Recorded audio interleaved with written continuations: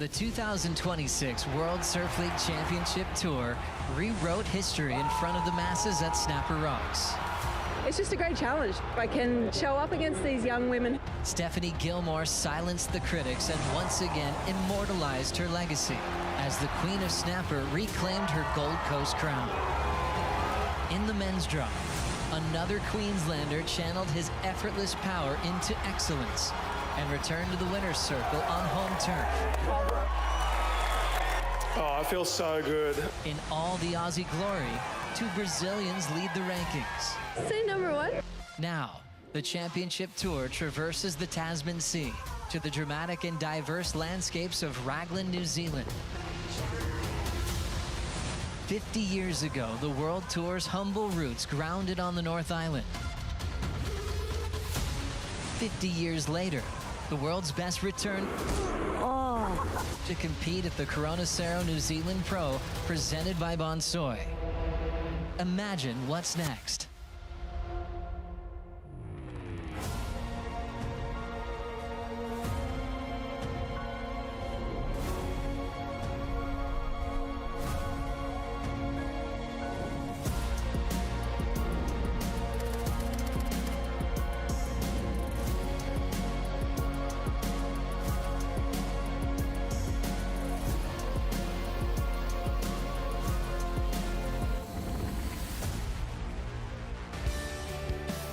Kia ora, coming to you live from Italo here for the Cero New Zealand Pro presented by Bonsoy, and we've had a number of lay days, but the competitors are looking psyched and ready to get competition back underway. Leonardo Fioravanti, Caroline Marks, they're on hand already, have gone out there this morning to get a taste of the conditions. The world champ, Yago Dora. Speaking of world champs, what about the first heat we can look forward to watching here today? 5 world titles in the lineup. An amazing rivalry between two of the best ever. Felipe Toledo and Gabriel Medina will meet in the first heat of the morning. And this guy has just looked to be in sensational form this season. Canoa has hosted us beautifully here, back down here at Manu Bay. And promising signs with some lines rolling into the point here. Ronnie Blakey sitting alongside Richie Lovett, and Rich, anticipation's been building for this matchup. Of course, only got one heat of the third round done on the men's side the other day, and we were so looking forward to seeing Felipe and Gabriel Medina go at it. Yeah, absolutely. We almost got a start. They were all suited up, ready to go, jerseys on, and we eventually had to call it off. So a couple of days to simmer on this matchup. It's going to be one for the ages. And, you know, the surf showing up too, which is going to be promising. But these guys, I was just sniffing around the competitors' area before. There is so much tension in the air with these guys. Anticipation hitting the water. They're both fired up. They're both in such good form. So to kick the day off with this heat, it's going to be amazing. Well, let's get an idea of what the conditions are doing out there this morning and find out what's coming your way here on a beautiful Saturday. And we'll throw it down to Vaughan. Morning, mate. Thanks, Ronnie. Yeah, there's so much excitement in the air down here today. The crowds have already come out in numbers. They are ready for this battle. But one person who has already had a surf this morning and can enlighten us on the conditions, Betty Lou, how are you this morning? I'm doing great, thank you. And how is it out there? Tell us what's going on and what we can expect to see today. Today, so the tide is on our side and it's rising throughout the day, so that'll hopefully bring the swell in, and I'm sure we'll see some ripping later on today, even the start. So yeah, we're just praying for that swell to kind of kick in with the tide. And you could be out in the water this afternoon. In fact, that's what we're anticipating. We'll finish this men's round and then women's quarters. Yep, so men's round first. They're doing the remaining round of 16, 7 heats, and then we're going to go into the women's quarterfinals 1 through 4. And yeah, really looking forward to it. Super amped to get back in the water and put the jersey back on. And yeah, hope you guys tune in. And you surfed at the very bottom of the tide. You said it was a little weak, but as that tide starts to fill in, that's going to be good. I saw Hoggy come in before, and he was saying, oh, you look like you had a good read out there, Betty Lou. That's good to hear. Yeah, great to hear. Yeah, a little low tide in the morning, gets a little weaker out there, harder to surf. So with that higher tide, it'll, you know, make the wave a little more powerful and let us rip in. Good on you, Betty Lee. Thanks for your time. And, boys, just as I throw it back up to you, it's worth noting what Rich said. You know, the feeling in the competitors area in the Red Bull athlete zone when these two were warming up the other day. It's like a couple of cage fighters just before the match. They were sort of circling and getting in each other's faces, and you could really feel how bad they wanted to take each other on. So this is an unbelievable way to get the morning going. Thank you, Vaughn. Yeah, it is an incredible way to get the day going, especially considering the head-to-head history between these two competitors. The hooter sounds. We're back underway. And we are really excited to see how this clash plays out. Not only are these two surfers, two of the greats on the CT, they're the most winning championship tour competitors. Medina's only got one more CT event win than Felipe Toledo. He's obviously got one more world title as well. But Toledo on the Gold Coast blew our minds, Rich, and got the jump on Medina there. Yeah, he did. It was some of the best forehand surfing we've seen at Snapper Rocks to date. Felipe just looked completely engaged, switched on. Looks like we may get a start here. Little foam takeoff for Felipe. We've all been interested to see what equipment Toledo would go with. And it looks like he's stuck with that same board. And he's going to whip his way into the bowl here. Nice start, finding some space when priority was neutral on the outside. Little kick on the tail there as he hammers through to the inside and gets a solid finish. A positive start here for the two-time world champion. Yeah, good signs there. You can see a little bit of that surface bump from that cross-shore wind, or devil wind as we call it. But Felipe, yeah, confirming that he is riding that little twin +1 setup. The modern model that he's been working on with Marcio Zuvi. Was really interested. That's why I went to the competitors area. I really wanted to see what they were riding. Medina just on the traditional shortboard. But let's have a look at the replay here. So just on that little ledge, Felipe gets the foam takeoff and starts to go to work here, winding up. Gets that first impactful snap off the top. And again, just that really tight pivoting motion. He's got it on lock. Brings this one all the way through to the inside and gets to that finishing move. Very important to finish off first wave of the day. You can see there's some texture there to deal with, and at times there was a couple of little tricky moments, but I think all the competitors will face that as we roll through this third round. Oh. But a bit of release there. And the interesting thing is, Rich, the decision to stick with this board. I think in the earlier rounds, Toledo, you know, he found a real edge. But up against Medina, you know Gabriel's going to really make a mark on these sections. He'll have that extra drive with his board. So, yeah, I'm interested to see that Felipe's gone to that board again. Yeah, super interesting. As we see, looks like Gabriel's going to get up and running here. Well, just waiting for this wave to start building down the line as he gets on the attack. Nice whipping forehand release in the tail. Almost loses it there, maintains control. Putting it on the line here. And Medina trying to answer to a pretty strong ride from Toledo to start, and swings a really cool reverse under the lip there on that final section. Vamos Brasil! The crowd is loving it, turning out in force. And the Brazilian fans, they always find their way to these championship tour events to get behind their heroes. Just under 32 minutes remaining here. Great way to kick things off. Positive signs. Yeah, super focused this morning. Gabriel Medina looking really, really on that final finishing manoeuvre. I can't wait to see that on the replay. It was almost like a carve reverse. But again, both competitors getting a little late takeoff here in the foam.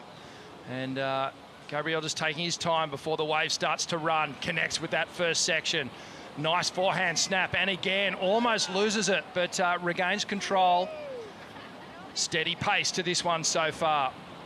Little check turn down the line, sets up for this big finishing carve to reverse. Really interesting. So, you know, we see that reverse where it's quite light-footed from most of the competitors. Gabriel just puts a lot of power into it. The thing that Gabriel has a knack of doing, because he is so strong, he almost neutralises this surface bump. So watch him come through this section, carves off the lip, gets that tail completely out of the water. That allows him to spin around. Just noting a very, very efficient transfer of weight from front foot to back foot there. Gabriel looking perfectly in control through that last manoeuvre. Waiting for the numbers on the opening exchange to roll through. Kaipo's out in the lineup. Kipes, give us a feel for the conditions out there at the moment. Conditions, if incoming tide, pretty good with the push, but we really got, you know, a monstro bateria out here, a monster heat between these two former world champs. So what a way to start off the day, Ron. That's a great way. And also I want to start off the day with a quote: do not fight the ocean, but find the force which is already there. Sun Tzu, Art of War, Sa. And this is what a great day. We're starting off right here. Can't wait for the scores to come in. Check the Apple Watch. Let's see. Still waiting for a Gabe score. You can update the fans when it comes in. It's starting to roll through here at the moment, Kipes. The wind is a factor. We've got a nice incoming tide. Should bring a bit more swell with it, but the surfer's still having to negotiate that bump on the face. Yeah, it's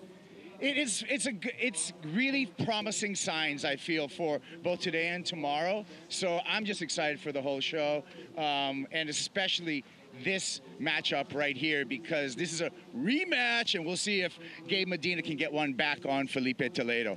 Yeah, it is huge. Felipe with the opportunity, thank you, Kipes, to match Medina head-to-head. This is their 10th championship tour heat. 5 wins going the way of Medina. And Toledo, he's starting to claw them back. He's looked really sharp. We celebrated his choice to go to just a little bit, sort of an out-of-the-box equipment in that previous round. It served him really well. A flatter board, Rich, a 2+1 setup, and he just moved with a whole lot of speed, and he's going to get the edge in the opening exchange here. 6-1-7 to Medina's 5-6-7. Super interesting scores there. Felipe getting the nod on that one. You know, I'm going to say there was an appreciation for the flow and the completeness of the ride.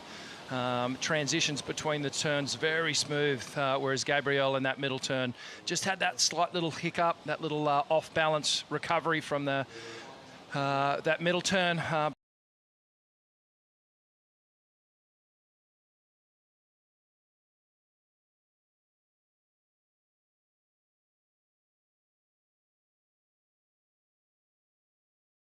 And what the judges were looking at, and have another look at those waves in a moment. But we are touching on the head-to-head history between these two, the two most successful surfers on the championship tour at the moment, and two surfers that will go down in history for bringing just a crazy level of performance to the championship tour over the years. But really, even there, when you look at their history and where their matchups have gone down, you know, all over the tour schedule, and some really big numbers dropped in their previous battles as well. Yeah, absolutely. You know, these guys, when they go head-to-head, they bring out the best of each other. They love to perform. Often the scorelines going up, you know, pocket 9s, pocket 8s, always excellent. These guys really are, you know, the alphas of our sport at the moment. The benchmark. Yeah, 2021, they battled for a world title in the WSL finals over there at Trestles. Medina, he went to a crazy level, but Toledo wasn't too far behind him. The biggest numbers that have ever been put up in their head-to-head history, though, came on the Gold Coast, where Toledo put together the performance of the year in a heat. But Medina, he's been in special form this season. It's been spoken about a lot. He's back, and he's back in a big way. He's in such world title form. The consistency over these first few events has been remarkable. Always just semi-finals are better. And he just looks completely engaged in the process. You know, we're seeing a different side to Medina in the post-heat interviews, in and around the events, but in the lead up to these heats, he is so switched on and so engaged. I haven't seen anything like that from him in the last few years. Let's just have another look at the replay here of Felipe's board. Now, take note of the width up the front. So much shorter board. It's probably 3 or 4 inches shorter than what he would normally ride. But the advantage of these boards, they just pivot so tightly. They get a bunch of tail release. Those 2 big side fins anchoring the board through the turn. But once it hits the lip, he's able to kick that tail free. It's going to be the opening combination that gets him the edge. This wave from Medina was pretty impressive. This second turn, I think, cost him. Back to live action. We'll see a replay of that rider again later on. But Medina, he's going to get dizzy out here this morning. Spins on the first turn, whips the board out of the pocket for the second move and doesn't execute. So Toledo with an opportunity now to potentially bank the 2 biggest numbers of the heat so far in the opening stages, building speed. You can see that it is well and truly on tap with this board as he gets on the front foot and starts to assault the pocket of this wave. A couple of nice hits, drifts the tail on that final section. I'm seeing a lot of that this year. You know, Brazilian fans, they've kind of got a winner moving through to the next round, but they're losing some of their form surfers in these earlier rounds. It was the same situation for these two over on the Gold Coast. Toledo serving up Medina's worst result this season. He had a 9th place finish there, but still maintaining his place right at the top of the ranks. River here, it just forces the air rev to start off, and quick cut back into the power source again. The wave starts to run off, and he really was just sort of trying to force that maneuver there. And Felipe on a bigger wave out the back just hits that outer shelf. Now it slows down and Felipe gets to work. Look how much board speed this thing it continues to just drive and accelerate through each and every turn. You'll notice, Ronnie, it does stay a little bit flatter than his other boards that he tends to ride. But out in this wave at Manu Bay here, I think because it has such a gentle slope to the face, it sort of suits it, the way he's keeping the board a little bit more horizontal. Medina on the outside. He's trying to make up ground now. He looks down the line, doesn't see the points in it, so kicks out, opts for priority.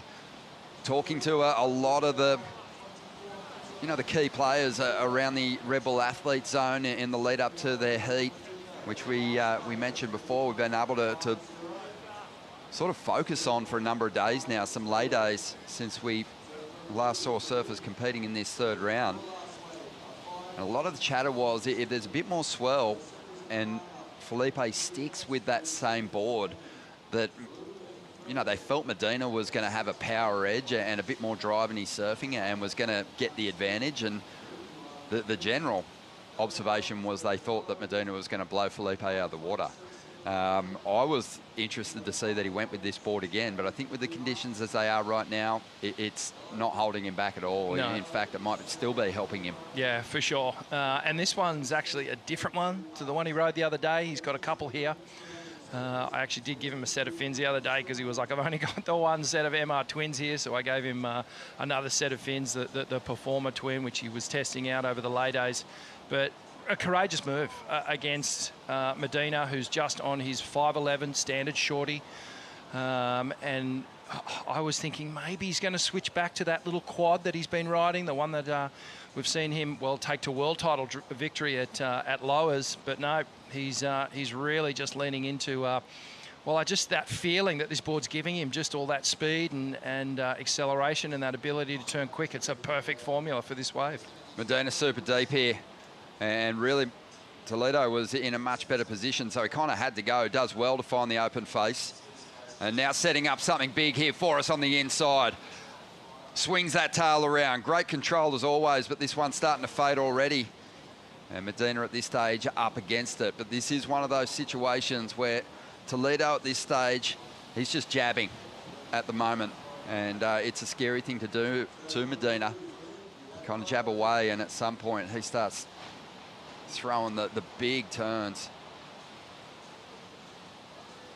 But with 22 minutes to go, Toledo finding some room again here. You just can't deny the whip and speed in his surfing, but a potential turning point moment there. Yeah, and I was just about to say before Toledo took off on that wave, you can actually feel that the rhythm of this heat is actually going with Toledo at the moment, and that's due to the fact that he's been on the best waves. He's been completing his rides, and Medina needs to shift that energy somehow and shift that rhythm. And this slight little mistake from Felipe just in that last wave choice is now that time where Medina can just sit and kind of re-establish the rhythm of this heat. And as a competitive surfer, you feel that. You know when you're not on the best waves, and you know that you have to make a shift here, and this could be a moment right now. Yeah, really interesting, just reflecting on their last matchup on the Gold Coast, where Toledo just came out swinging, surfing, I think, as hard as anyone has surfed on the CT this year, really pushing his turns. We know his forehand is just so lethal. In this one, though, he's picked off decent waves. he's put together cleaner combinations, and it's got him in front at the moment on each of the exchanges. But Medina with priority on the outside, only looking for a 5.68. This is no way that Toledo's feeling safe about his situation here at the moment. No, as you said, these are just little jabs at the moment. The boys are making, well, they're making good work of these the waves that are on offer. It looks like Medina showing a little bit of interest here. Yeah, it's a good-looking wall on the outside. Let's see if he can capitalise on it. Takes his time to get that first hit in beautifully. There's another solid second turn. It's a pretty decent combination through the first 3 sections, and now just sticks with it, looking to load up and find a big explosive finish down the line.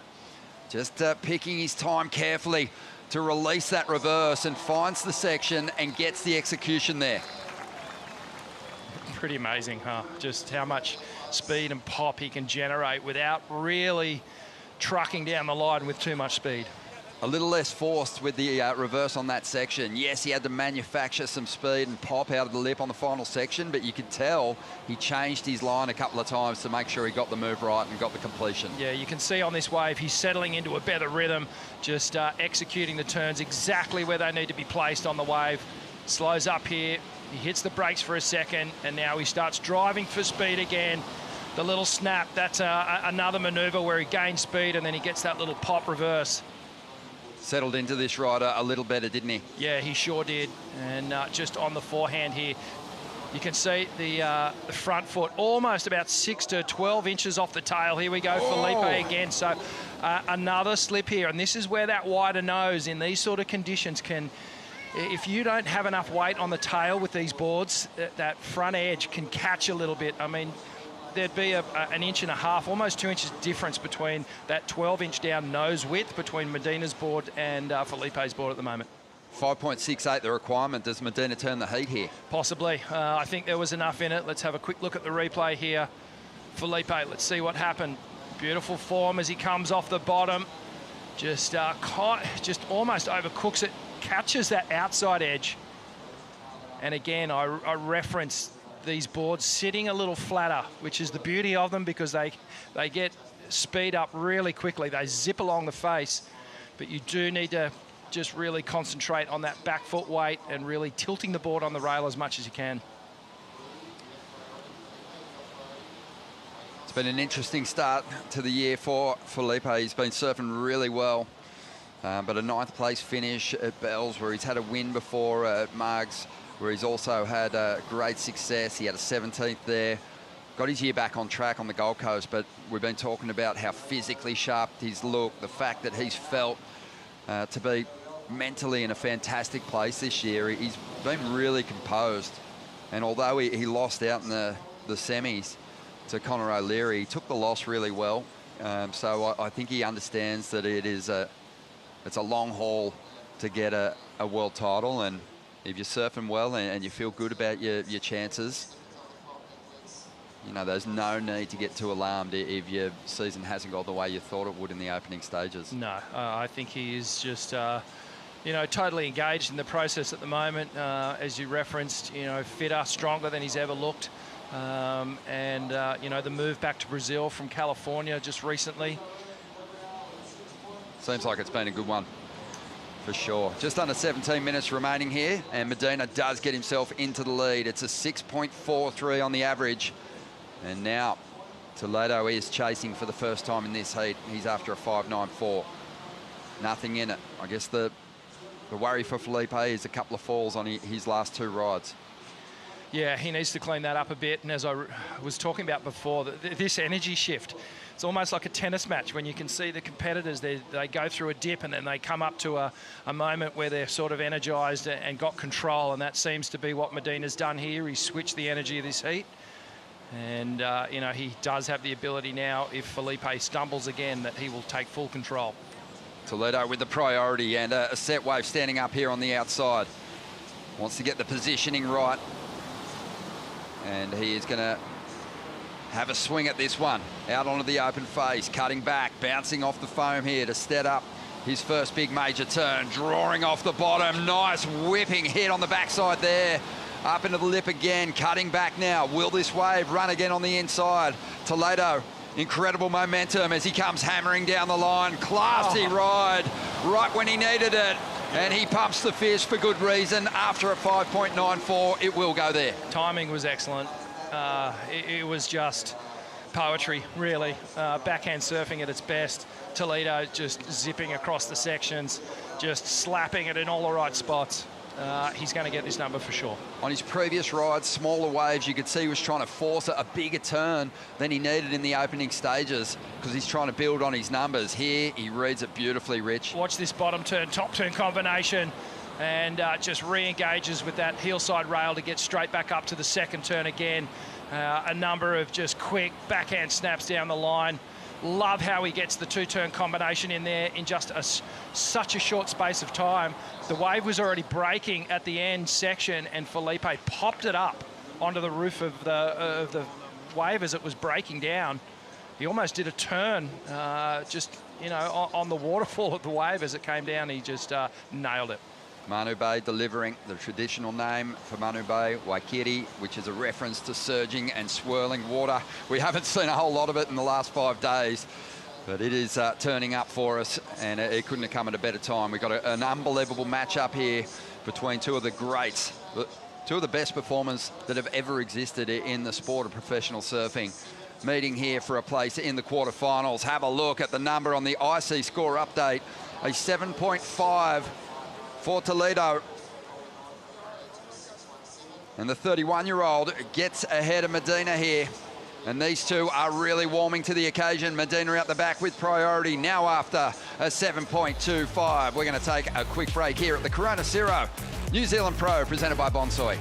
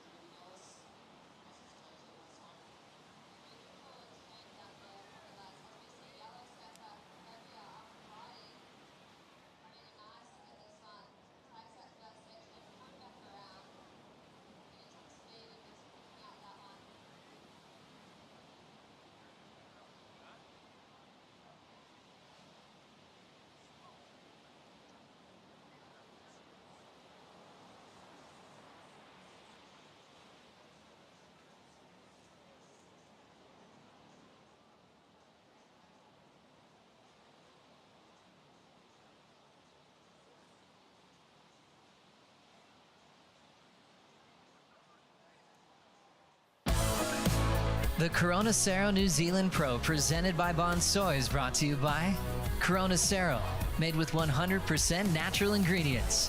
By Bonsoy, the official milk of the World Surf League.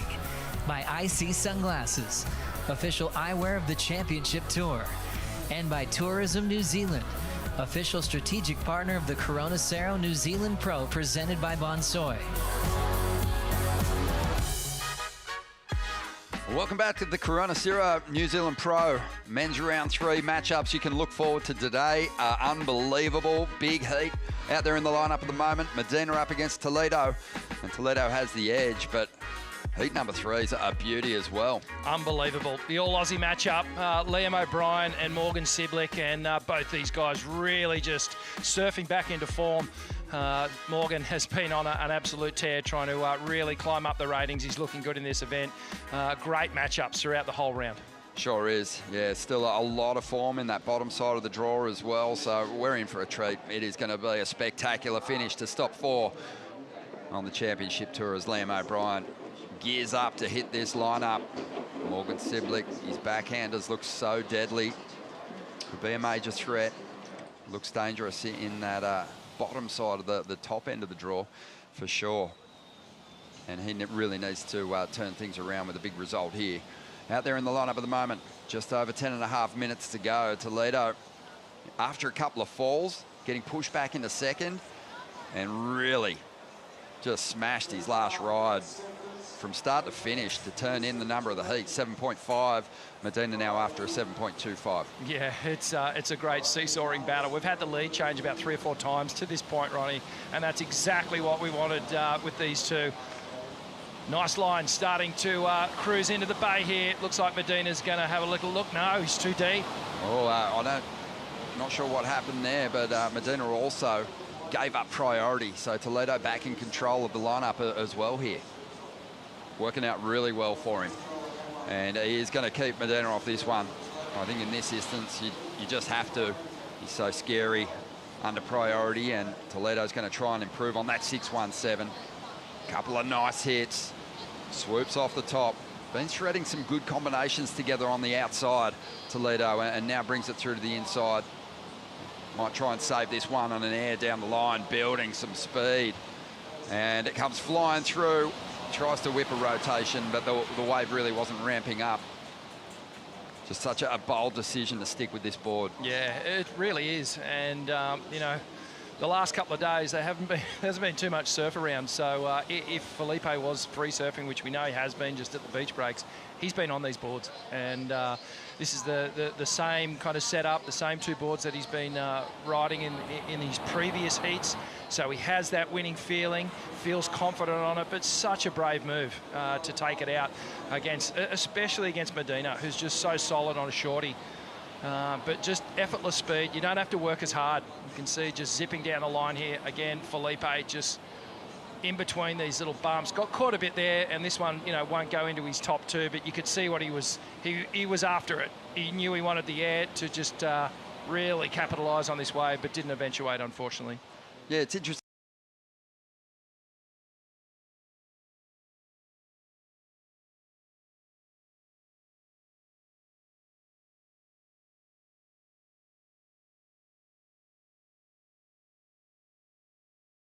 But at the moment, Toledo's just surfed a great heat. On the outside, Medina making a move, good size set wave, looking down the line.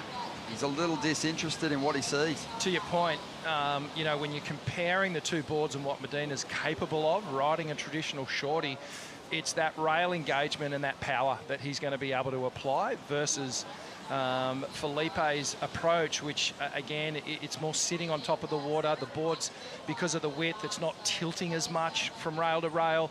But what he does have the advantage on is speed and the ability to kind of accelerate and move around these waves a bit quicker. 7.5 minutes to go. Kaipo out in the lineup, always getting a really close look at the equipment and how it's functioning under feet. Toledo with a 7.5, looking really good here at the moment. Yeah, he's looking sharp. That flatter rocker board with the 2+1 you guys were talking about looks good. Another note from the lineup, you guys, with the incoming tide right now and the swell. So in the surf zone, all the energy is going that way. Well, that energy needs to exit, and that means we have a bit of a reverse rip happening this morning. So when you're paddling back out, it makes for an easier paddling back out because that reverse rip. The surfers do have the option of jet ski assist, but I don't think anyone's going to be using that jet ski assist given the current conditions until a few heats deeper in the day. Another thing about that reverse rip to be mindful of is your positioning on the point, and if you're not paying attention, you can get sucked a little bit too deep and miss that first section or get caught in the white water. So just a heads up for what's going on right now. Thank you, Kaipo. Well, we know now that, you know, with the changes to the CT, the format this year, the cumulative point system, that really, if you want to be a world title contender, you've got to avoid having 3 poor results, because they can really stall your chances towards the back end of the year. So yeah, Toledo already with a couple of average results by his standards, and Medina coming off his worst result this season, a 9. There's massive consequences to this battle, Rich. Yeah, it's a huge heat in the story of the world title for sure. And Medina needs to bounce back here. A 7.25 is what he needs. Lines approaching. Yeah, good size set wave standing up here. How is the positioning for Medina? He's been a little deep on a couple of these sets so far, but he's going to get into this one nicely. Has a lot of speed, but it's stretching out on him. And he's already kicked out of a couple of these rides. And he's going to do the same thing again. So that one not really lining up on the reef. His coach, Adriana de Souza, looking a little concerned there. Toledo not getting much out of that set as well. So perhaps the swell angle, the wind just affecting the quality of these rides down the line. But Toledo, he's back out there. And Medina's found something here on the inside. Building speed down the line. He's going to take to the sky. Gets that tail nice and high.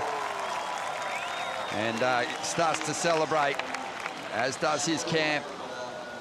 5 minutes to go here. Yeah, the crowd flared up too, didn't it? You can start to hear they're getting involved.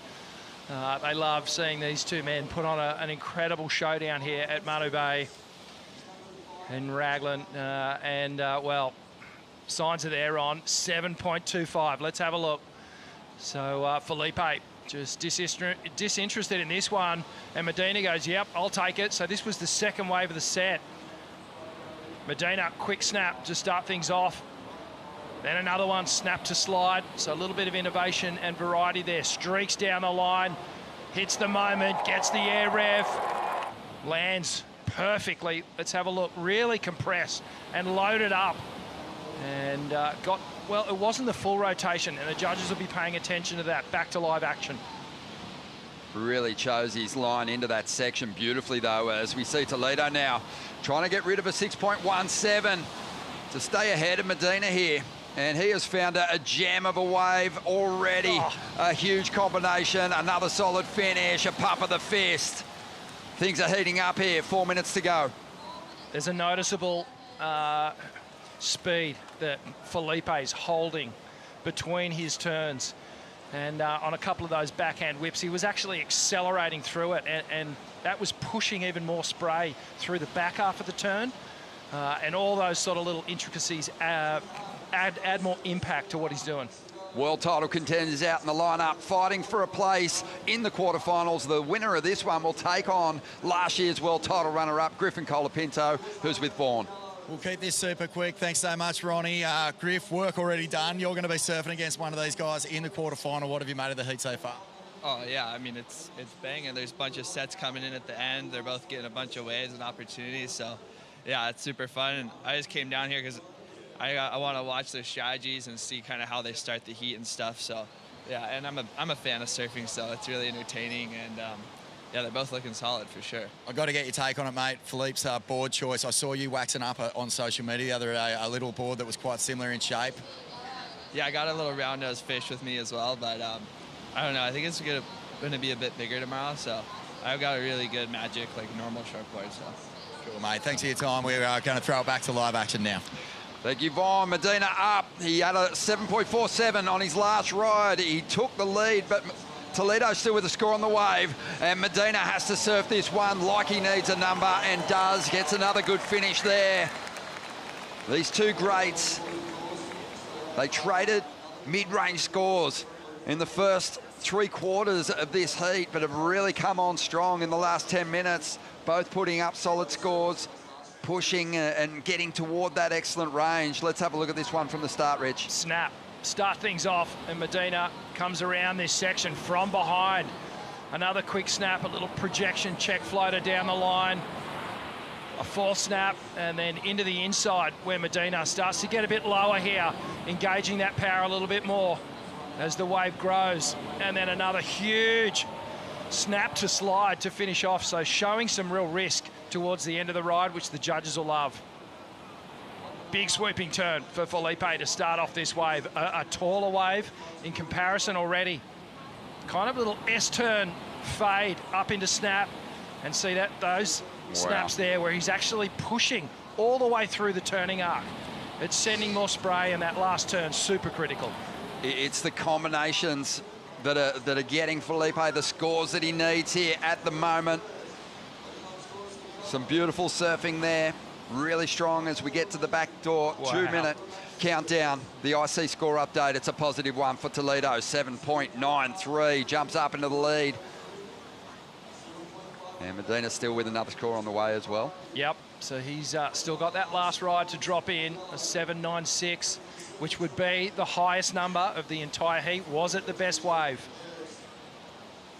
I don't know, I really love that combination from Toledo there. But Medina with a little bit more flair on that final section. But the speed has been a noticeable difference, Rich. Yeah, it really has. And also that backhand approach, that ability to square up, come off the bottom, off the top in that really tight arc. The radiuses, they're smaller, they're tighter on the backhand. Scores in. Scores in, 6.37, not enough for Medina. Toledo moving in with priority now. There's the IC score update. And Toledo now in defence mode. Got to be careful here. Got the priority. And that is always a bit of a stressful situation. But I don't know if Medina was up on his feet. Of course, when you're holding priority and someone, your opponent, takes off on a wave at the hooter sounds and then you get up and they've already been up on their feet before the hooter sounds, your priority is gone. So dangerous game that Toledo was playing there in the dying stages. But what a heat to get things back underway here at the Corona Cero New Zealand Pro presented by Bonsoy. Toledo looking strong, all good on that final exchange there. And he drops another impressive heat score total here at Manu Bay. This is huge. You know, in the world title story, just trying to get this guy out of the event and beat him, it's been a huge task for anyone this year. And Felipe's done it twice now. I'm sure myself and a lot of people lost one of their fantasy surfing picks there in that heat. But this guy, he now establishes himself as the man to beat. Felipe Toledo on fire. We've got Liam O'Brien and Morgan Cibilic coming up next. Stay tuned.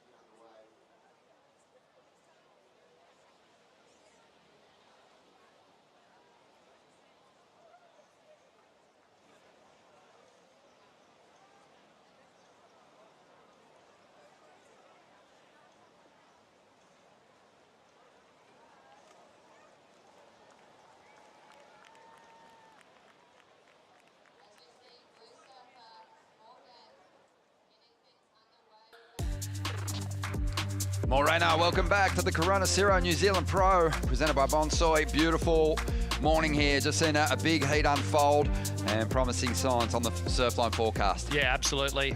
East coast of Australia has been getting pounded with swell the last couple of days, and it's finally, well, it's reached New Zealand. And after these southwesterly swells is what we're after, and they're started to show last night. So this morning, we've been greeted with 3 to 4 foot faces. Tomorrow and this afternoon, things will keep trending up.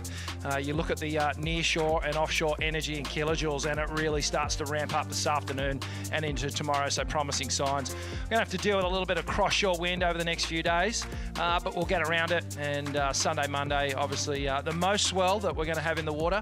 And again, we'll duck and weave.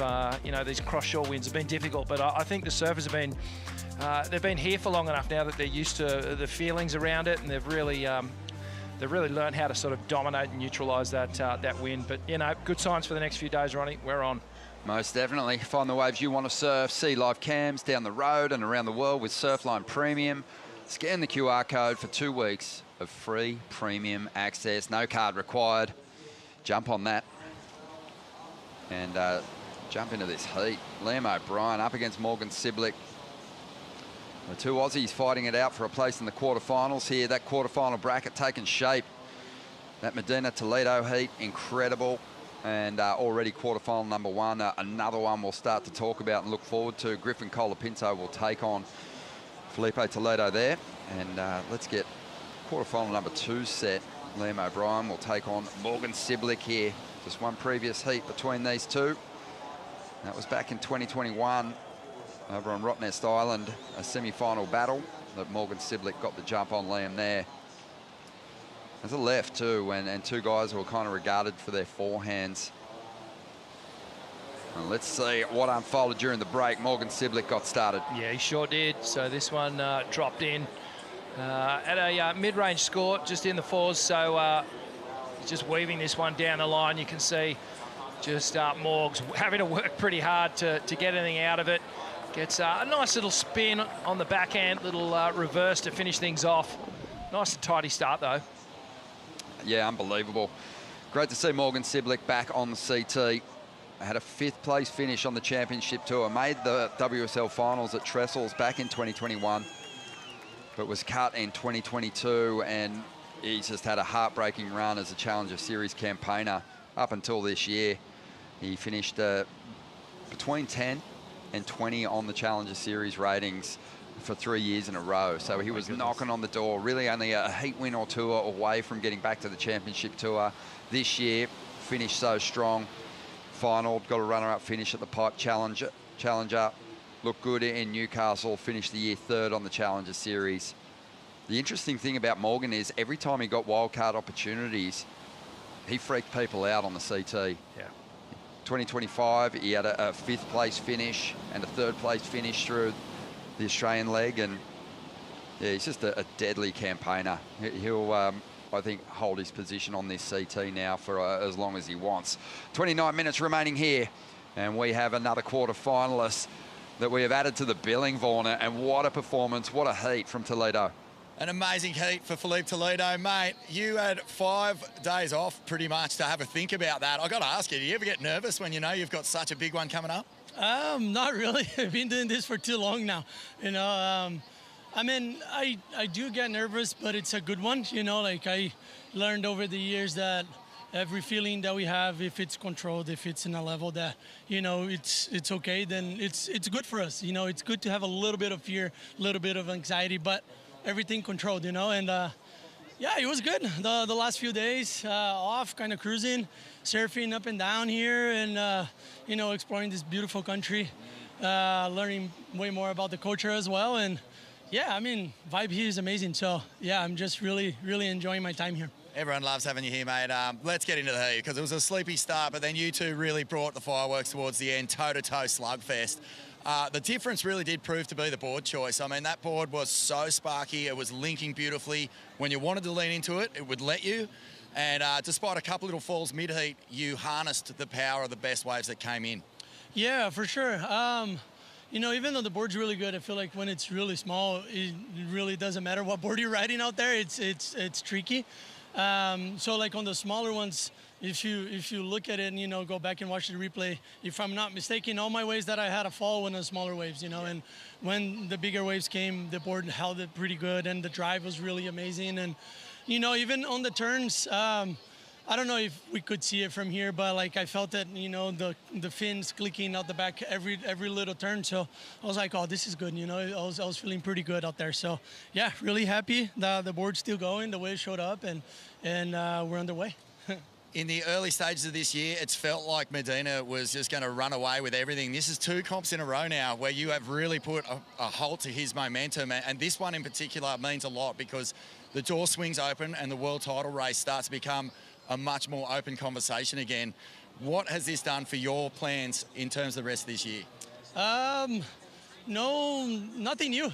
To be honest, you know, that was the game plan since the year started, to go out and surf and perform and get big results. And, you know, It's one of those things, you know. I started the year with a couple, you know, not really good results, but good performance, good surfing, and I felt great. And I was just like, dude, this is just a matter of, you know, timing. And when it comes, I got to be ready. So I stayed ready the whole time. And now I'm you know, picking up where I left off, just, you know, with performance, but results. And, you know, I feel like it's a little bit early to say Gabriel has just been dominating the last few events, and he's looking good in yellow jersey. And, you know, we still have so many events through the year. So I feel like it's a little bit early to talk about the world title, but in my opinion, but I'm just, as I said, you know, cruising, enjoying my time everywhere I go, surfing with amazing boards and new equipment, you know, not new to surfing, but new to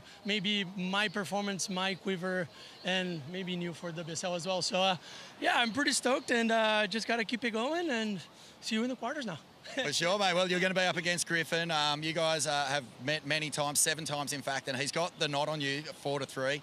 How will you approach that one? And do you see yourself changing up with the equipment if there's more swell tomorrow? Not really, to be honest. You know, if the waves really show up, I feel like my board's going to be right on point for little bigger walls, you know, and maybe hopefully the wind just goes away a little bit or back down a little bit. So it's going to make it easier for everybody as well. But yeah, no change to the equipment, no change to strategy, always having fun and always hitting the lip hard. No doubt, mate.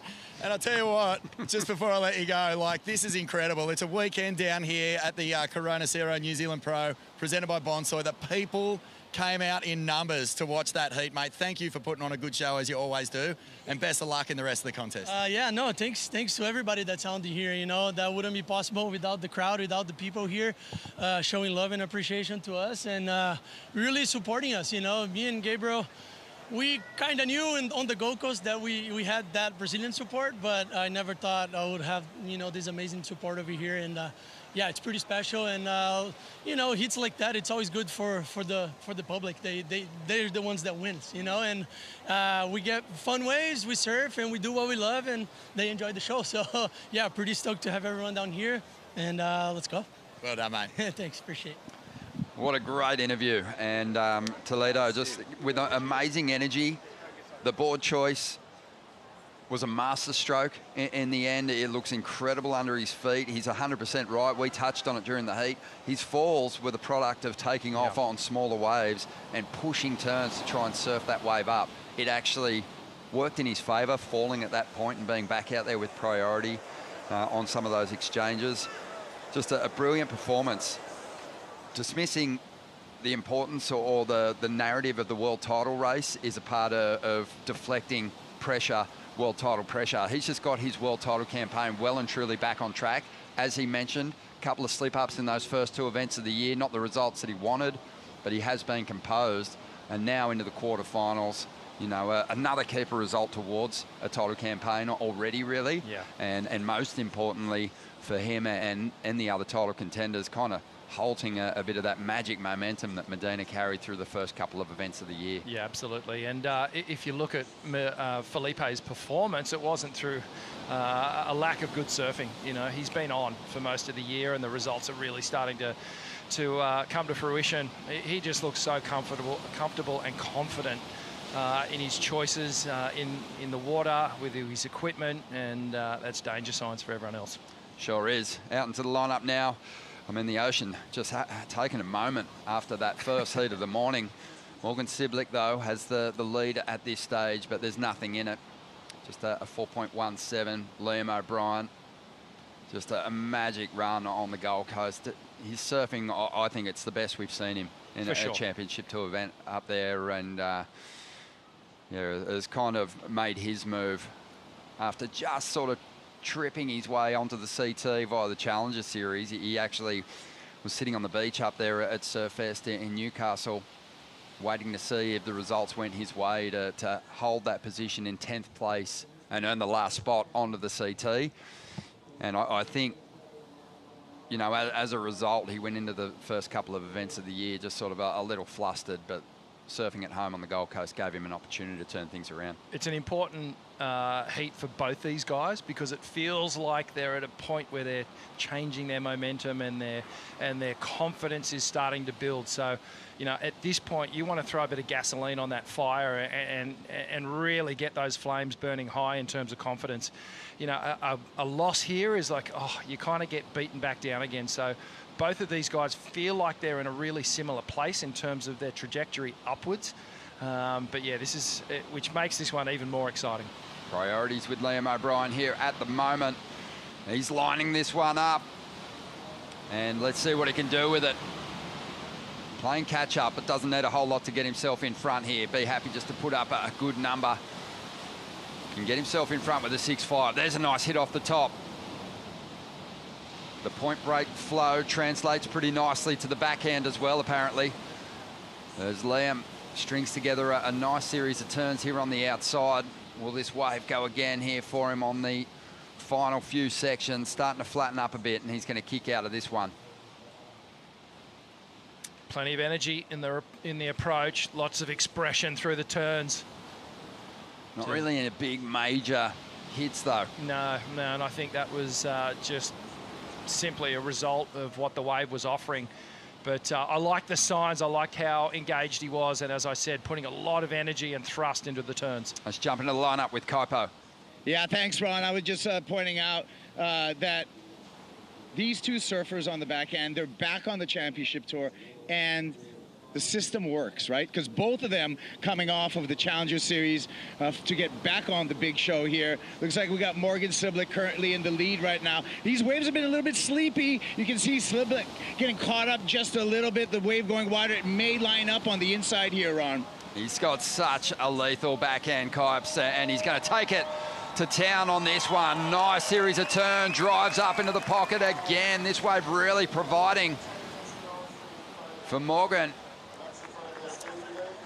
who hails from a place with a lot of rights. Spends a lot of time down around Merriweather, also in Yamba. And there is some punchy lefts there where he has really started to create a backhand that has taken down the world's best. A little fade as he waits for this wave to start to wall up. Now you can see him start to get these backhand snaps in a good rhythm. That one, that's the most powerful turn of the wave so far. And again, great extension with the body. That one had some more sting in it. And gets another couple of slaps down the line here around this section. I loved how he kind of came around and squared up a little bit as the wave just sat down right at the end. And here we go, Liam, again, both these guys just taking off on the perfect spot on the ledge, cutting back until the wave starts to wall up. Now see how the difference here, there's more body expression, more extension here in the way that Liam's approaching these backhand turns. Just that the wave, though, kind of forced him into sort of flatter approaches to the pocket of those waves. Wasn't his fault. You know he can square up and get a bit more inverted. Felt like Morgan's wave just had a little bit of a steeper face to it, and it allowed a cleaner series of more critical hits. Yep, I agree. We're still waiting on a score for Morgan here, but Liam's dropped in that 4.57. And the number's starting to roll through for Morgan now, just a 5.5.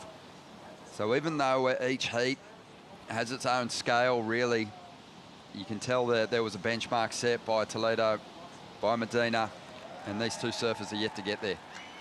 Yeah, well, again, the ocean's just taken a little breath. We haven't seen that flurry of sets come through. We haven't seen the wave height come through yet, so we're hoping the back half of this heat really starts to produce. But good signs, Ron, that they're both look really engaged and switched on and up for the challenge. Vaughn is down in the Rebel Athlete Zone. What are you up to, Vaughn? Thanks, Ronnie. Just hanging out with Hoggy, who's obviously been working with Morgs. Not huge scores on the board, but lots of good energy from Morgan so far in this one. Yeah, I mean, his tactics to get busy and sort of ask the question a lob, like on that first exchange. And I think being a little bit tricky because Gabby and Philippe had those gnarly sets, so that's sort of like the clear minimum. It's to be wary of it that goes through trends and periods. The next heat can be a little bit slow, so I think Morgs has had that in the back of his mind just to get a bit of momentum and start applying a bit of pressure. So always a tough heat. Two amazing Aussie athletes in the same heat. So, yeah, it's going to be an epic battle. Epic. Looks like we got movement out there. I might throw it back to the booth and catch up with you in a bit. Good stuff, Orno. Cheers, mate. So Liam O'Brien now, after finding a wave that gave him an opportunity for a series of turns and getting a 4.57, will understand what he needs to do to push this number up. And he's got a good section here. Nice whipping turn off the top. Always keeps the rails so clean. This surfer from Burleigh Heads on the Gold Coast of Australia. And Lobby just hammering away at this one as that wave starts to flatten out now. 16 minutes to go. And better surfing is in both these surfers, but connecting with the wave that provides that canvas and scoring opportunity is going to be key. Yeah, pretty hard to just let these waves go, though. You've got to keep building scores, and Liam O'Brien trying to take the lead back, looking for a 5-1-1 on this wave. He comes into this middle section. This next turn for me, Ronnie, that was one of the turns that really had a little bit more impact, was connected, had all that speed throughout that turning arc, couple little check turns, so a slower part to the wave here. Now it starts to go again, and he finds some rhythm on the inside. Wave just extending out into the bay, into deep water, and then completely sitting down. Aotearoa has really been an awesome country for the world's best surfers to explore. And, you know, after a really intense 4-day event over there at stop number 3, the Gold Coast contest, you know, it felt like the surfers needed to decompress a little bit, and they found that space after a pretty hectic Aussie treble. And no one's been complaining about just having some down days to explore this beautiful part of the world. No one more so than us, Rich. I know. Loving it. We have well and truly sucked the marrow out of our lay days. We've been on boat cruises, we've played golf, we've checked out waterfalls, we've plunged in cold water, we've done everything, mate. It's been amazing. Had a couple of surfs as well. Got in the ocean, kept the rhythm going, rolled the shoulders over a couple of times, as they say. 14 minutes to go here, and Liam O'Brien turned in a 4.3 on his last wave. So Morgan Cibilic still hanging on to the lead here, and potentially a wave setting up on the outside for Morgan, who's holding priority at this stage. And he is going to commit. Trying to get rid of a 4.17 to extend his lead here. Cuts back, banks off the foam. This wave looks like it will steepen.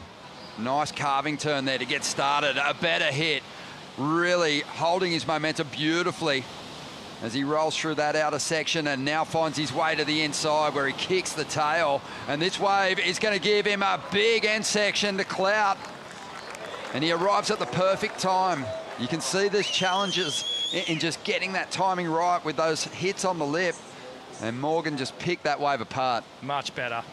You could see that wave just stood up for him, and Morgan, he took advantage of it and just tore apart that section through the mid part of the wave there, really connecting, getting those backhand hooks wound up. So strong. Yeah, it felt like the best wave of the heat so far. 13 minutes to go. Let's have a look at the replay, Rich. Yeah, nice cutback to start off. Again, this is just a repositioning manoeuvre here. Patient off the bottom. Great little snap with extension. Now it starts to, he starts to rifle them off with a bit more power and intent. Again, this middle part of the wave, watch this. Bang, connects with the lip, gets more rotation and tail release. Comes from behind the section and blasts off the top for that final finishing manoeuvre. Numbers starting to roll through, and Morgan is going to like them. He's got such a strong backhand. We saw that in that magic run that he had in 2021. Down there in Narrabeen in particular, he just unloaded, setting the fins free. So intense on the backhand when he finds a nice, clean, cupped out section, but can do pretty well and flow beautifully for that ride. 7.17 has him in front. Liam O'Brien chasing an excellent score. We're going to take a Bonsoy brew break.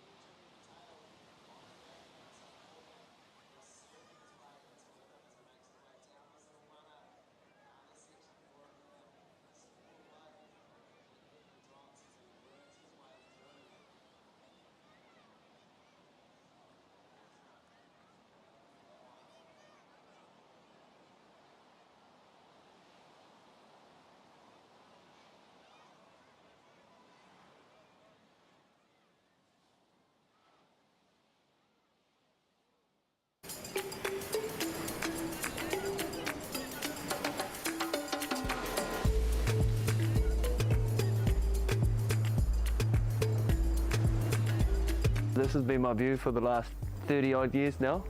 Grew up here, born and bred, very lucky. Obviously Ragland's a bit of a surf town. Cute little cafes everywhere. It's a beautiful little town to grow up in, and we're very, very lucky, and it's very special. Dad started surfing out here and he taught me how to surf here. It's a very small community. You get to know everyone. Everyone's very family orientated. Ever since I started surfing, the community's been awesome to me. Followed my journey around the world. For the last 15 to 20 years, I get to compete and kind of give back in a way and hopefully make my community proud and my country proud. Yeah, Billy Stearman, such a proud local here in Whangaroa. And we acknowledge the Manu Whenua of this land, the descendants of Tainui Waka, who continue to occupy and care for this amazing coastline. Aotearoa, which means long white cloud.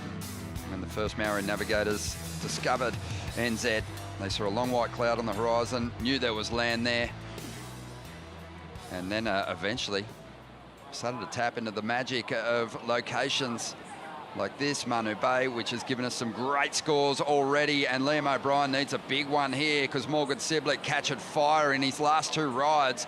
And Liam, after an 8.93, be happy at this point just to chip away at that big requirement, and he gets a really solid finish there on the inside. Yeah, he does. That was a better wave there for Liam. Feels like he started to wind up a little bit more. I'm just seeing a bit of a difference, Ronnie, though, that when Liam's hitting the lip, it's more of a whip, whereas Morgan seems to be getting a bit more time and space to be able to make a bit more impact at the top of the wave, and it seems to be throwing more spray, and I think that's why he's got the edge at the moment. He's so, you know, obviously stocky and a power stance for Morgan on his board, but gets so compressed off the bottom and has a lot to unload when he finds those steeper sections of the wave. 6.33 for Morgan on his last ride, which just complements the 717. And yeah, Kipes, the strategy from Nathan Hedge for Morgan to get busy and just apply some pressure early is really starting to pay off now. It certainly is. In addition, Ron, 717. The great backhand approach of Morgan Cibilic, right? And it's just so strong, it's powerful. It's cliche to say it always begins with the bottom turn, but it does. And it's no surprise to us because we saw Morgan, one of the highlights to his championship tour career, his performance over the left at Rottnest Island. He's showing us that kind of form right here at Manu Bay. Yeah, he sure is. Great to see him back on the CT, Kipes. We mentioned it was a big hiatus, but we still saw him coming back as a wild card at different stages, especially down there at Bells Beach, and upsetting some of the biggest names. Well, that just shows, right? Morgs belongs on the CT. Lobby belongs on the CT. So again, with that point of how the three-tiered system works, qualifying series, challenger series, and championship tour, both these surfers getting another chance on the championship tour because they belong there, coming off of that challenger series top 10. Yeah, definitely. Yeah. And they've had to work hard just to keep in this draw. We know that opening round is so difficult. You know, the 33rd is not a result that anyone wants to be hanging on to at the end of the year. Morgan started in the second round after a magic run on the Challenger Series. Did get pushed back into the opening round just with the seeding going against him. But right now he's looking really sharp, potentially for a spot in the quarterfinals, trying to build on a 6.33 here to put even more pressure on Liam O'Brien. Just stabbing up into the lip again. Really can find a nice rhythm with that backhand once he gets going, but that wave didn't have the same quality as his previous two rides, so it won't go into his top two, that one. But Liam O'Brien did chipper a little bit off the requirement. His last wave was his best, 5.37, now needs an 8.13. Yeah, well, unfortunately for Liam, he hasn't even matched Morgan's second scoring ride there, just under a point difference, so a little bit behind the 8 ball, and that's why he requires that excellent score to take the lead here. But again, you feel like the rhythm of the set waves are going Morgan's favour at the moment, and he's really capitalising on it with some just some fair dinkum surfing from the little Aussie battler who's been really on the rise over these last few events. Let's have a look at this replay. The last ride, again, little check turn fade to start things off. Big extension snap to start off again. I just love this bottom turn, top turn combination that he does so well, and he keeps all that speed off the bottom, hits it off the top, and then straight onto that heel side rail again. And it just gives him all that speed to just keep that rhythm going. Opens up the shoulders so well as he drives off the bottom. Yeah, it really does. Great technique. You know, he just, as you said, stays so compressed and loaded off the bottom. Kaipo also was identifying that with Morgs. So that last wave didn't go into the top two for Morgan. It was a 4.17, 4.5 minutes to go here. Crowd starting to turn out. It is just after 11 a.m. local time on a Saturday, and with the matchups that we have here in the third round and also on the women's side, I think the crowd will continue to build. Let's have a closer look at Morgan's approach. Yeah, let's. This is that two-turn combination. I just want to freeze it here on the bottom turn. Again, paying attention to that back arm. That's holding all that speed. And again, look at just how low he is here. The board really tilting on that heel side rail. That's producing all that energy and speed, that forward thrust. Have a look at the eye line. He's pinpointing right here where he wants to do this turn. As we let it roll, you'll see something interesting happen with the weight distribution. So really back-footed, and right here, pause it. So all that weight has gone back onto the front foot here.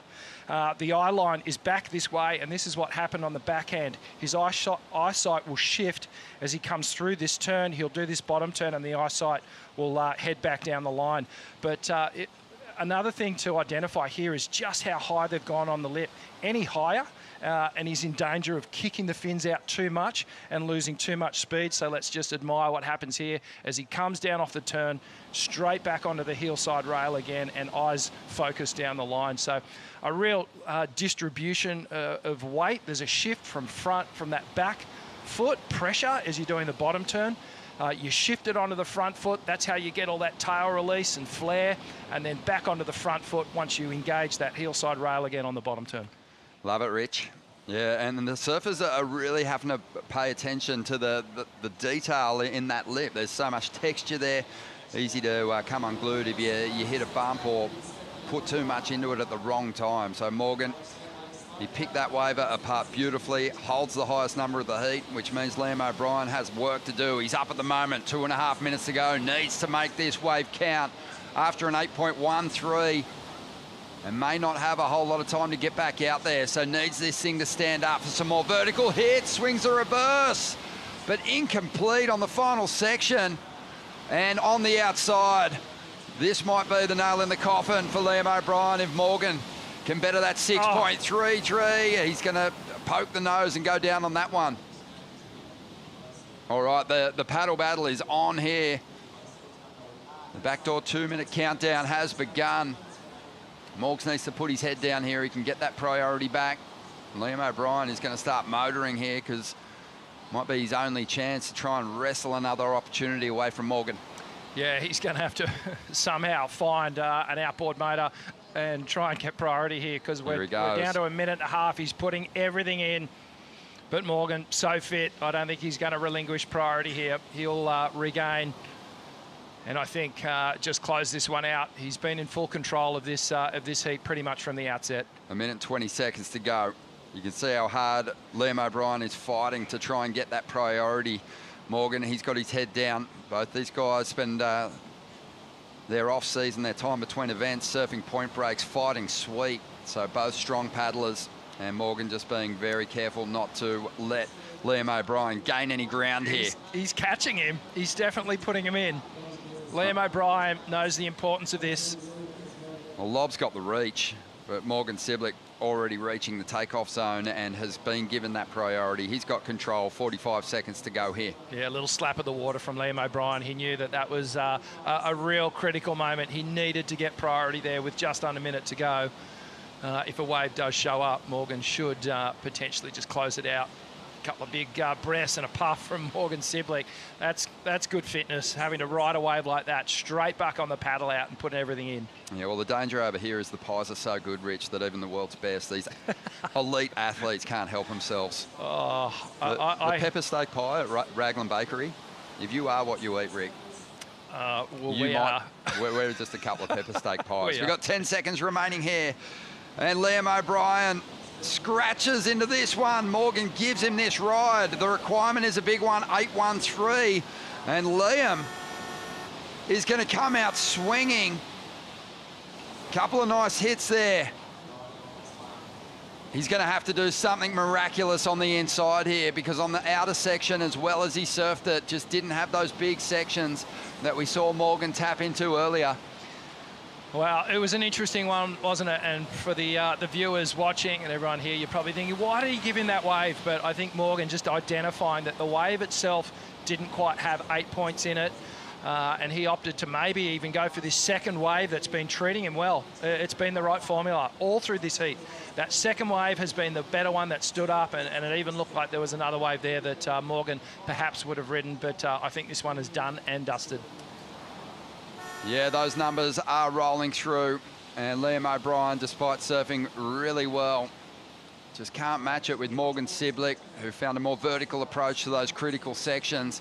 Turned in a pretty healthy heat score total, and he's on to the quarterfinals. Really impressive stuff there from Morgan. That backhand's looking lethal. Yeah, good camaraderie from the Aussie boys. We're going to take a quick break here. We'll have a change up in the booth. We're going to bring in Joe Turpel and the Starling sisters right after this.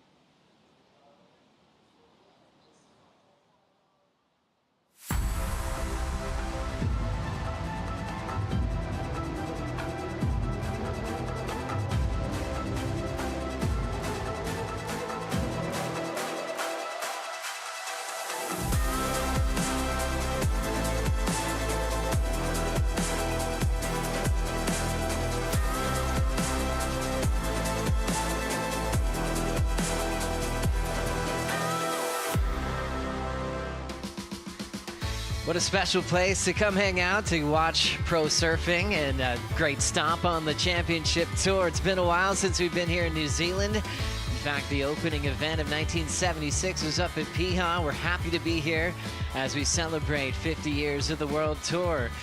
This place is one of the greatest travel destinations in the world. There's something for everybody. There's a waterfall about 30 minutes from here that is absolutely spectacular. And now we've got another great heat to call. I'm Joe Turpel with the Starling sisters, Jesse and True, here for the call. Jesse, it's already been a fun way to get back into all this heated competition, led off by a big monster heat that we kicked off the morning with Felipe and Gabe Medina. Everyone had to be excited for that heat. I mean, just with the matchup they had on the Goldie, it was cool to see them battle that back out again here. Then we just saw Morgan take care of Liam O'Brien. Now in our 30 of the morning, there's that quick backhand surfing from Alejo Muniz, the man from Florianopolis, 36 years of age. Took apart one of the lefts in Manu Bay in his last heat and got into the 8-point range. And even with this strong easterly lump and bump, he's just powering through. Also, Rio Waida getting started. The man representing Indonesia has one of the best backhands in the world. It's brought him to the final in performance conditions at Cloudbreak in the past. And through the breeze here, he will push through on that sharp eye surfboard and step off. So already off to a bang with these two.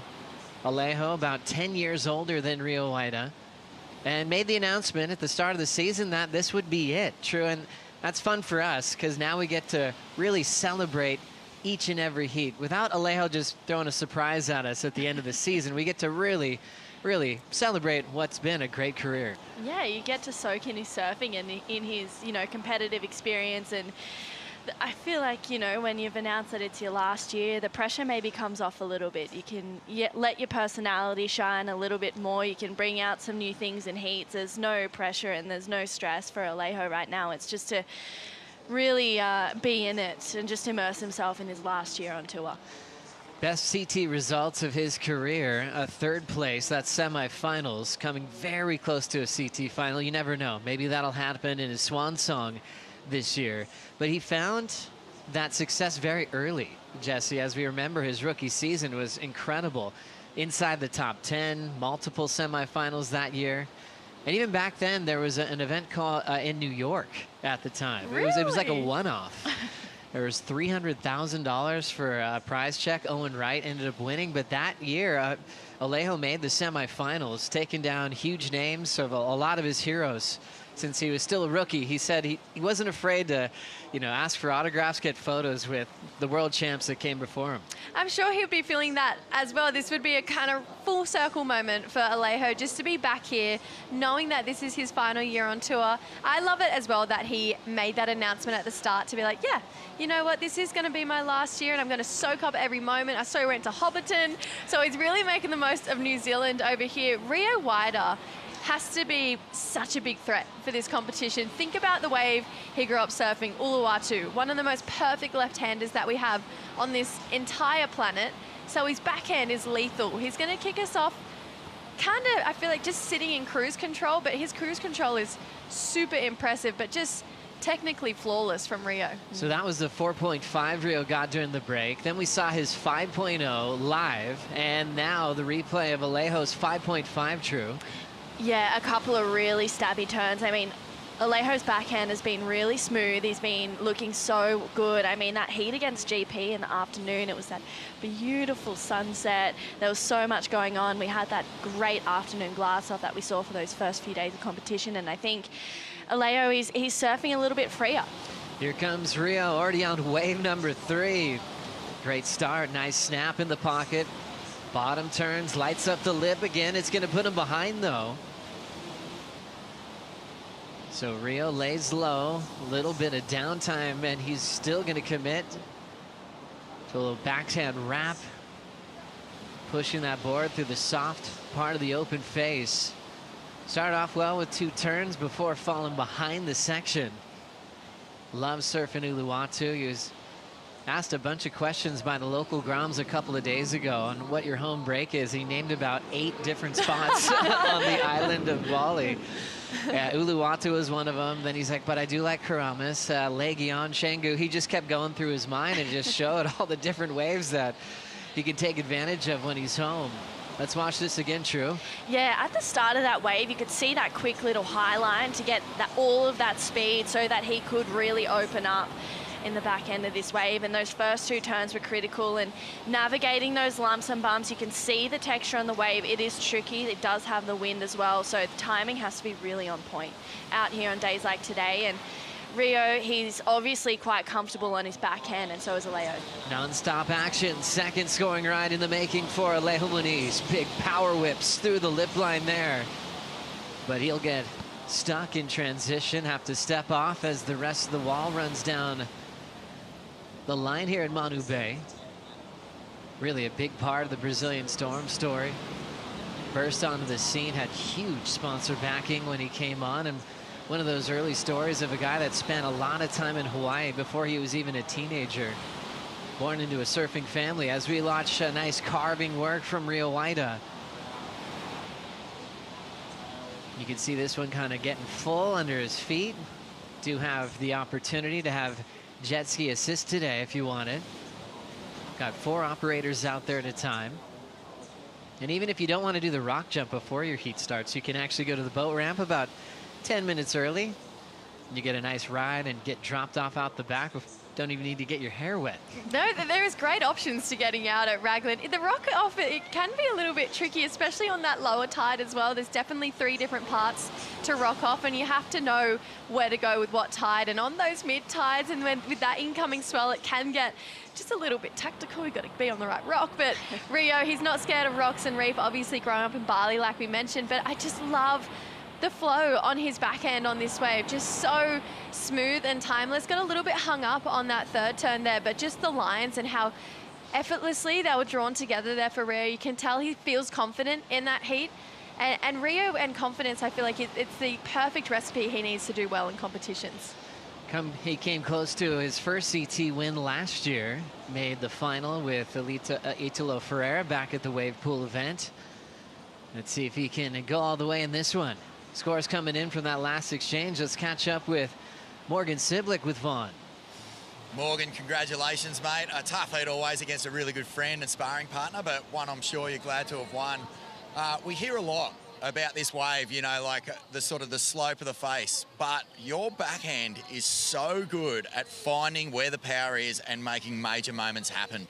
I think about, you know, the highlights of your career. A lot of them have come on the backhand. Like, how much are you tapping into this wave? Yeah, I know.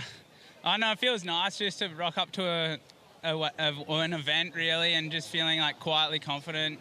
Just like, I don't know, just feeling comfortable in the lineup and knowing that, like, if I stand up, I'm feeling confident I'm going to get the score or get a score. And yeah, I don't know. To be honest, I've done a lot of work on my boards over the past couple of years, and Alvaro at Sharp Eye Australia, we've been working really closely, and the board I've been riding in the event has actually been like the board we've kind of developed over the years. And I don't know, it just feels like all that hard work's finally paid off. So I'm just stoked to have an epic model and raft under my feet. And yeah, it's feeling good. Well, the board's working beautifully, mate, but so too is your mental approach. You know, like we talked about earlier, it wasn't the greatest start to the year, but you've seemed to just sort of accepted it, processed it, and moved on quite quickly.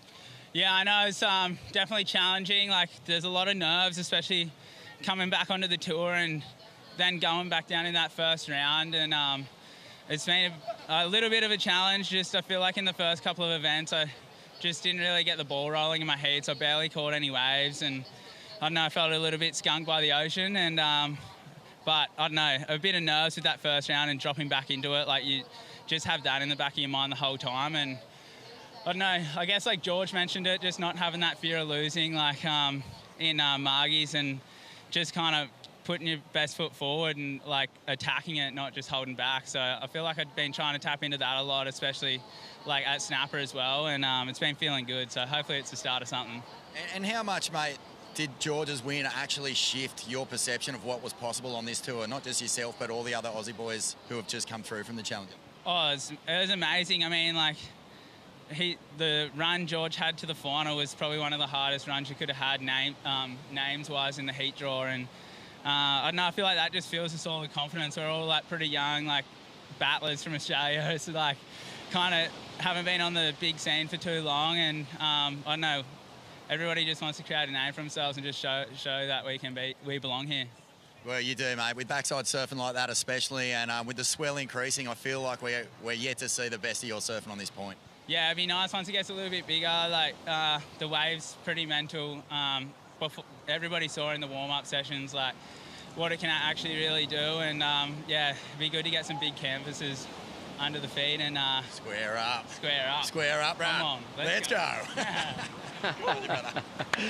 Squaring up. Vaughn Blakey, thanks so much. Thank you, Morgan Cibilic. Vaughn has always pushed Morgan to get out of his comfort zone, try acting, you know, and Morgan's actually really responsive to it. New movie Sketch he's been premiering. They had a nice show here at Ragland. It just premiered in California, I think 2 days ago, and Morgan's one of the superstars of that. But I think you're feeling some emotion of a man who's found his confidence and found his flow. And as you both saw in the Challenger Series, you know, Morgan was kind of getting the talk of like, oh, he's going to come out blazing.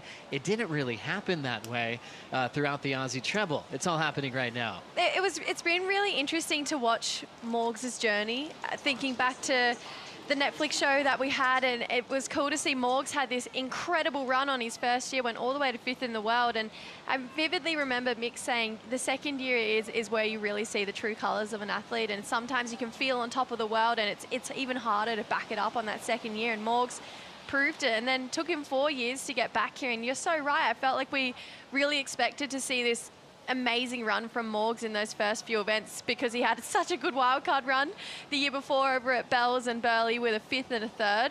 So for Morgs to channel something here and find that backhand flow, and more than flow, just power and aggression, it's been pretty cool to see Morgs just almost find himself again in the Rashi on the Championship Tour jersey, because it's been a while. It has been a while. Morgan's the only surfer left that had to compete in round 1. Got past Ethan Ewing as well, who's responsible for getting the last champion out of the event. The guy who just won the Gold Coast is stop number 3. Just got past his good friend, Liam O'Brien, and now into the quarterfinals for the first time this season. Under 20 minutes to go. Priorities with Alejo Muniz. Alejo's start, 5.5, is the best number of the heat so far by a touch. Rio's got a 5.23 in there. Rio Waida said he might have had the most fun ever on the lay days as he's been here in New Zealand. Just checking out everything that this countryside has to offer. We know he loves a nice hike. He's been going down to the beach breaks, getting good waves, and traveling with his girlfriend and then his younger brother, Ryuki. He said there's no other place he'd rather be in the world. So now coming back to grab the jersey on, true, his cup is full. Oh, it well and surely is full. And I think as well, when you're traveling with family, it just makes everything that much sweeter. And for Rio, it just seems like he's got the people around him and that support team and the connection and comfortability with them, that he can really show that confidence. And it just makes surfing heats like this so much easier. You know that you have your people no matter what on the beach, and they're going to be that support, and that those cup filler moments, and that love is going to be there no matter what. I really think, talking back to that, what Jesse said, that's what Rio really thrives on, is confidence, and having those people there is great. Oh, that's what it's all about. Let's say a big kia ora to Kaipo. Kia ora, Joe. Just an update from out here. I talked in the first couple heats about the reverse rip. It's calmed down a little bit. So now you're seeing some of the surfers utilizing that jet ski assist on the Red Bull jet skis.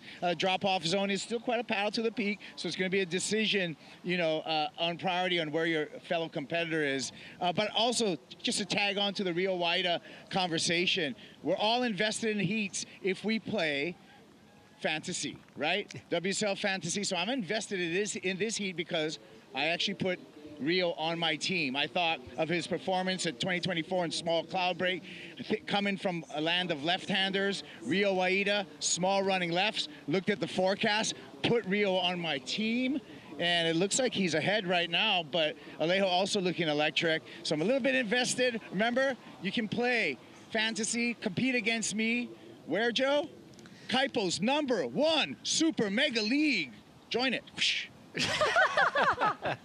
We love it. Get in there. You could battle with Kaipo. There was a year where Kaipo won the regular season, and that was that 2021 year. His secret was he actually went with Morgan Cibilic a lot when Morgan was an unknown. And we saw Morgan win Rookie of the Year, make the Final 5. You could join the Battle of the Booth Bracket Challenge as well. That's new for fantasy this year, where you get to start with heat #1 in round 1 and pick who's going to win heats. It does the matchups for you as it goes all the way to the final.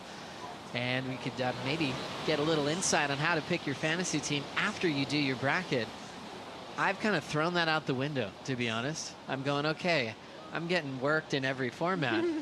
I'm going to just go with my instincts on the bracket and just see who I want to pick on fantasy. Like Kaipo, I picked Rio as well, knowing that he's so strong backhand. That cloud break performance he had against Griff was really fun, looking back on another final that he almost could have won. He's really fast, and knowing how happy he is right now, I thought he was a good pick for New Zealand. Oh, absolutely. Just even thinking to his home break. I mean, you'd have to pick Rio just with Ulus and the amount of time that he spends going left. And I was thinking about it before when we were talking about Indonesia. There might not be a better place to learn how to surf. There's every single type of wave over in Indo. So Rio, he really is a chameleon when it comes to surfing in all different types of conditions.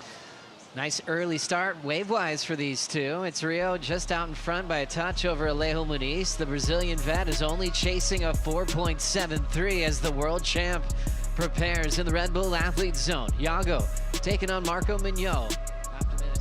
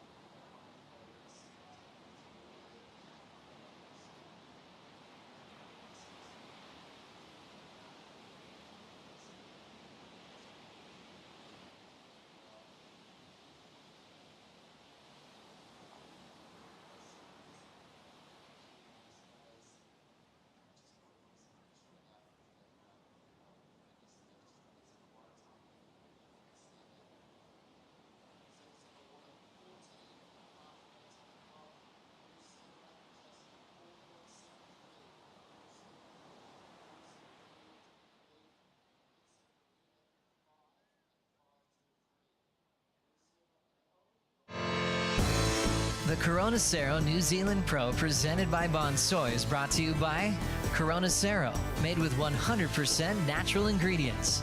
By IC Sunglasses, official eyewear of the Championship Tour. And by Yeti, built for the wild.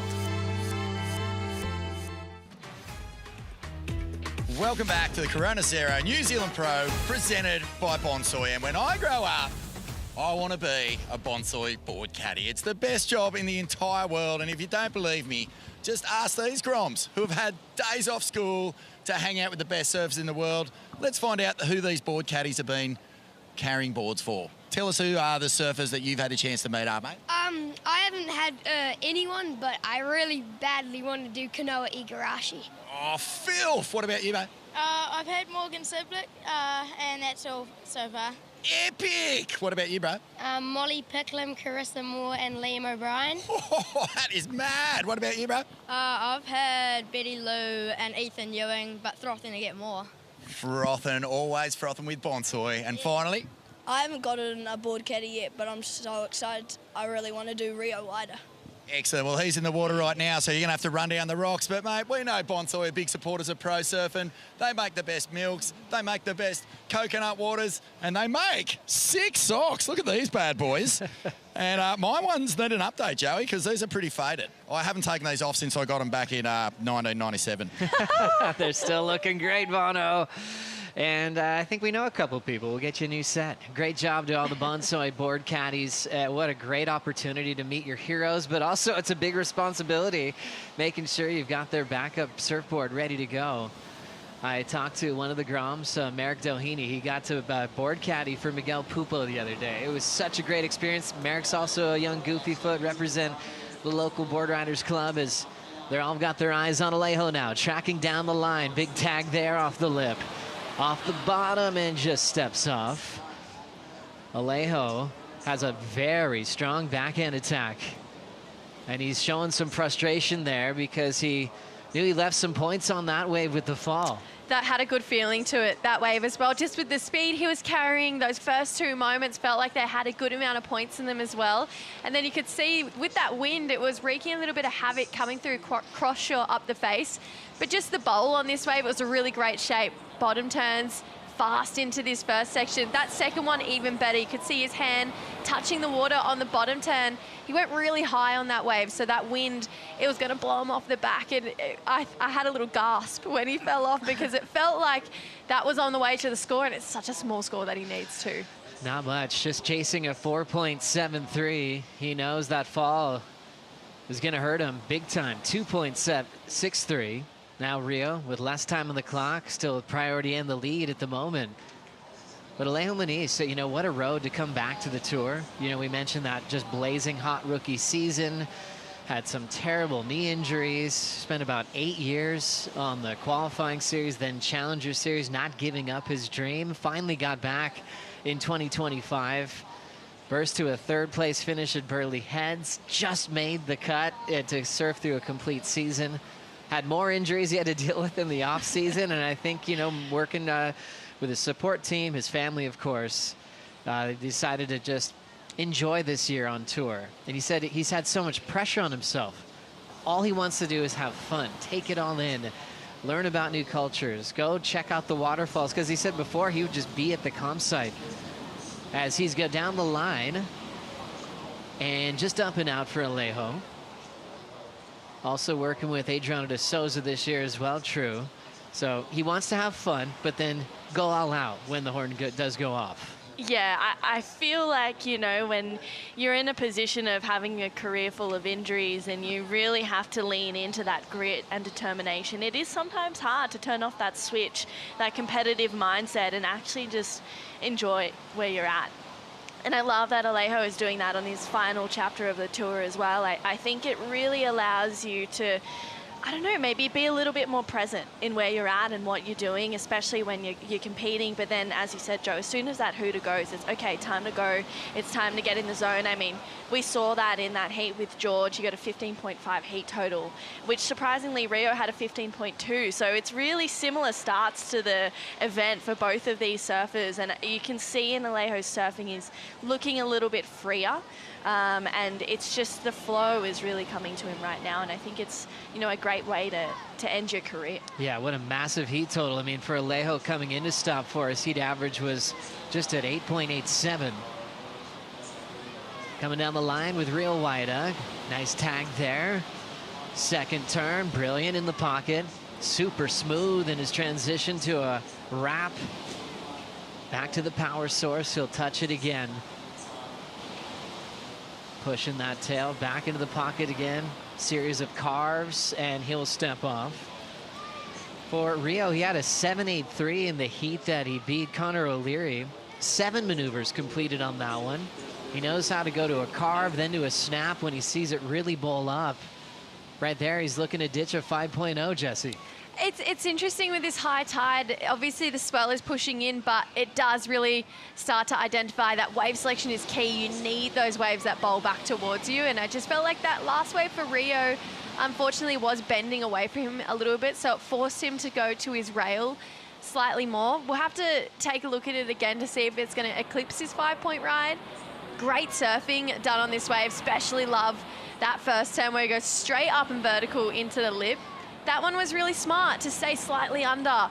He can see that this wind is wreaking a little bit of havoc, but then this is what I mean by the wave shape down towards the end. It unfortunately just forced him to his rail, which we know the judges want to see that board going vertical, so it might keep that score slightly under. There was still a really great start to that wave though. Something I'd love to touch on as well in that last one of Rio's, you could actually see him at one point stand on his tail quite tall in the whitewash, and he is almost buying himself a bit of time and buying maybe even the wave, hoping that wave is going to stand up a little bit so he can get more vertical. And I think that just shows the expertise of backhand surfing of Rio. More waves on the way. Let's check in with Kaipo real quick. Oh, yeah, Joe, there are sets, so I want to get into live action right here. Alejo Muniz, he's got to come back. And this is an ultra important wave for the Brazilian. Looking sharp so far. He's going to have a long line in front of him. Muniz. Oh, and again. No. Gosh, catches the rail right there. That was a huge opportunity lost, Joe. Oh, tough one there. Miguel Pupo, good friends with Alejo. Can't believe it. He fell with him in the athlete zone, Kipes. Yeah, and that's just management, you guys, from the reporting from the water here. That's just management of this ruffle. And I feel like Rio Waida, who's been pretty light-footed, but also at the same time, it's an oxymoron, but being solid on the backhand, he's handling this ruffle better than Alejo Muniz, who's electric, but maybe pushing a little bit too hard with the ridges. Yeah, great call, Kaipo. We'll take another look from this angle. He had that little chip to kind of roll into this one, True. Yeah, he did. I mean, it was a good wave, and you could see it lining up, and he hit that one there, but it was a weird little lump where he just came unstuck, and it was such a shame for Alejo right there. It's almost like his whole body seized up, and it just pushed off, and you can see, I mean, the hurt. Everyone's fallen with him, as you said, Joe, and I think for Alejo, his surfing is good, and I'd love to touch on what Kaipo said there as well. You need to be light in those moments where you can be, and solid through as you're coming out of those turns is when you really need to be solid. Drew and I were so lucky we grew up at a really fun left-hand beach break. I was going to say point break. I was like, hang on, Jesse. At North Narrabeen, and Davey Cathles does that perfectly. He's got that best push and pull of weight and lightness. Moving down the line quickly with Alejo. Speed jam there, attacking the lip line again. Wider stance and gets really low to his board. Crushing sections, looking committed all the way through. He's had a few falls. He's not going to let that happen again. And trims it well. Little celebration. Pupo likes it. Adriano still wants more. His last score was a 3. He's chasing a 5.41. We've passed the 5-minute mark. Last of Rio Waida saw improvement to a 5.67. So Waida in control. Got past Connor O'Leary in his heat previous. Alejo getting past George Pitar. Both those guys have fallen down the rankings on the live. And now some energy coming from the Brazilian Storm, including Felipe Toledo. Toledo getting past Medina this morning, still riding that little 2+1 type setup. And now he's straight into backing Alejo in this one. Let's watch it from the start, Jesse. Okay, love this wave, having a little bit more of a bowl back to it. Kaipo mentioned it, he's such a fast surfer, so zippy. That water, that hand touching the water every single time, really navigating the bump a lot better on this wave. Only thing that's going to factor in is he surfed this wave so well. It was fast, there was variety in it. He seemed to like it as well. He was super speedy. It's a smaller looking wave. Some of those bigger waves that he fell on, they felt really convincing that they were going to get there if maybe he landed that next turn. The judges, they could be a little bit critical on wave size there, but Alejo did as much as he could on that wave. Yeah, man, he was just intense with his speed line, and I think maybe a little bit fired up because of those falls. And we've kind of broken this down over the last few days of competition when we've had it, that sometimes those bigger waves can get full quick. That one had a nice line that hugged the rocks. The tide is on the rise, and there was a bit more energy that Alejo could lean into on that last wave. Yeah, absolutely. I think as well, a key thing on that one, it was a smaller wave for sure, but it had less bumps in it. It actually looked a little bit cleaner than those bigger ones, so less opportunity for mistakes on that one, but it is that smaller one that's going to hinder the score. And if he serves to the score, say he gets that 5-4-1, that still really leaves it so open to Rio, who now has priority at the back. He's only going to be chasing somewhere in the 5s, because that last wave for Alejo surfed really well, but it wasn't the most groundbreaking wave we've seen. So for Rio, he's still going to be so into this heat, so I dare say we're going to have to see at least one more wave from both of our surfers before we hit the finish line of this heat right now. And Jesse, I think too, that's where we saw that question mark from Adriano as well. You know, everyone was loving the surfing, but Adriano knew the wave size was probably not quite enough and it wasn't just as convincing, but it's going to be right there. I mean, the surfing was good. It'll be close to the score, and if he turns it, he'll have time to just try and take back the lead, but we'll see what happens. Well, it is a close decision. Last of Alejo Muniz comes in at a 5.27. Doesn't turn the heat. As you see on the IC scoreboard there, there were some judges that were convinced it was enough, and some 4.8s in the mix. You throw away the low 4.8, but you had to keep one of them. So on average, it keeps Alejo out of first place. Rio will let the Brazilian move again here. And now, fighting for the score, needs a 5.41. Big hammer there on the backhand. Clean bottom turn, putting a lot into that wrap, but he runs out of room. Next wave, a little bit more wave height for Rio Waida. Hits it in the pocket again well. The Indonesian lights up the pocket Passing Muniz with a nice backhand carve. And now just pacing. See if he could find a pocket. Snaps it in the pocket again, battling this east wind and finding some smooth rails throughout this entire wave. Tagging it all the way to this inside corner by the bow ramp. Rio shuts it down. His coach, Glenn Micro Hall, enjoyed that one. And more of a look of worry on the faces of Miguel, Pupo, and Adriano de Souza. And now Rio dry dock. He's going to first save the fins and the bottom of that sharp eye, because that board looks incredible. Alejo, last wave 3.7. Rio Waida trying to improve on his 5.23, now 35 seconds. We mentioned Alejo did well last year at Burley. That was the last time these two met. Alejo got the win there. Things might be turning around with 25 seconds in this rivalry, as Rio just threw down a 7-1-7 on his last wave. There was a split decision moment on that wave where Rio got to decide to play offense or defense, and I am so glad that he went into attack mode on that wave. He could have kicked out, got priority, head back out the back and sat on Alejo, but he thought, you know what, I'm going to surf this one all the way through the inside, and that's exactly the wave shape I was talking about. It bent back towards him all the way on the inside of those rocks, so really convincing surfing there from Rio. And I love more than anything that he decided to go into offense rather than defense. Rio Waida takes a jump into the quarterfinals, where he will meet with Morgan Cibilic. It's going to be an all backhand battle once again. But the Indonesian said he's having more fun than ever on tour at the moment. Really enjoying this beautiful part of the world here in New Zealand. And Alejo will now move on to the warm waters of Punta Roca and El Salvador. As we'll take a quick break. Coming up next, the world champ headlines the matchup. Yago Dora takes on Marco Mignot right after this.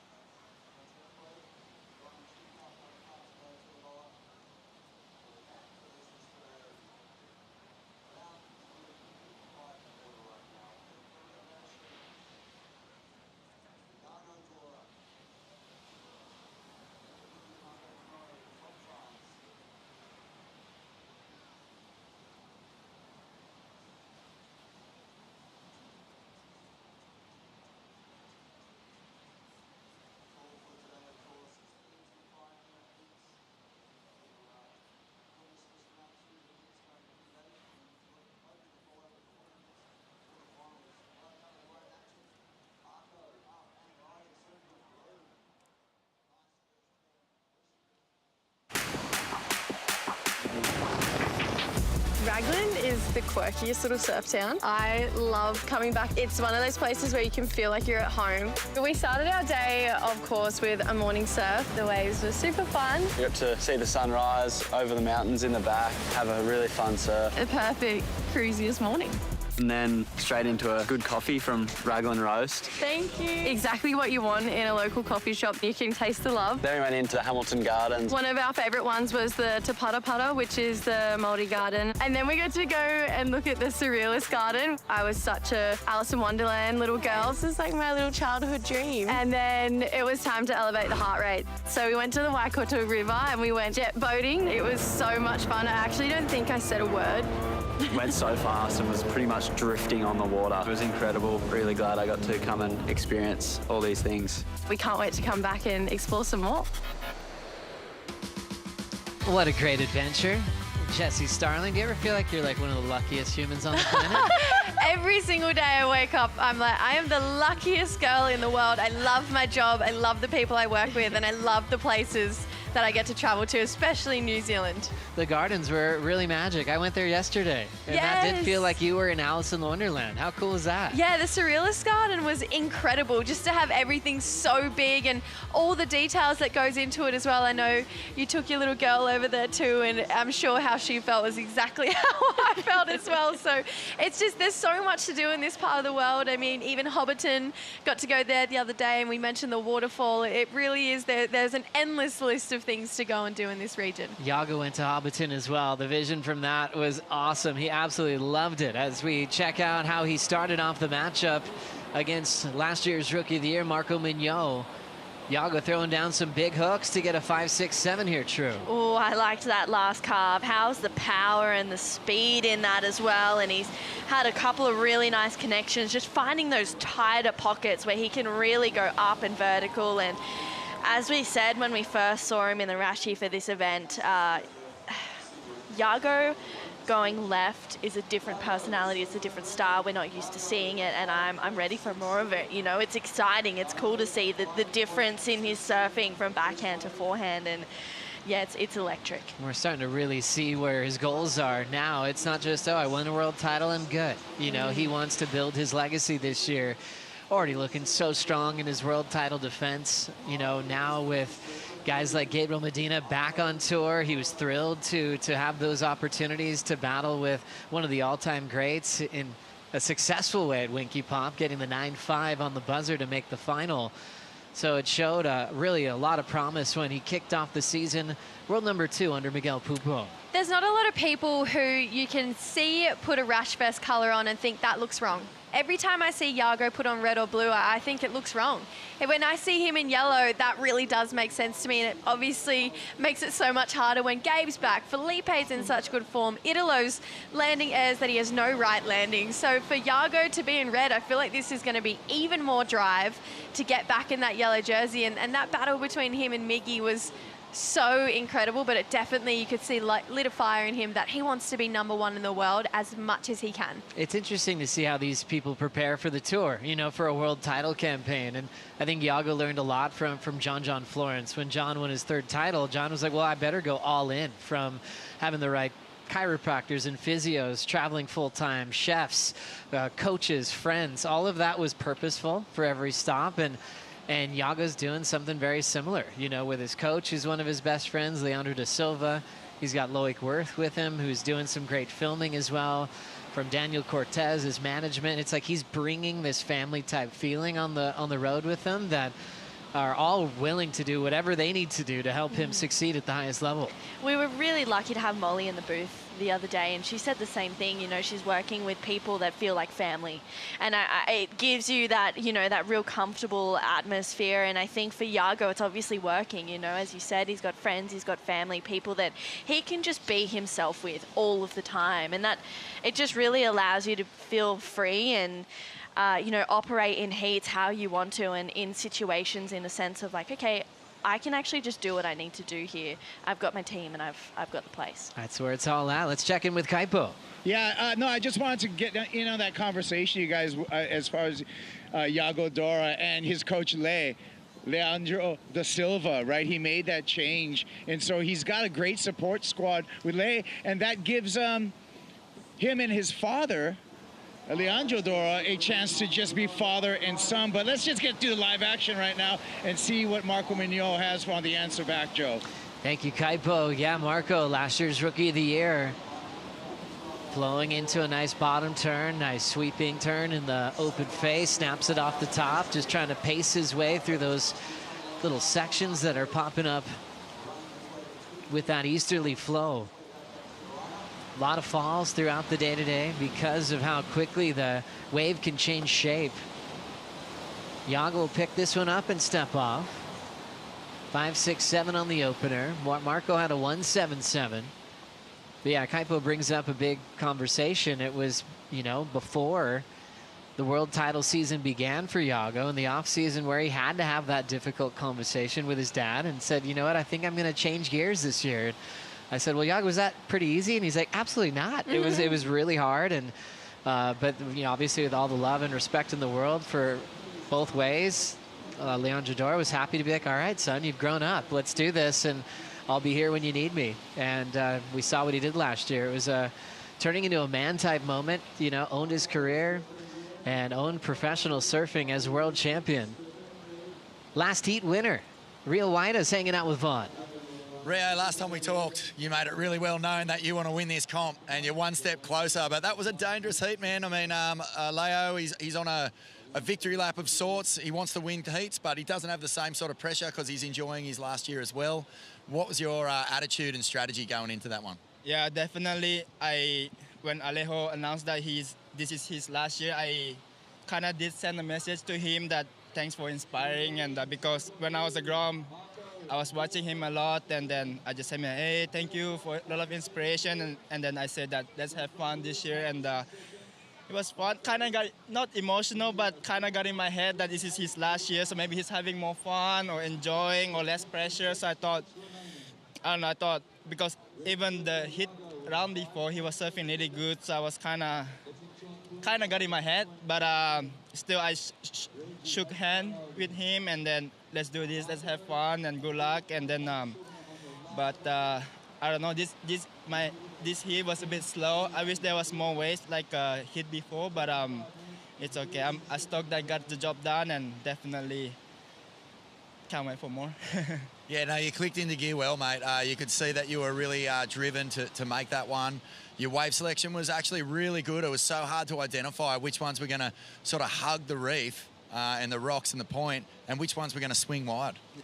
Definitely. I've been talking with all the boys that this wave is not hard, but also hard because with the tide change, the waves definitely change a lot. Let's say with the tide change, there's some like breaking inside there has the bigger wall, and also with the wind, and also with the tide, the size of the wave changed. So it's a definitely tricky one. Unfortunately, we all didn't have a lot of experience here, so we kind of just have fun, I guess. I think everyone's having fun here in New Zealand. It's a new place, and we get to go left, we get more left. So I think everyone's having fun, and I think we're all just having fun. There's a big cheer here. Mate, your backhand is obviously one of your weapons. Growing up in Indonesia, there's just endless lefts over there. And one of the real points of difference in your surfing, I'm noticing, is that you are actually able to bring a lot of creativity into the lip here, where a lot of other crew are just sort of banking on big power turns. That's a nice thing to have in your back pocket. Yeah, definitely. Unfortunately, it's been small, so it's been just time it and then find the big moment. But if it got a little bit more bigger, I feel like I can do different kind of turn, like a different angle and stuff. It can be like slidey or blow the tail or reverse or whatever it is, but or fade bottom turn, so many different kind of things. But I don't know if I'm gonna be on today, but maybe tomorrow. Hope it's bigger and have more fun. That's it, mate. And Morgan Cibilic, your next opponent, you've never had a heat against him? We kind of had not in the tour, but in the QS, actually in the Krui in Indonesia. It was a left, and then I got the job done. But Morgan's been, I feel like the guy that in this event, I feel like he's the fastest and strongest. And then I don't know, his board looks really good. I'm kind of jealous. I wish I can have his sharp eye board, but it's okay. And the boys in Australia from the sharp eye or ball lab, they're doing so well for all of us. So I'm just happy and thankful. I'm excited to serve with Morgs. Congrats, mate. We'll let you get that Red Bull Athlete Zone and jump in the hot tub. Thanks so much. I can't wait. Thanks, mate. Well done for Rio Waida. He's proud to have some sharp eye surfboards under his feet as well, but he's also noticed the hard work that Morgan's put in to really develop a great model for himself to succeed on, giving him a lot of confidence. That one is a quarterfinal matchup, Rio's first quarter of the season.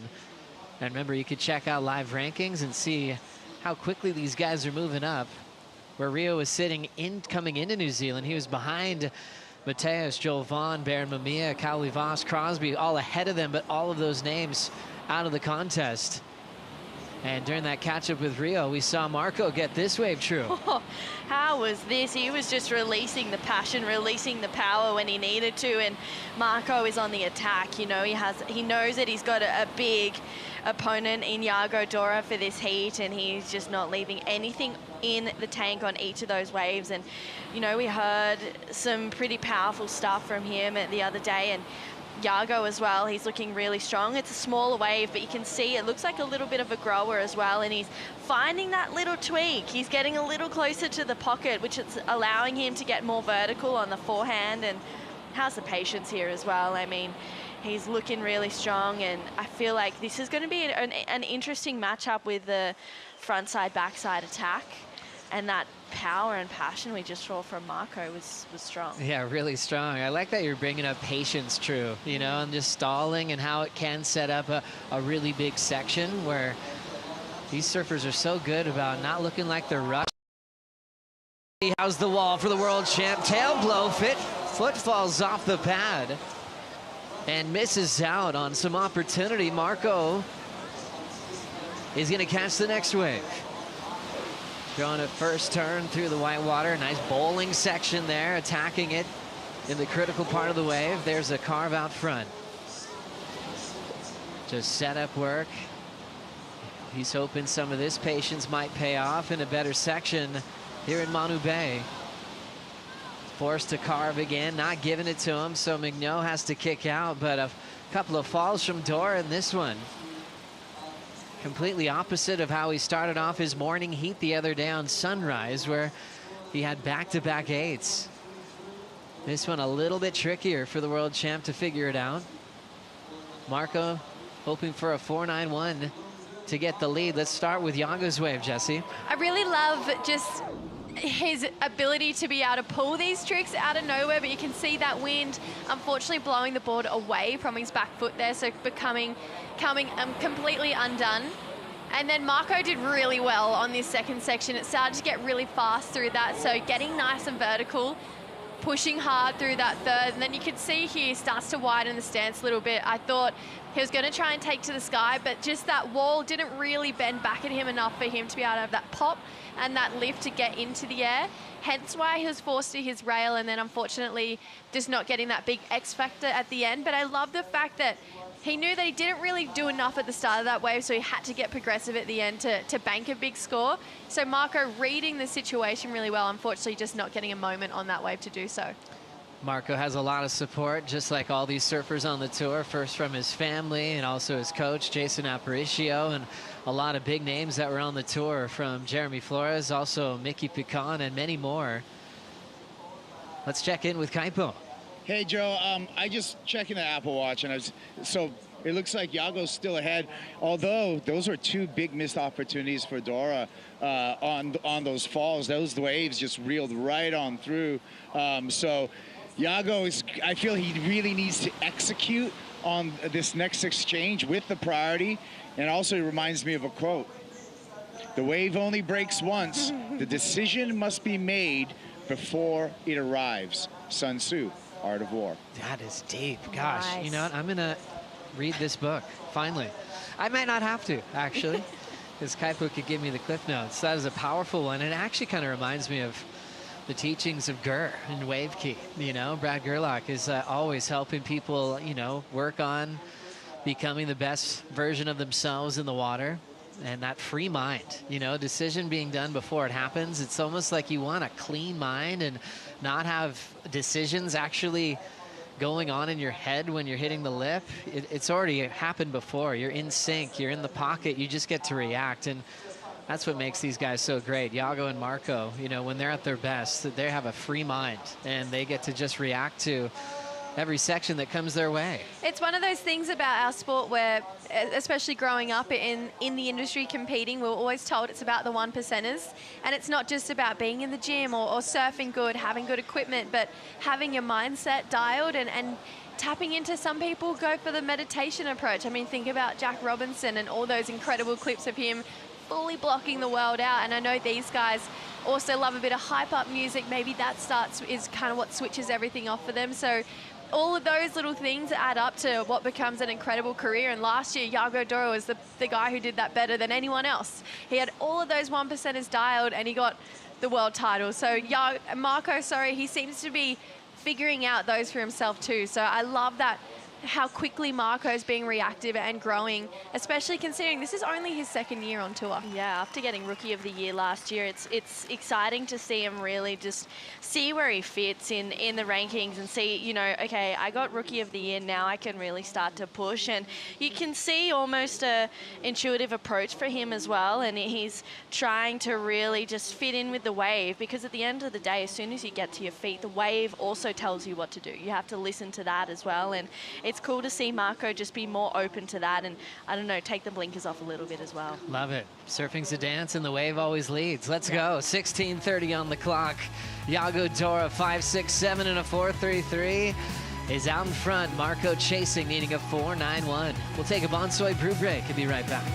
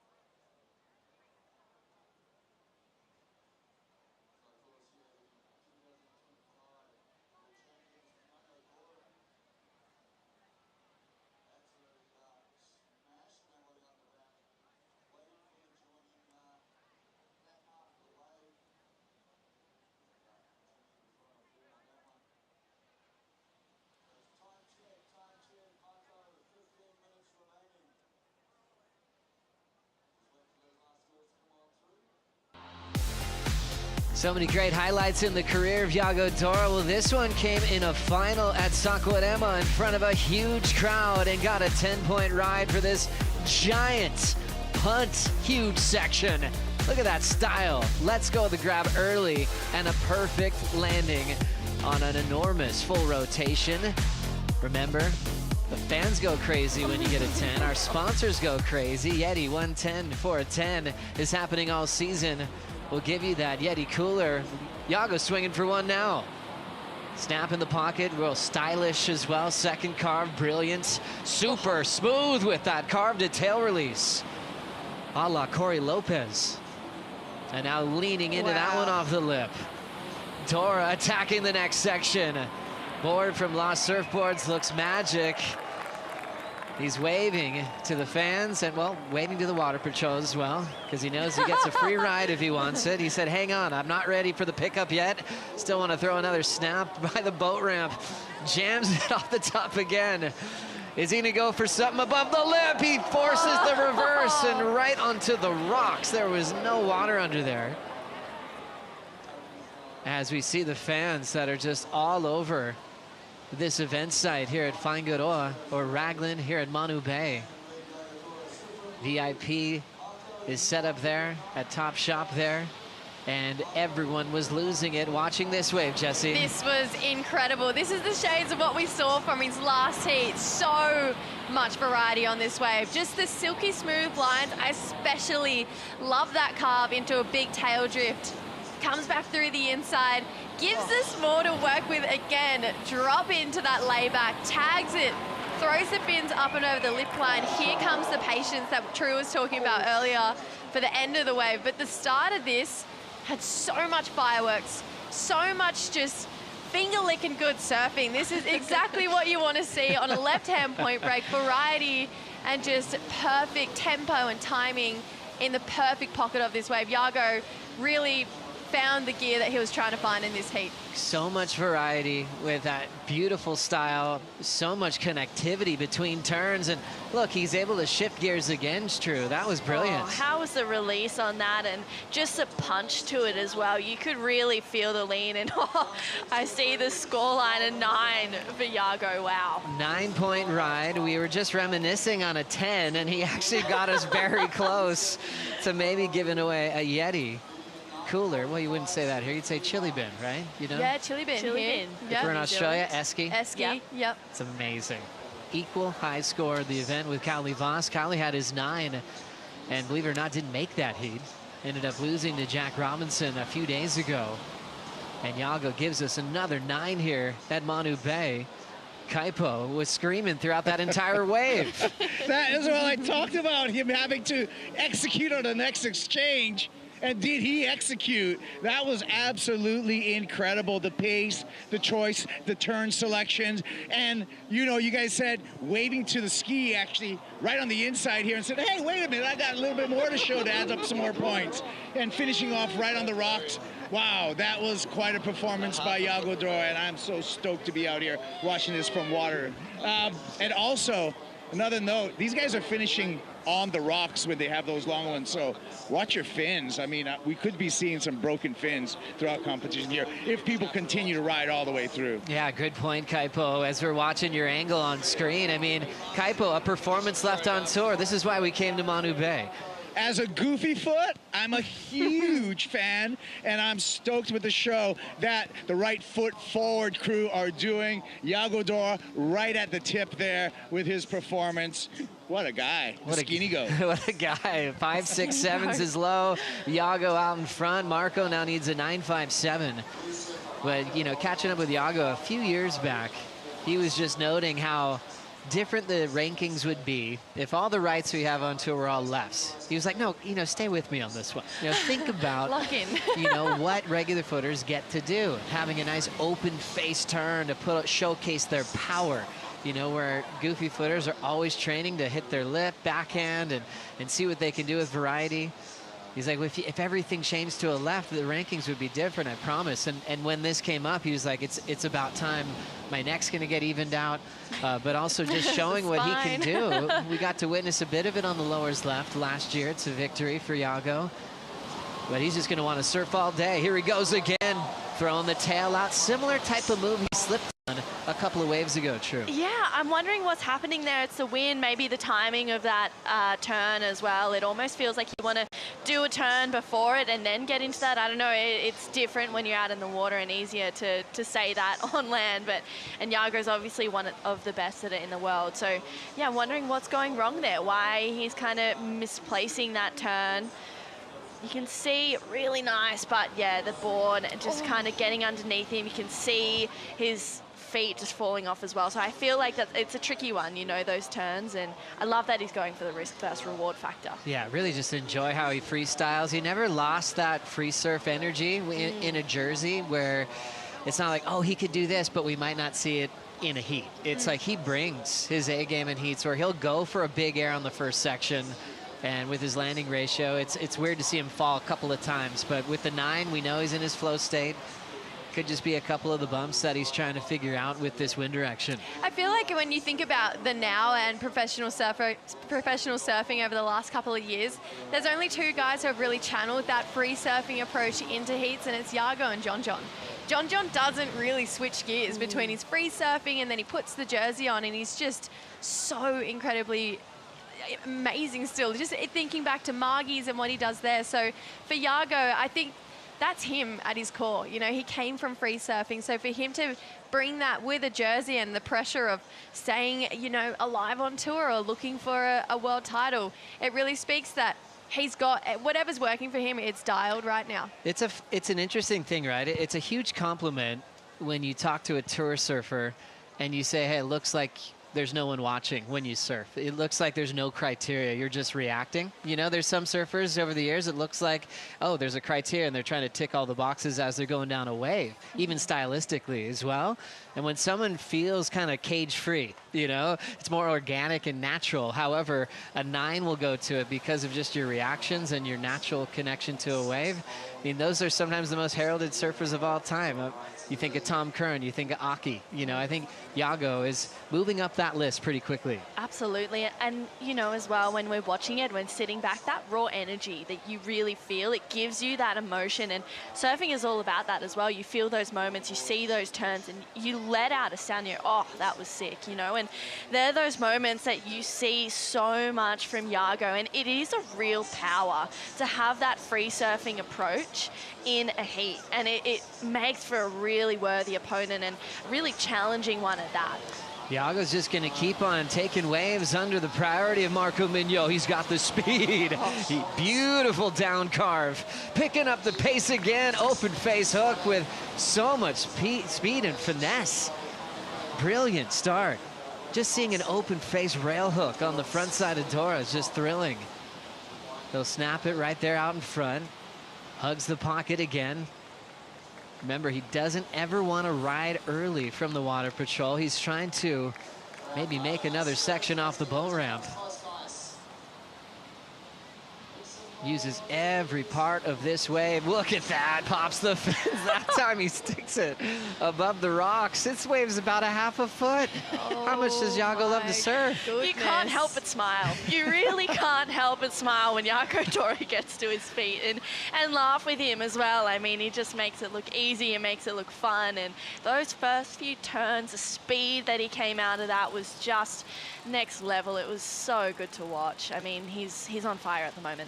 Number 9 is a jersey number that's been selling out here on site here. You could get one on WSLstore.com that says Dora on the back. What about that first turn? Oh, that was so good. Wow, just 2 carves like that back to back where he started at the top, draws it so hard back to the power source down the bottom.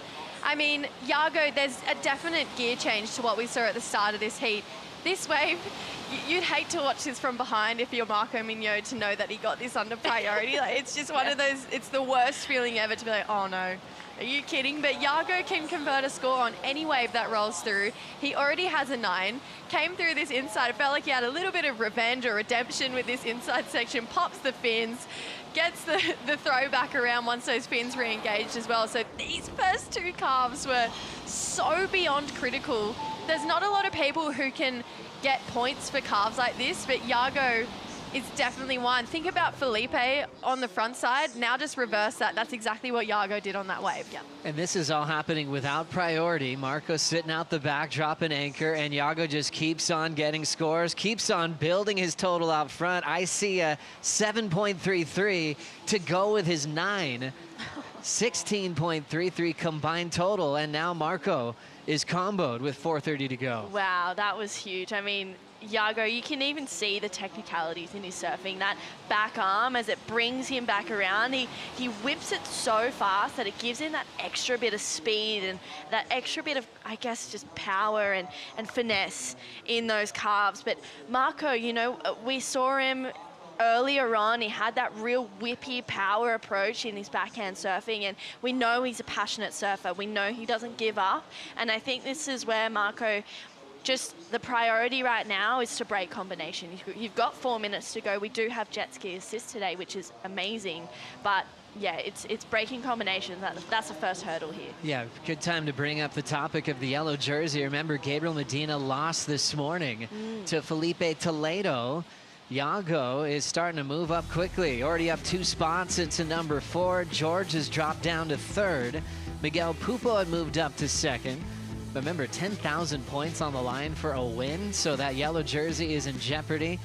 And Yago looks like he's got a stranglehold on this one, and he'll be getting at least quarterfinal points. You can see some names dropping like Ethan Ewing, Sammy Pupo at the early stages of the season this year. Gosh, that Brazilian flag is just dominating that top 10, isn't it? It's just so strong and doesn't really seem like it's going anywhere out of that top 10 anytime soon. Marco with a fight back, though. Marco comboed at the moment, last year's Rookie of the Year, has been Mr. Clutch in the past. Has to go down for the backhand carve, then to snap. Now throwing it up through the lip line. Back into a carve. And it's just going to be a little bit tough to chase the momentum of the world champ at the moment. 2:35 on the clock. This goofy foot performance could be inspiring Cole Houshmand at the moment, who's coming up next against Leo Fioravanti. And it hasn't really been just an obvious show of goofy versus regular being favored out here. We've seen a fair mix of both, you know. Medina losing to the natural foot of Felipe Toledo. And now Yago completely dominating at the moment over Marco Mignot. I like that. I like when you can't pick it. It's, you know, oh, the goofies are dominating out here, or the natural footers are. It's more about the surfing, the timing, the turn selection, you know, and where you're placing your turns as well. You've got to be really in tune with the ocean out here right now, and I think that's where we'll see the best surfer rise. And, you know, even this next heat with Cole and Leo, that's a big heat. Leo's been ripping. Cole, he's just slowly getting the momentum building as well. It was his first heat win in that previous round as well of the year, you know, so Cole, he's ready to just start making some movements. Gosh, Yago doing such a great job. He knows he's got the win here. And moving on to a quarterfinal here in Manu Bay. Total class act that came on as a wild card and did some damage in Sakurama, and it started to be his location where he found success. Started finding the winning feeling on the road, especially last year at Portugal, then to lower trestles. Also a US Open title in the past, and adding his name to the legacy of this Brazilian storm that's just sharing the glory. That all started with Gabriel Medina back in 2014. Minute to go. Marco already shown the frustration. He will be heading to El Salvador, where he had some really strong showings and some key punts in his rookie season last year. But this was not the way he was planning on his morning going today. You can see the tide's filling in quickly, you guys. High tide about 3 o'clock this afternoon. We had a later start just to get that title push throughout the day to set up men's quarterfinals and hopefully see the women's quarterfinals out here this afternoon. And Marco will be shaking hands with Yago, or maybe even looking at the horizon here for maybe a wave in through Manu Bay. Rare to get it this uncrowded, so Marco will maybe just paddle up the point with Dora to see if he could find something here. And he will run out of time. Yago a 9 and a 7.33 moving on. A brilliant showcase of talent on this wave at Manu Bay. His heat before, he had 2 8s on his first 2 tries. This one he had to work for it a bit. But peaked with his best numbers so far. I really love just that gear change that we saw from Yago. You could see he just leveled up. He clicked in, he goes, you know what, I'm not okay with what I have in my scoreline right now. Let's do some really good surfing. We saw that 9 and then a 7.33 under priority. Hats off to Marco. He really is such a resilient surfer, and he'll be great to watch over at El Salvador. Yeah, I'm ready for it. I mean, that frontside attack of Marco's is huge. Really exciting times here in New Zealand. We've got Cole Houshmand coming up next against Leonardo Fioravanti. We'll be right back.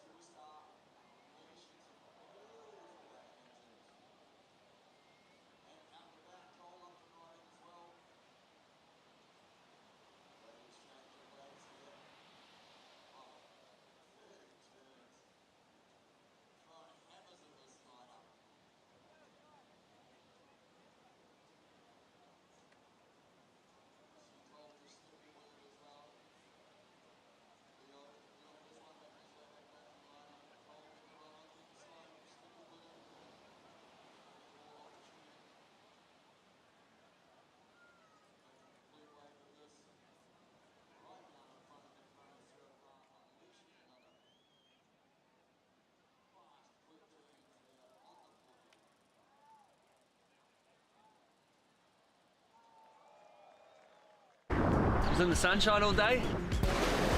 Can't complain.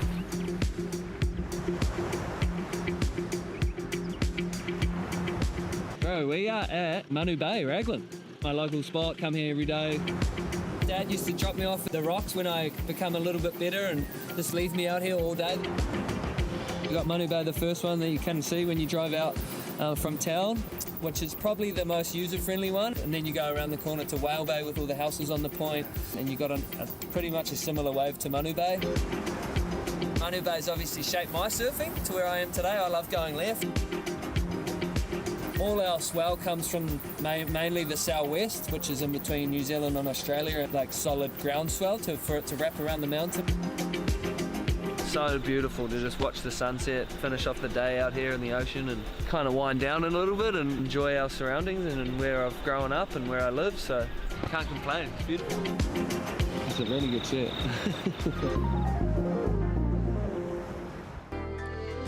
Big thanks to Cero for getting behind the New Zealand Pro, presented by Bonsoy here at Manu Bay. We're moving through the third round to set up our quarterfinal bracket. Great to see Billy Stairman in the event, and we're joined now by his dad, Luke Cederman.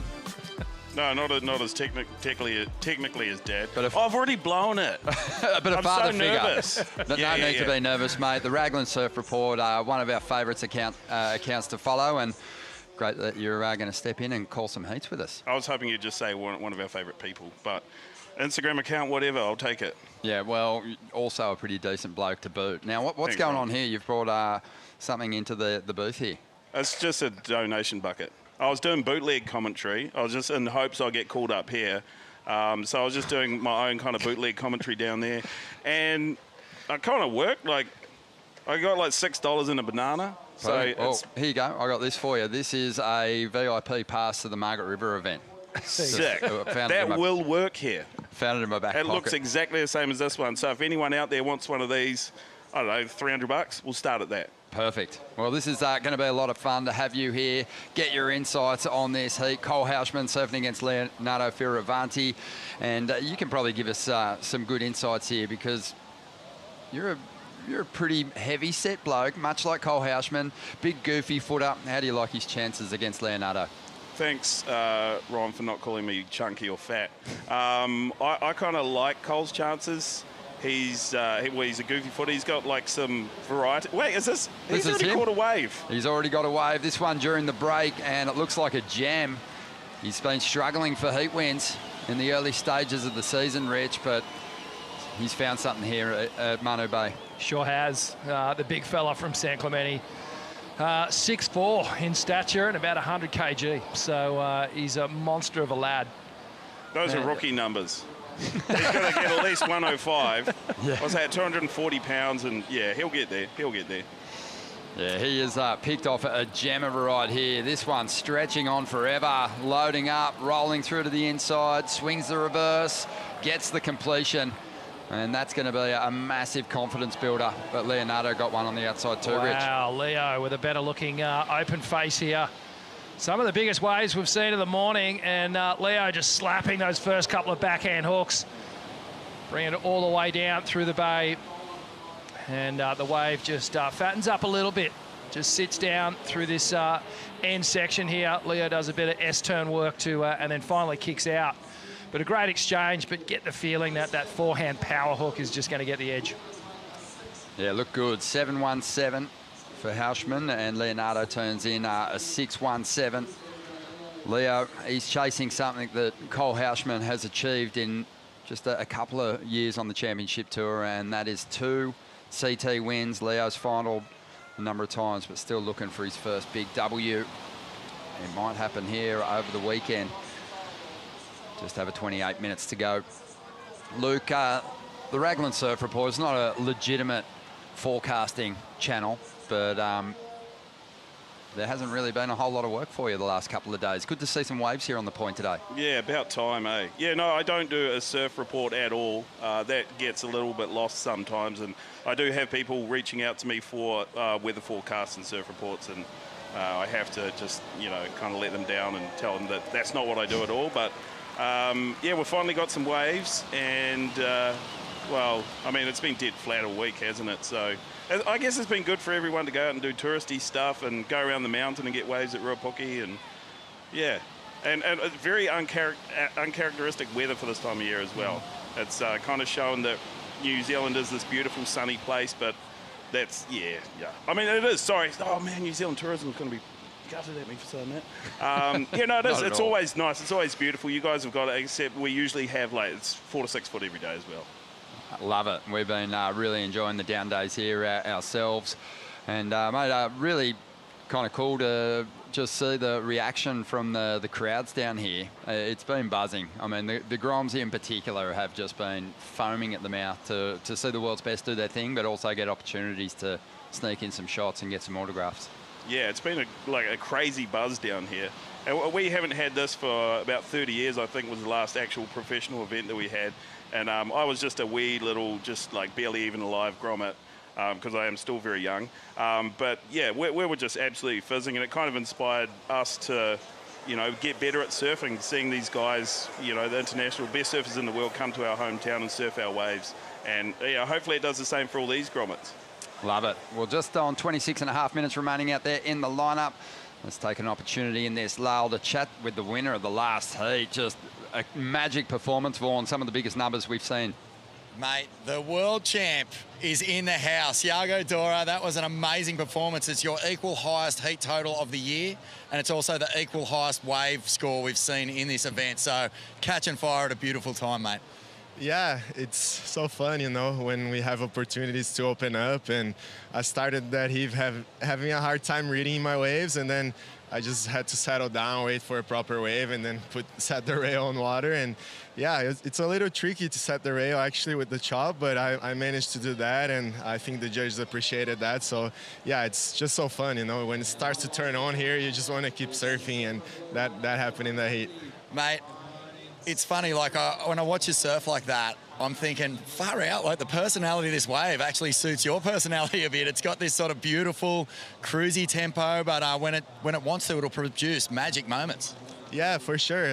That wave I got the 9 on was a really good wave, just steep all the way down. I was able to link everything together, and then that other wave, I knew I only had the first part really good, so I really tried to open up on those first cars, and then the wave kind of died afterwards. But yeah, it's just super fun. I think it's going to get better and better as the tide keeps pushing, and I feel like this heat has already a little bit bigger waves than mine. So yeah, it's going to be a fun day.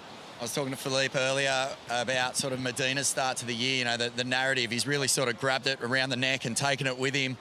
Philippe wasn't really buying that. He was saying, you got off to a good start, but actually this world title conversation is wide open. How are you feeling about your campaign at the moment? Yeah, for sure. I know it's a long year. Of course, it's important to be in the lead right now, but it only matters in the end, So yeah, I'm getting my points slowly, and yeah, and hope we go all the way. Yeah, and mate, this has got to be the biggest crowd New Zealand's ever had for a surf comp. Describe what it's like when, hooting down the line, you're so close to this, you're so actually physically close to the crowd.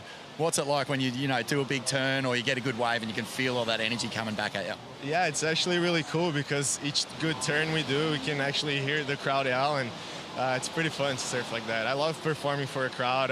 My first event I won was in Brazil in front of a massive crowd, so I always felt good performing for them. I really used that energy in my favor, and yeah, it's been a great environment here. Everybody has been super respectful, and they're massive surf fans. It's been really cool. It's unreal, man, and you're putting on a show for them. That was absolutely beautiful to watch. Congratulations. Look forward to seeing you in the next round. Thank you. Obrigado. Cheers, Vaughan.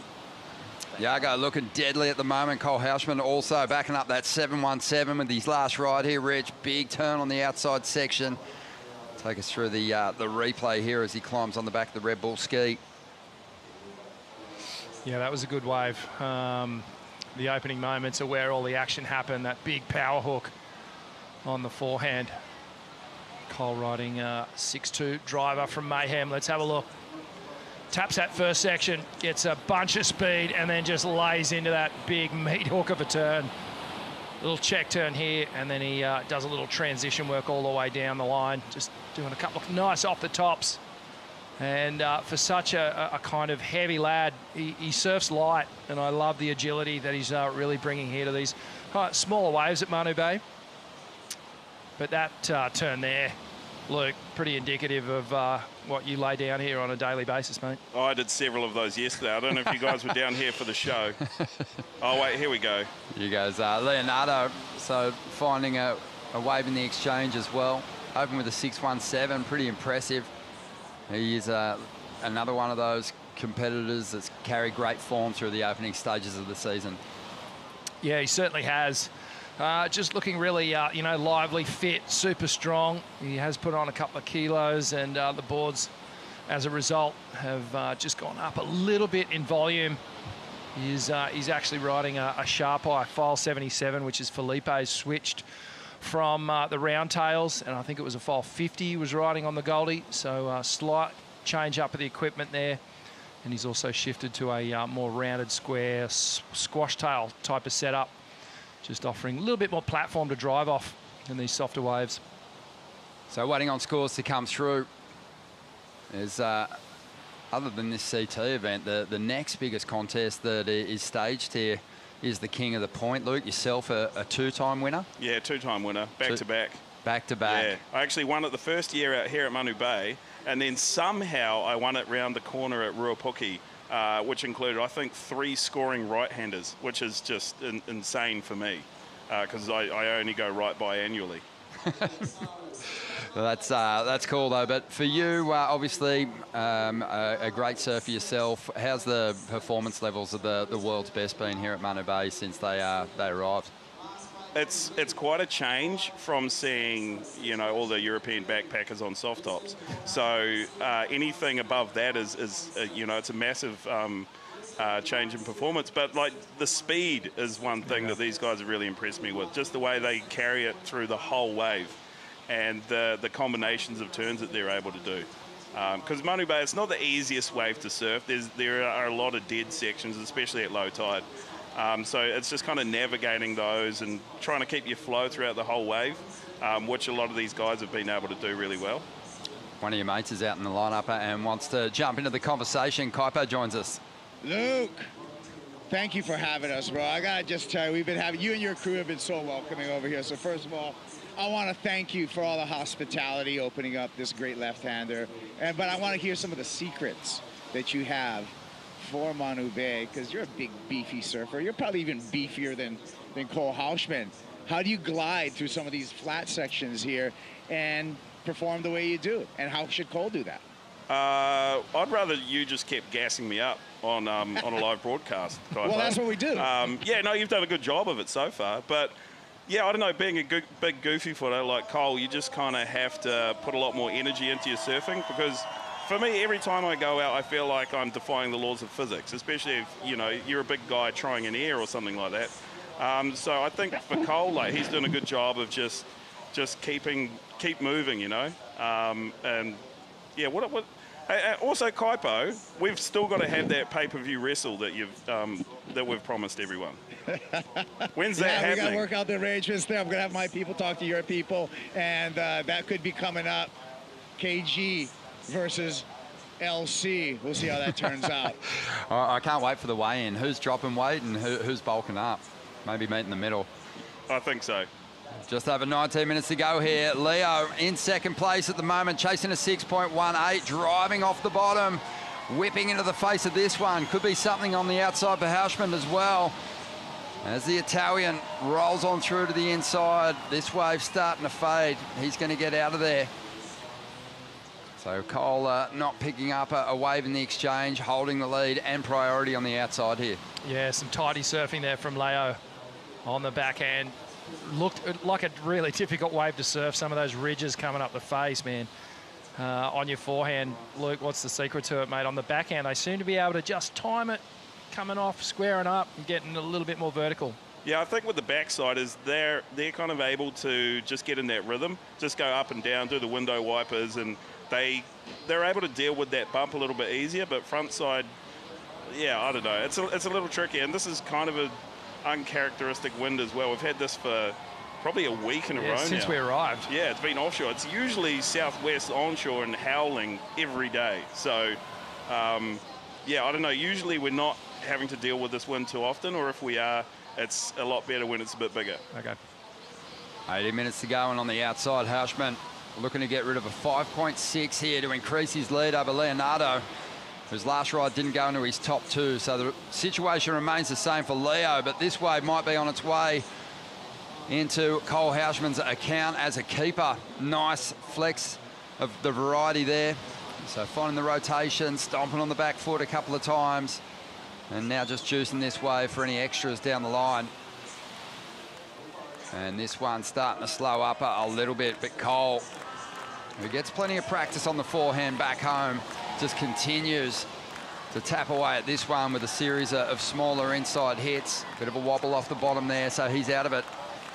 But the 5.6 is likely going to get dropped here and replaced with something bigger. I think he liked it. A little water slap, and I think that was somewhat of an encouragement, little self-pump up, because he liked it. But I did enjoy how that wave sort of built down the line. As we watch here, just gets a quick snap into a more impactful re-entry, comes down, gets the little blowtail reverse, sets the feet again, and connects all the way through this inside section until he gets to that big power hack again.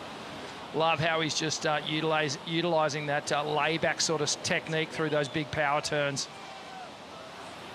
And then mimicking a little inside lowers left, running along the cobblestones. Gets a bit of tidy work here. Again, kind of amazed at how such a big lad can just stay agile and keep moving on such a tiny little wave. Really, really talented. Yeah, he had a bit of a sleepy opening half to last season, but came home strong with a couple of quarterfinals, got his second victory over in Rio, Cole. I like you're picking up that pointer about just his keeping moving, Luke, and maintaining that speed down the line, because it is a different wave. It kind of lays down in different stages. Obviously, the seafloor here at Manu Bay kind of moves through some deeper and shallower sections. Can you kind of pinpoint exactly where it's going to stand up? Well, I've been surfing here for 30 years and I still have no idea. It's mainly because I don't really pay much attention, but it depends on the tide. Like sometimes you can kind of figure it out. You know exactly where it's going to go flat. Like on low tide, you've got the ledge section out there and that'll sometimes close out, but then it'll go fat through the middle part of the wave and then it'll wall up down the side where it's all like a sandbar all through the side here at low tide. 817 for Houshmand. There you go, Cole. Yeah, that was the reason for the slapping of the water, because he knew he'd done good work on that ride, and now Leonardo's got some serious work to do. Set waves rolling in here. The indicator on the outside, firing up. Are you? Is there like two different kind of surfing groups here at Whangaroa? Is it like there's the Manu Bay kind of posse and then the indicators crew, Whale Bay? A little bit, yeah. There's a bunch of people who will only surf around the corner at indicators, and then there are people who only surf at Manu Bay. And so when you surf, like for me, I'm a Manu Bay surfer, so I surf here the majority of the time, just because I'm lazy and it's like easy to go from the car straight to the jump off spot. It's like 50 meters. The other points are a little bit further.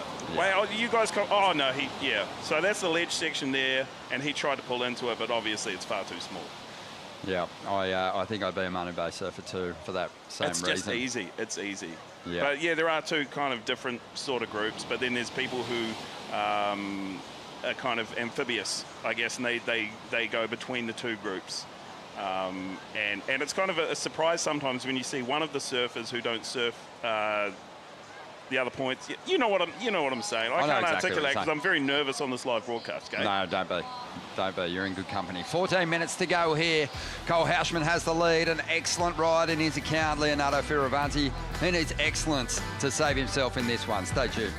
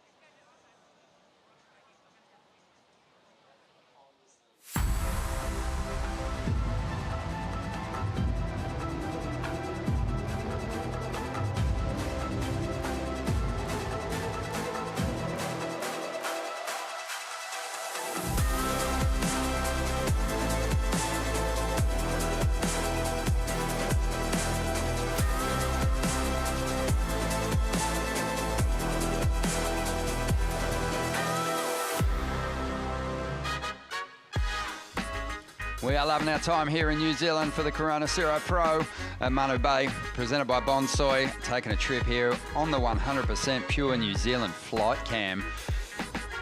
Joining us for the call here, the Ragland Surf Reports, Luke Sederman. And Luke, mate, it has just been blowing our minds, the beauty of this place. You mentioned the exceptional weather, despite the fact there hasn't been a lot of surf. It's kind of given us the chance to explore, but I mean, no wonder we don't see it too often at other spots around the world. This place is pretty good. Yeah, it's not bad. And when you grow up in a place like this, and this is your home, it's kind of hard to leave when you've got the consistency. Well, apart from this last week, obviously. But when you have consistent, good, like minimum 3 foot every day kind of left-hand point breaks, it's hard to leave.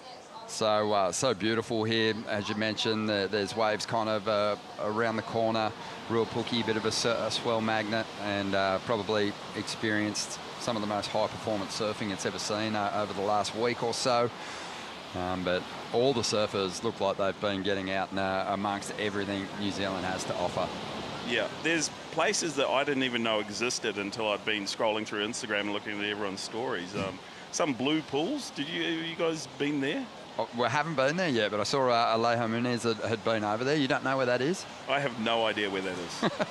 Mate, you've got some exploring to do. No, but like I said, sorry, like I live here. This place is awesome. I don't need to go anywhere else. Love it. Well, we'll go explore for you and tell you all about it. But definitely worth checking out this zone. And a couple of surfers in the lineup now, keen to extend their trip. A couple more days. Leonardo Fioravanti and Cole Houshmand chasing a place in the quarterfinals here. Cole is in control at the moment, though, Rich. Pretty impressive turnaround. He arrived in New Zealand. He hadn't had a heat win yet this year. Super frustrating for Cole. And again, you know, not through any lack of putting some good surfing together, just the heats weren't going his way, a couple of lackluster heats. But he's put 2 healthy numbers on the board here, and he's kind of got Leo up against the ropes, needing an excellent score and then some. But one thing Leo is really good at is just handling the pressure and fighting back. He is so tenacious, never say die attitude, and he has priority at the moment. So I dare say we'll see him fight back in a minute. Leo got here to check out Ragland and Manu Bay before the Australian leg of the tour got underway. Was over here with Richard Dogmarsh, so he knows what he's looking for out there at the moment. He's just got to elevate the performance on those quality set waves to overcome Cole, who's looking pretty deadly out here at the moment. Just under 9 minutes remaining in this one. Got some big heats coming your way this afternoon. Italo takes on Canoa in the next exchange. And they're about to make their way through the hordes of crew that have turned up here on a Saturday to see the world's best go after these quarterfinal positions. Keeper results in the context of a world title race. Luke, I know you've been following the sport for forever. What are your thoughts on the return to the cumulative point system and Pipe getting an elevation in points on offer?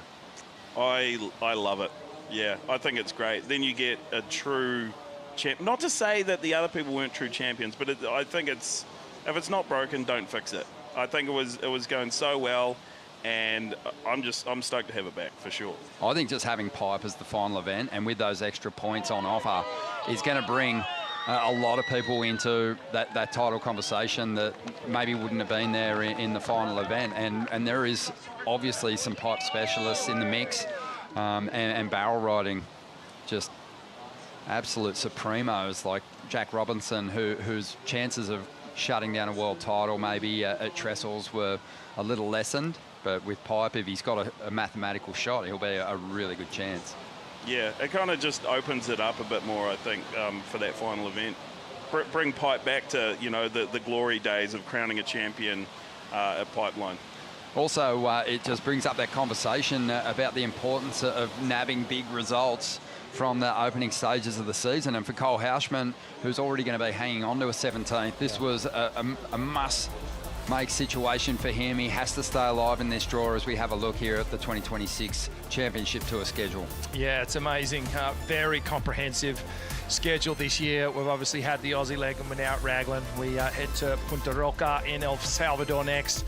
over to Brazil, and then the South Pacific stage of the tour where we hit Chopu and Tahiti and Cloudbreak, and then over to the high performance wave at Live Trestles. Then we do this kind of little post-season. We'll lose a couple of the athletes off the bottom of the ratings, and then we'll head to Abu Dhabi, Peniche, and then wrap things up at Pipeline, where 1.5 points will be on offer, and the showdown will no doubt take place.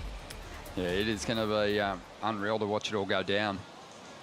It's interesting too, there's been some chatter today just about the results for certain competitors, the fact that Toledo didn't really wrestle a huge result away from the first 2 stops on the tour, and Medina was kind of on fire, and now Medina's had a couple of 9th place finishes. So, you know, any dud results from here on in will stay in the scoreline towards a world title. But chatting with Griffin Colapinto and his poor start to last season, he eventually got the 2nd place. He was saying, look, someone can go on a magic run, turn their year around and climb to the top end of the ladder. But, you know, when you consider that those results can really hold you back, there's a big point spread between, say, a 9th place finish and getting into the semi-finals of an event. That's true, but the really consistent performers, if they're only hanging on the 9ths, like, you are kind of in danger of letting a world title slip through your fingers if you got those poor finishes. 100%, unless everyone kind of falters and starts having to count those 17th and 9th places. Looks like Cole's having a bit of interest in this one, little inside runner perhaps. Willing to take a chance on it under priority. There's not a whole lot in the wave though, so he kicks out. Just asking some questions of Leonardo Fioravanti, who with 5 minutes to go is after a big number. We have seen scores go beyond an 8.74 today already. And it's kind of, it is getting toward that point now where it might have to be just a single ride. An excellent score from Leo to save himself in this draw. Yeah, he's going to need a special kind of wave, isn't he? And he's going to need to surf it up for sure. But he knows the drill. He'll just wait patiently for one of these sets to come around the corner. And normally, Luke, a couple of 2, 3 waves in a set, generally at Manu Bay here? Yeah, usually about 3 waves. I mean, at the moment we've got like the long period swells, so when the sets come, it comes in a bit of a flurry. You maybe get 4 or 5 waves at sometimes, but yeah, usually don't take the first wave either. Second wave's better. I'm giving some advice out to anyone who wants to know a little bit about Manu Bay. Don't take the first wave. Perfect. Because we might be out there at some stage in the next couple of days, Rich, when our heat gets underway. Let's dive into the recap now. Cole Houshmand started brilliantly. Nice wave. A lot of steep wall to work with, and he made really good use of it. Yeah, I love just everything he was offering here. Lots of variety. And really showing us all the different tricks that he has in his book here. And Leo fought back. He's got a couple of 6s on the board. You could just see the difference in wave height. Leo surfing really good, but just a little bit more open face for Cole to really work on that power game and lay down those big turns. He got this little inside runner, tagged it, and it grew down the line. And you can see just blasting off the top. So much water moving, showing us some innovation as well. And love just the quick recovery off the air rev into a big power hack. So again, showing us just not over repetitive maneuvers, really mixing things up, keeping the judges entertained. Leonardo, he's looking really well conditioned at the moment. He's faced a lot of hectic injuries throughout his championship tour career. Campaigning on the qualifying series, broke his back at Pipe. He suffered a dislocated shoulder.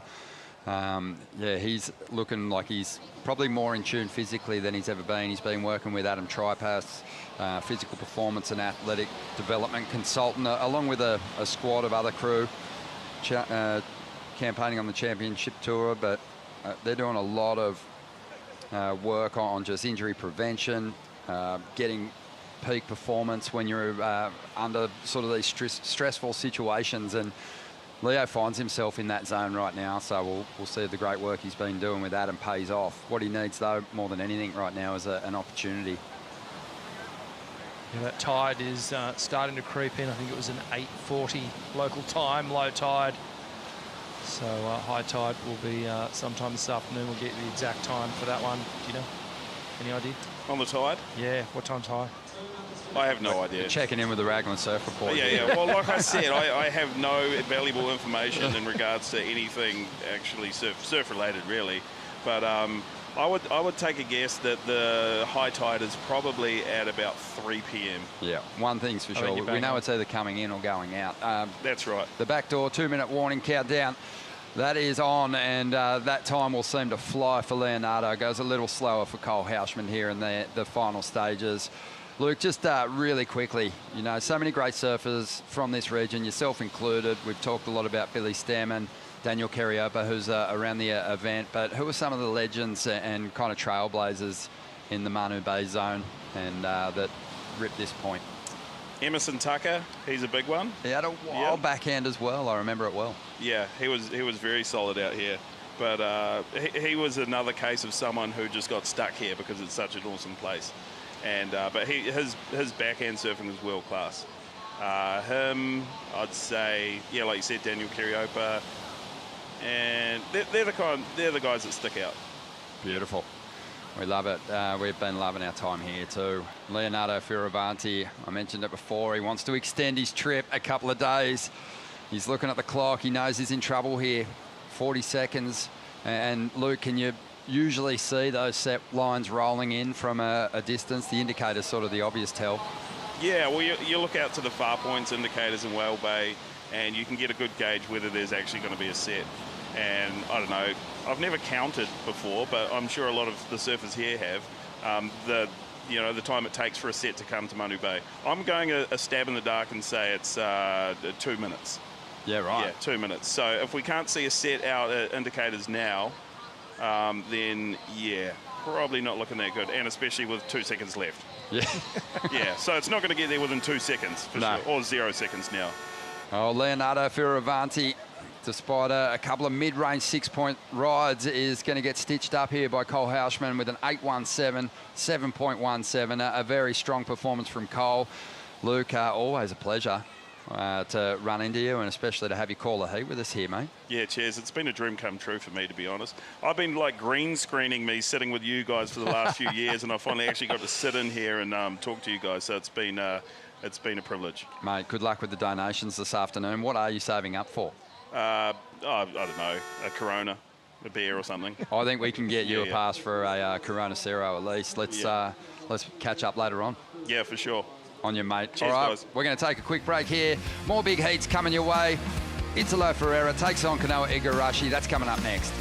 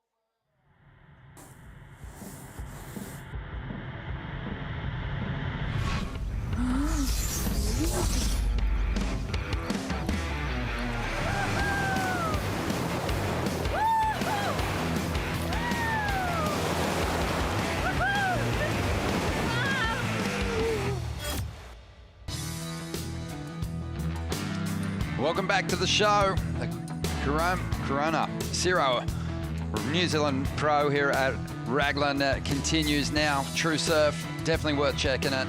Download now, worldsurfleague.com/True Surf. Look at the crowd building in anticipation of a huge afternoon here. Of course, we're setting up the quarterfinals bracket on the men's side here at the Corona Cero New Zealand Pro, presented by Bonsoy, and then we are getting into quarterfinals for the women, and the matchups there are super impressive, but this is going to be a big one.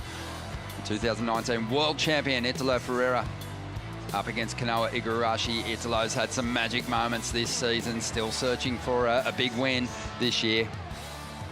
Got a number of CT victories already. An Olympic gold medalist, Canoa Igarashi.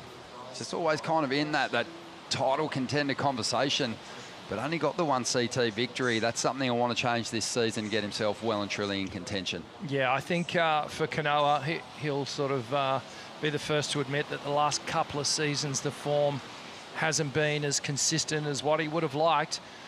He's doing a lot of work here with Jake Patterson as his coach, and he's been looking good. Obviously, working with JS Industries as well on the boards. He's riding one of the new monsters out there today. And Italo working with Timmy Patterson. Yeah, Canoa last year had a couple of finals. Final down at Bells where he looked really sharp, Trestles. He had a runner-up finish there. But he kind of fell off the pace in the last three events. It cost him a shot at a world title over in Fiji. Finished the year 7th. Wants to maintain his position right up there in the top 10. It's going to be Italo getting things started here, though. So much speed. He's been freaking us out with the aerial game, but he's going to keep his rails wet here. Whips the board right around back into the bowl and then unloads on the pocket. So off those midnight black board sprays that he was riding earlier in the season. And looking sparky on that equipment as we see Canoa getting in on this opening exchange. Solid set waves rolling through on the opening stanza here as Canoa looks to stay on pace with Italo. Had a couple of big turns to kick off his ride. Yeah, Italo was hammering down the line and a couple of big impactful turns. We're yet to see what Canoa did on the outside section on his wave, but this another classic Goofy v Natural matchup that we've got in the water. One of the fastest surfers on the planet, Italo Ferreira. Let's have a look at the replay here. So pumping for speed, driving down the line. Goes from the bottom up into that top zone where he just carves the lip into and then jams a huge power hook. Another nice wrap as he brings it down the line, and as the wave fattens out, just a couple of S turns to finish off. And this is our first look at the outside section. So on the backhand, long section in front of him, but he squares up. And on the backhand here, Canoa Igarashi, a couple of nice tidy turns right up high in the pocket. So beautiful form here from Canoa. A little bit more horizontal in the approach for Italo Ferreira, but there was a lot of power.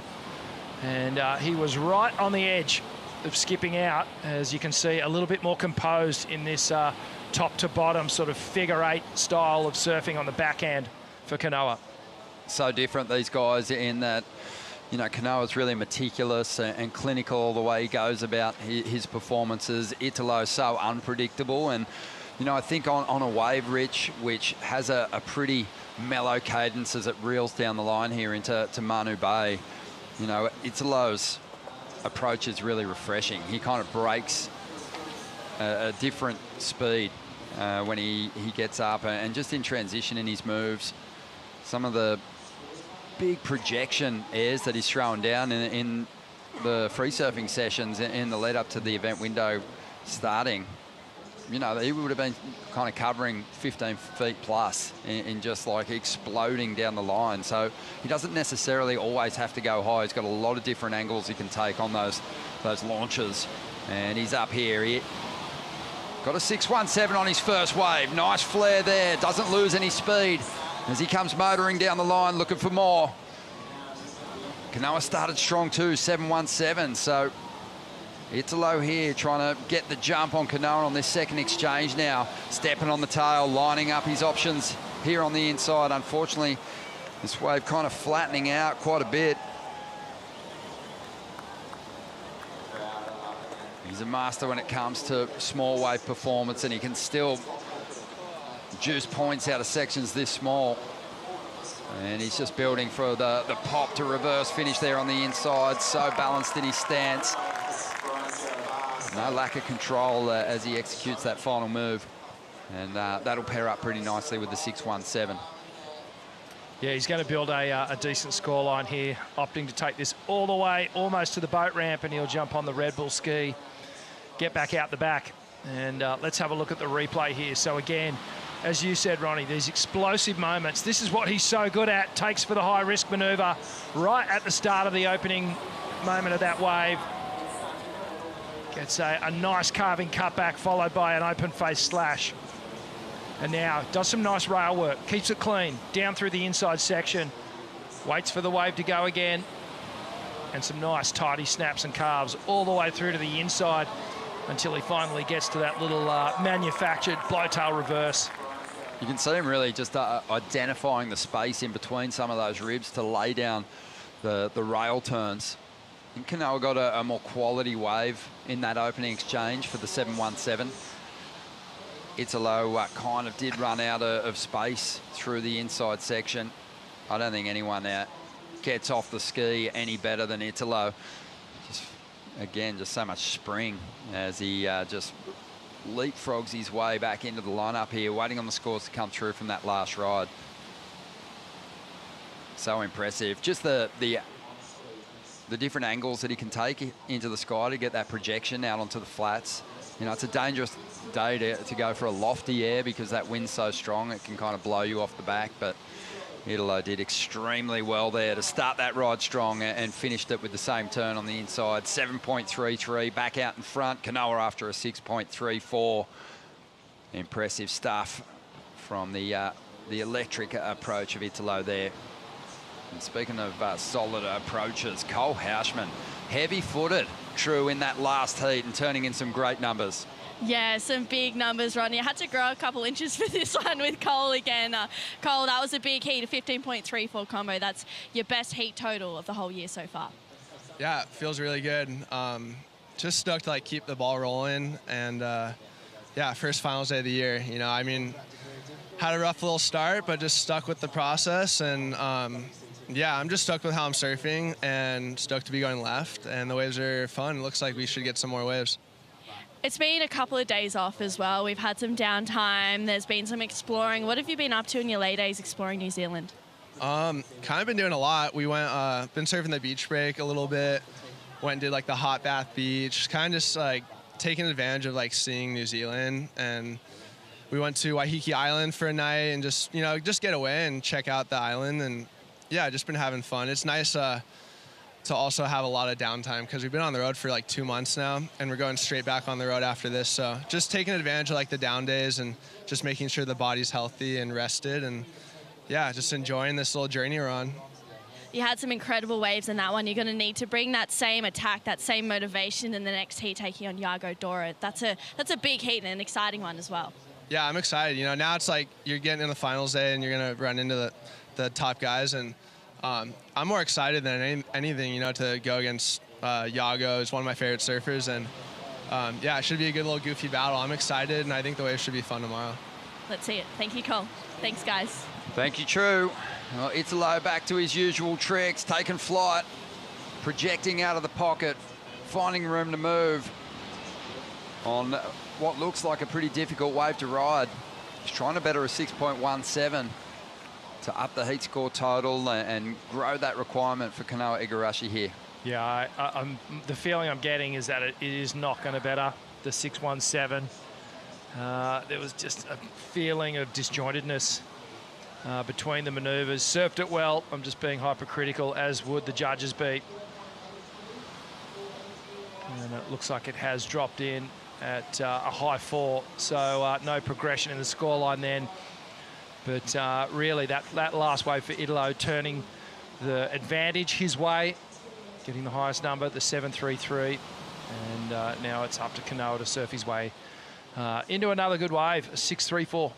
Canoa, 28 years of age now. His 9th year on the championship tour, and came on as a Grom.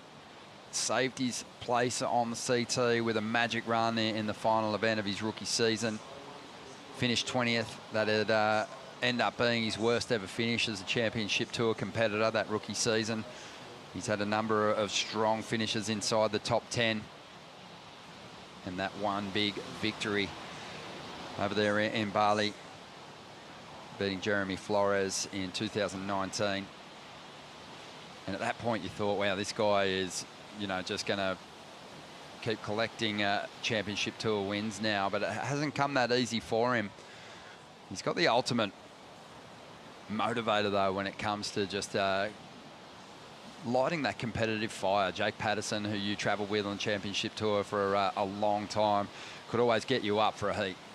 Yeah, Snake has a way of kind of identifying a way to win, even against, I guess, a more favoured or more highly rated opponent. So we see Italo staying busy on the inside. Yeah, dangerous. Italo just finding room on the inside. Great carb to get started. Holds the rail line before launching. Another one of those trademark pocket fin releases to reverse. And now he's just kind of cruising. He's done great work on the outside. He's just begging this wave to stand up again so he can add more points down the line. And he'll make his move now, starting to engage the rail. And this one's just not going to do it for him. Even on a wave, though, that's not really providing a lot, Italo gives it every chance to hit the inside and load up again, because he's got those little moves that he can call on. Incredible small wave surfer, and the most impressive thing about Italo, he's collected some of the biggest event titles you can claim on the CT at heavy water locations too. Yeah, absolutely. And I think, Ronnie, the purpose of this too is to just get in and take the ski rather than paddle. So he's just playing the numbers game here, but I did like the second little kind of pop air reverse that he did on that wave. Got a little bit more inverted, starting to show us some different angles, which he is so capable of doing. But an amazing win at Bells, up against Mick Fanning early in his career. His first CT victory. Yep. Yeah, Italo, he's been unbelievable. 10 championship tour victories. And yeah, one of his biggest fans ever since he came onto the CT. A fellow goofy footer, Kaipo, wants in on the conversation. Well, what I'd like to say is that Italo Ferreira, that's why he's Bravo. Bravo, he's kind of the man. Watch him as he's just getting back out there on the Red Bull jet ski. Why? Because he's one of the few surfers that can surf up a wave. Though he hasn't had super quality waves out here, but he's able to bring that excitement and surf up a wave. And so that's what makes him so dangerous from every single heat I've seen here at Manu Bay. You were there, Kipes, when he won that maiden world title. Incredible scenes, and to get it done and to win the Pipe Masters the same day, huge.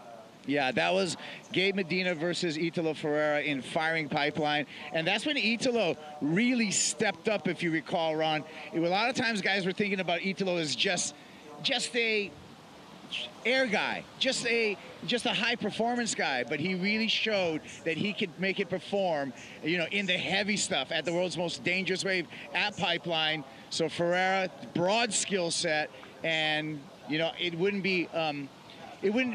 couldn't discount him earning another world title with a Pipeline finish this year on tour. I know it's very early, but Bravo looking on point. He sure is. Yeah, also added a Tahiti title to his impressive list of CT victories in 2024. He's been strong right around the championship tour schedule, Rich, and a lot of those events obviously still exist on the schedule this year. Yeah, for sure. I think Italo would be sort of putting a circle around every single event on the tour because, you know, he, as Kaipo mentioned, he is just so well-rounded, and he's proven in the heavy water waves that he's equally as capable as in these smaller running little lefts here as we check the replay. See how he got a little bit more inverted than the board standing vertical, really popping the fins high.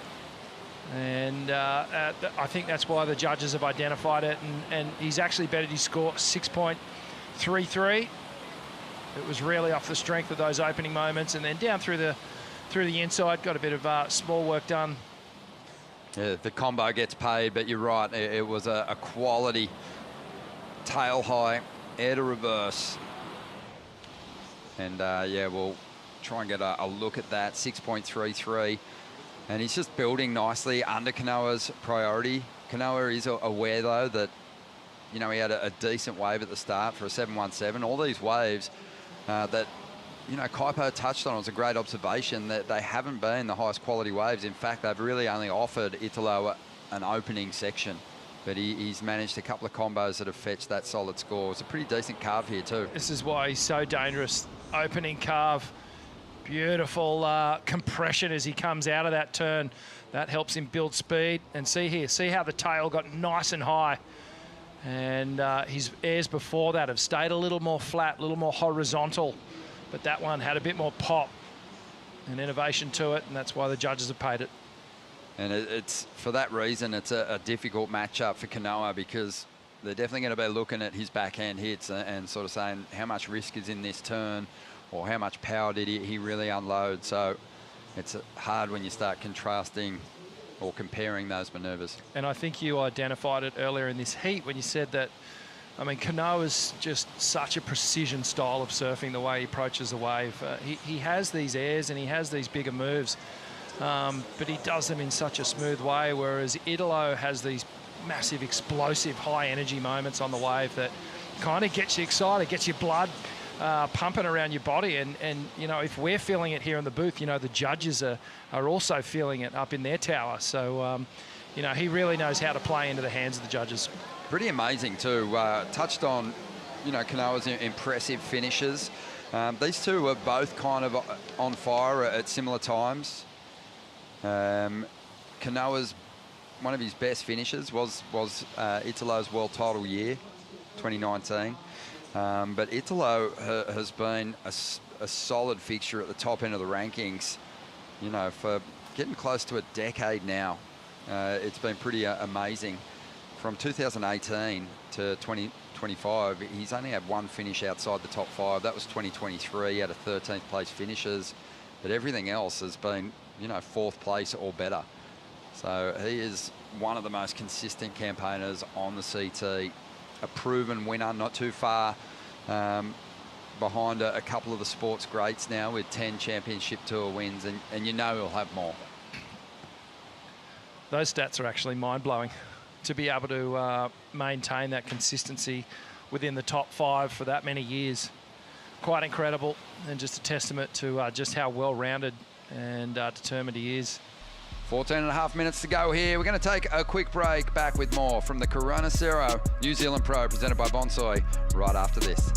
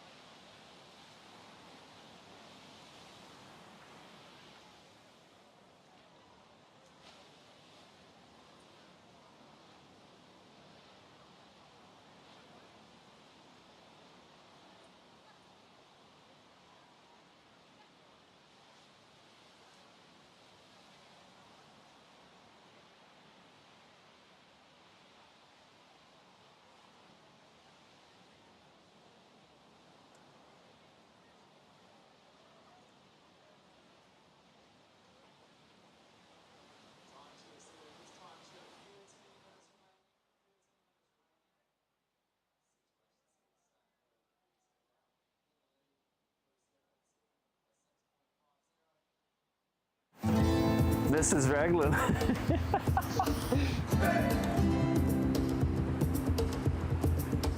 Beautiful Mount Karioi. This is our local mountain. that's meant to be a lady. It looks over us from time to time. I've driven around the mountain and we're probably like 20 minutes from Manu Bay. We're on the south side of Ragland, driving to a beautiful spot, Rhodavale Falls. Just walked through the beautiful little forest to the top of the waterfall.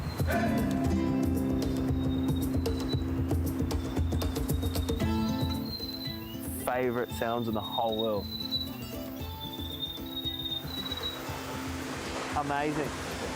The sounds, beautiful. There's no noise, just the water falling, the animals. It's very peaceful. I listen to that every night. It's still quite raw and untouched, and it reminds me of how beautiful this place is. Kind of gives me a moment to just sit back and appreciate it all.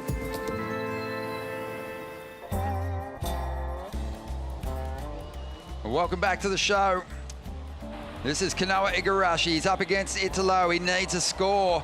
He had a 7-1-7 on his opener. He's after a 6.5 out of this one to get himself back out in front. Good section stands up here. Canoa, as always, arrives at the perfect time to deliver these backside hits. Rolling through to the inside. He's been patient. Just his second wave in the heat. And it was a good one. So picked it nicely. Good use of the priority. But Italo's been throwing down some pretty dynamic turns, so it'll be interesting to see where the judges go with this one. Just a number of backhand hits laid down. Ronnie Blakey with Richie Lovett for the call, and Rich Canoa making his move, wanting to start to get back into this battle. Some to and fro exchanges unfolding. Italo on the outside now. Wow, a lot of spark and a little bit of release in the tail, and a whole lot more on that move. Italo just looking super fit and explosive here as he swings. Maybe a better version of that same turn down the line. And this wave standing up nicely, bowling through the inside. Incredible tail slide there. Really got the board. Turned right back to the beach. And an interesting grab to maintain control through these final turns. Italo really is flaring up. Throws the little shove it. He's going to ride out. Well, I go back to my earlier statement. These big, impactful, explosive moments that he's delivering. Yago Dora, coach to Italo Ferreira. And, well, he gave us pretty much everything, including the kitchen sink on that one. He also grabbed the spotlight from Canoa Igarashi and just wrestled it back in his favour. It was a good quality-looking wave for Canoa on the outside. But it sort of forced him into a series of similar turns, whereas Italo just threw a whole lot of different stuff at us, especially some of the tail slide work through the inside bowling section. Well, we saw this in Cole Houshmand's heat against Leo Fioravanti just prior to this one, and where the natural footers maybe have a disadvantage is they can't square up on the backhand like we see Canoa is here. I mean, this is beautiful surfing, pinpoint accuracy. And he tags this a number of times down the line. Swordsman-like precision style of surfing here, just cutting the wave. Off the bottom, off the top. A little bit more of a body extension carve as he comes through to the inside. But again, as you mentioned, Ronnie, a little bit of repetition. A lot of the same manoeuvre or just slight variations on the same manoeuvre. Somewhat restrictive on your backhand, whereas the forehand approach, you may not be able to get as vertical at times, but you can offer a little bit more variety, or certainly that's what Italo's doing, a big carve to slash. So that's a unique turn. Then he goes for the air rev. Little stumble, but tidies it up well. Cut back. Sits on the tail for a minute, and then he does a more inverted tail flare reverse. Again, just waiting patiently down the line. Snap to slide, little off the top re-entry, brings it all the way down. Rise fakie for a moment there, doesn't bring it all the way around, so again, more variety, and then a little pop shove it to finish off. So sick to see the variation, Kaipo, on show. A couple of versions of that big, explosive reverse out of the pocket, but the tail slide work on the inside, super, super impressive. Well, just the fact that we talked about him surfing up waves. You know what? Let's get back to that conversation after we watch Canoa Igarashi, who definitely needs to come back in this heat right now. Tail slide off the top for Igarashi. One more snap, gets a little bit loose there, Ron. We'll see how it forms up to the inside here. Good call, Kipes. Yeah, the big hit on the outside. It's exactly what Canoa's been missing on his previous rides. And that one could set him up pretty well. He's after a big score, though, 8.73. And there's definitely comparisons to be made to the 8.57 that we saw for Italo. It had a couple of big airs that had so much variation down the line, but felt like a cleaner, more explosive combo from Canoa on the outside. Yeah, definitely. This is more of what we want to see. You'll notice streaking down the line, squares up, tags this one. Watch the tail release here. Bang, gets the full drift around that moment. That's what's been missing. Again, beautiful carving work on the backhand here. Canoa, unfortunately, the wave just lays down. Doesn't offer him that inside section, but really good signs on the opening moment. He's starting to push harder. Yeah, that was an impressive combination there for Canoa, but he ran out of steep face to work with down the line. It's so interesting, just the body language of these two on those first few exchanges. The opening exchange, Canoa connected with a wave that gave him, you know, great space to let go of a clean series of 3 turns.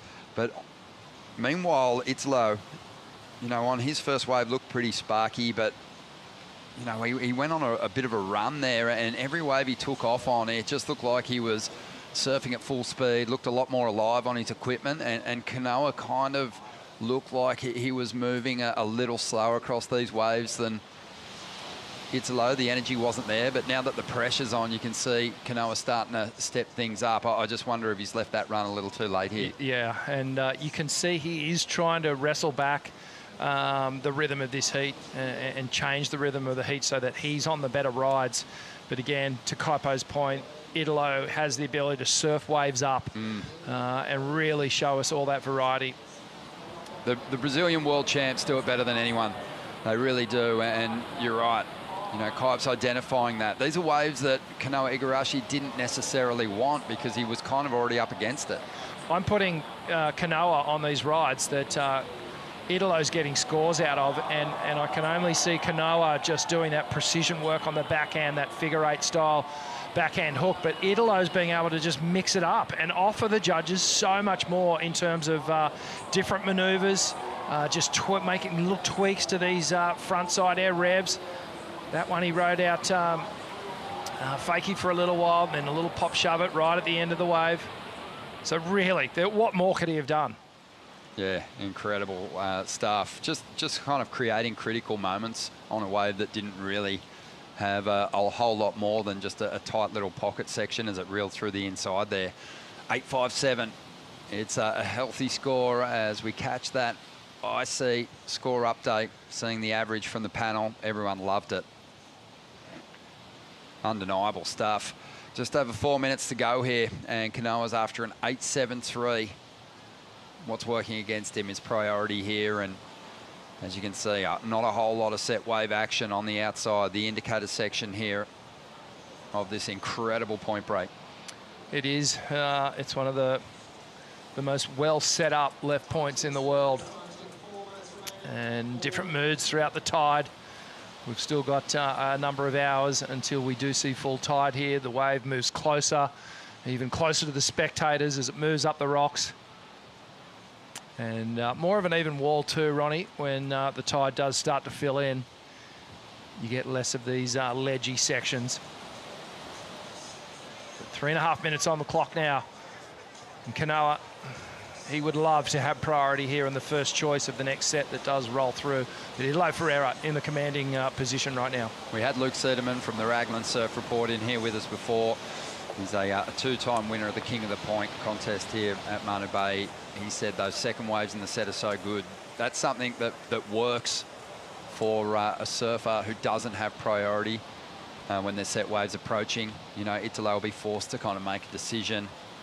That first wave looks pretty good, and Canoa can sell it to him, and Canoa might just get an opportunity on the outside, but we just saw Canoa giving his crew a little thumbs up, it looked like, from out there in the lineup. Yeah, perhaps a couple of signals from his coach just to stay in the slot here. Just make sure you close this one out. He's in the perfect position, just sitting to the right of Canoa with priority, so giving him the ability to block Canoa and take whatever wave he wants. But he looks on. He does. Italo Ferreira looks very, very good. He's had some tough draws in this third round this year. Got beaten by Medina in the third round down at Bells Beach. Surfed really well in that heat. It was a close one. Medina just got it in the end. Lost out to the event winner in the semi-finals at Margaret River. Lost out to the event winner in the third round on the Gold Coast, Nathan Ewing. So, you know, no easy road through these first three events. But some real opportunity in this contest to bag his first championship tour win of the season with surfing like that. Yeah, he's on the way, isn't he? And just, I feel like this energetic, real lively approach that he brings, that he's so famous for, it actually really suits this style of wave, even though the wave is somewhat slower and can be, I guess, repetitive in how it just comes down the point here. But Italo creates this speed to it that not many other surfers have been really able to untap. Yeah, he can really manufacture those critical turns on sections that don't seem to provide it for other people. You know, it's a unique approach that he has to the pocket of this wave, and one that served him well here with one wave knocking on the door of excellence and the other going 8.57. Time ticking by, not a lot of set wave action out here for Canoa, and that will work in Italo's favour. Might be a medium-sized set on the way, but not sure it's going to reach here in time. Lots to look forward to this afternoon. Big heat coming up next. Jack Robinson up against Miguel Pupo, who took out the first event of the year down there at Bells Beach. And Jack is desperate to get himself into some finals, having started the year with a collection of less than favourable results. Looked sharp on the back end here in that second round. Put together an excellent heat score total of 16.1. 15 seconds to go. Not seeing a whole lot of opportunity rolling the way of Canoa Igarashi here at the moment. Might be that medium-sized set just about to stand up here, but I don't think it's going to reach the line-up in time. The onside announcer's counting this one down. Italo Ferreira gets the job done. Throws a shaka to his rival and gets set for finals day. Yeah, Italo Ferreira earmarking himself as one of the surfers to beat in this event. He looks really good. He's been putting down excellent numbers, and he's done it again here. The 8.57, the high number. 15.9 heat total to take down one of the precision surfers on the tour, Canoa Igarashi. Also put in a great performance, but just the innovation and variety of Italo Ferreira shining through in this one. Couldn't be matched today. So strong. And Canoa, you know, so definitely some positive signs for him through the opening stages of this championship tour schedule, but he's going to have to make up some ground over there in El Salvador. We're going to take a quick break. We'll bring in Joe Tapel and Vaughan Blakey for the call in just a moment.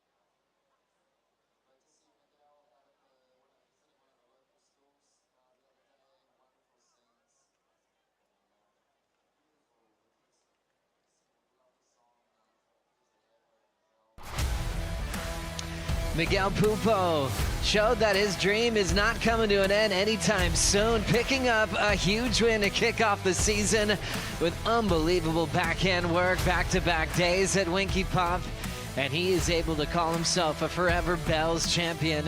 It was an all-goofy foot battle as well with Yago Dora.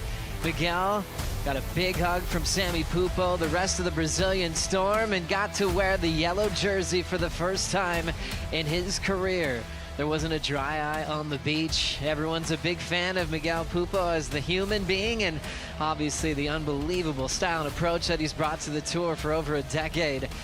He's number 2 in the world at the moment as he takes on Jack Robinson, who's up to number 15 on the live rankings as we're enjoying our day here in Manu Bay. Miguel Pupo on his front side this time, and Jack Robbo will be on his back end.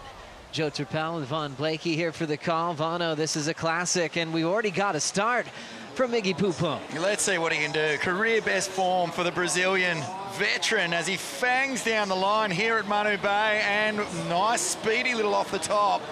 Whoa, wow, yeah. Well, I mean, 4 events in, and he's holding down number 2 on the rankings. He's actually moved up a space, and this is a great start to this heat, Joe. And Miguel Pupo, there's a little mistake, but he was feeling fast, wasn't he? There's no question about it. This guy has become a lot of people's new favourite surfer over the last 4 events in particular. You know, it's so easy to get in behind a story where you see a veteran, a journeyman, hit another gear and start to get results. Well, he's part of a camp right now that is on fire, and he's really enjoying his time on tour. Back up to number 2 in the world, though. I mean, at what point do we start thinking Miguel Pupo world champion? Oh man, what a story that would be, you know, to continue the explosion of the Storm, and you know, with Yago, the recent addition to world champions and dominating the world tour, and the way Miguel Pupo's put together a career where he hasn't peaked yet. You know, he's not, you know, showing us the same old moves. He's gotten even sharper, even stronger. He always told us in the beginning of his career, he just leaned on his talent. He didn't really realize he had to work that hard in the gym and everywhere else to be on this tour. Once he started doing just as much hard work as everybody else, these results just kept growing. And look what he's got for motivation. You know, he's got Sammy, who has reached another gear this year as well, and coach Adriano de Souza just feeling him with that grit, that self-belief that, you know, ADS was famous for. It's been a lot of fun. This has been a great year to watch Miguel Pupo. On the other side of the coin, we've got a world title contender who has yet to really fire and reach, you know, anywhere near his best. So Jack Robinson, you know, this is a big heat for him. This is the first comp where we've really seen him, I think, click, and it feels like he could get a massive result here as well. Well, I think the big thing for Jack is he hasn't really had to deal with this narrative going against him. He kind of caught fire quickly, and in a short period of time picked up so many wins on tour. You know, his win in Mexico was the last event of his rookie season. He needed to win that to really stay on tour at the time. Once that happened, he'd win everywhere, from Margaret River to G-Land to a Pipe Masters title. I think more wins than anyone else in a short space. So for him, coming off an enormous offseason, getting his... I actually think even that just then is a good sign.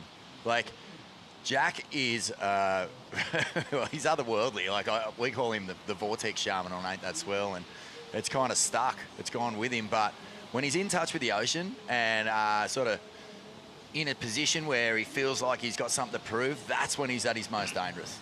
Miguel Pupo starts with a 5.5. Fell on the last turn, but got a quick start, so Jack will have priority.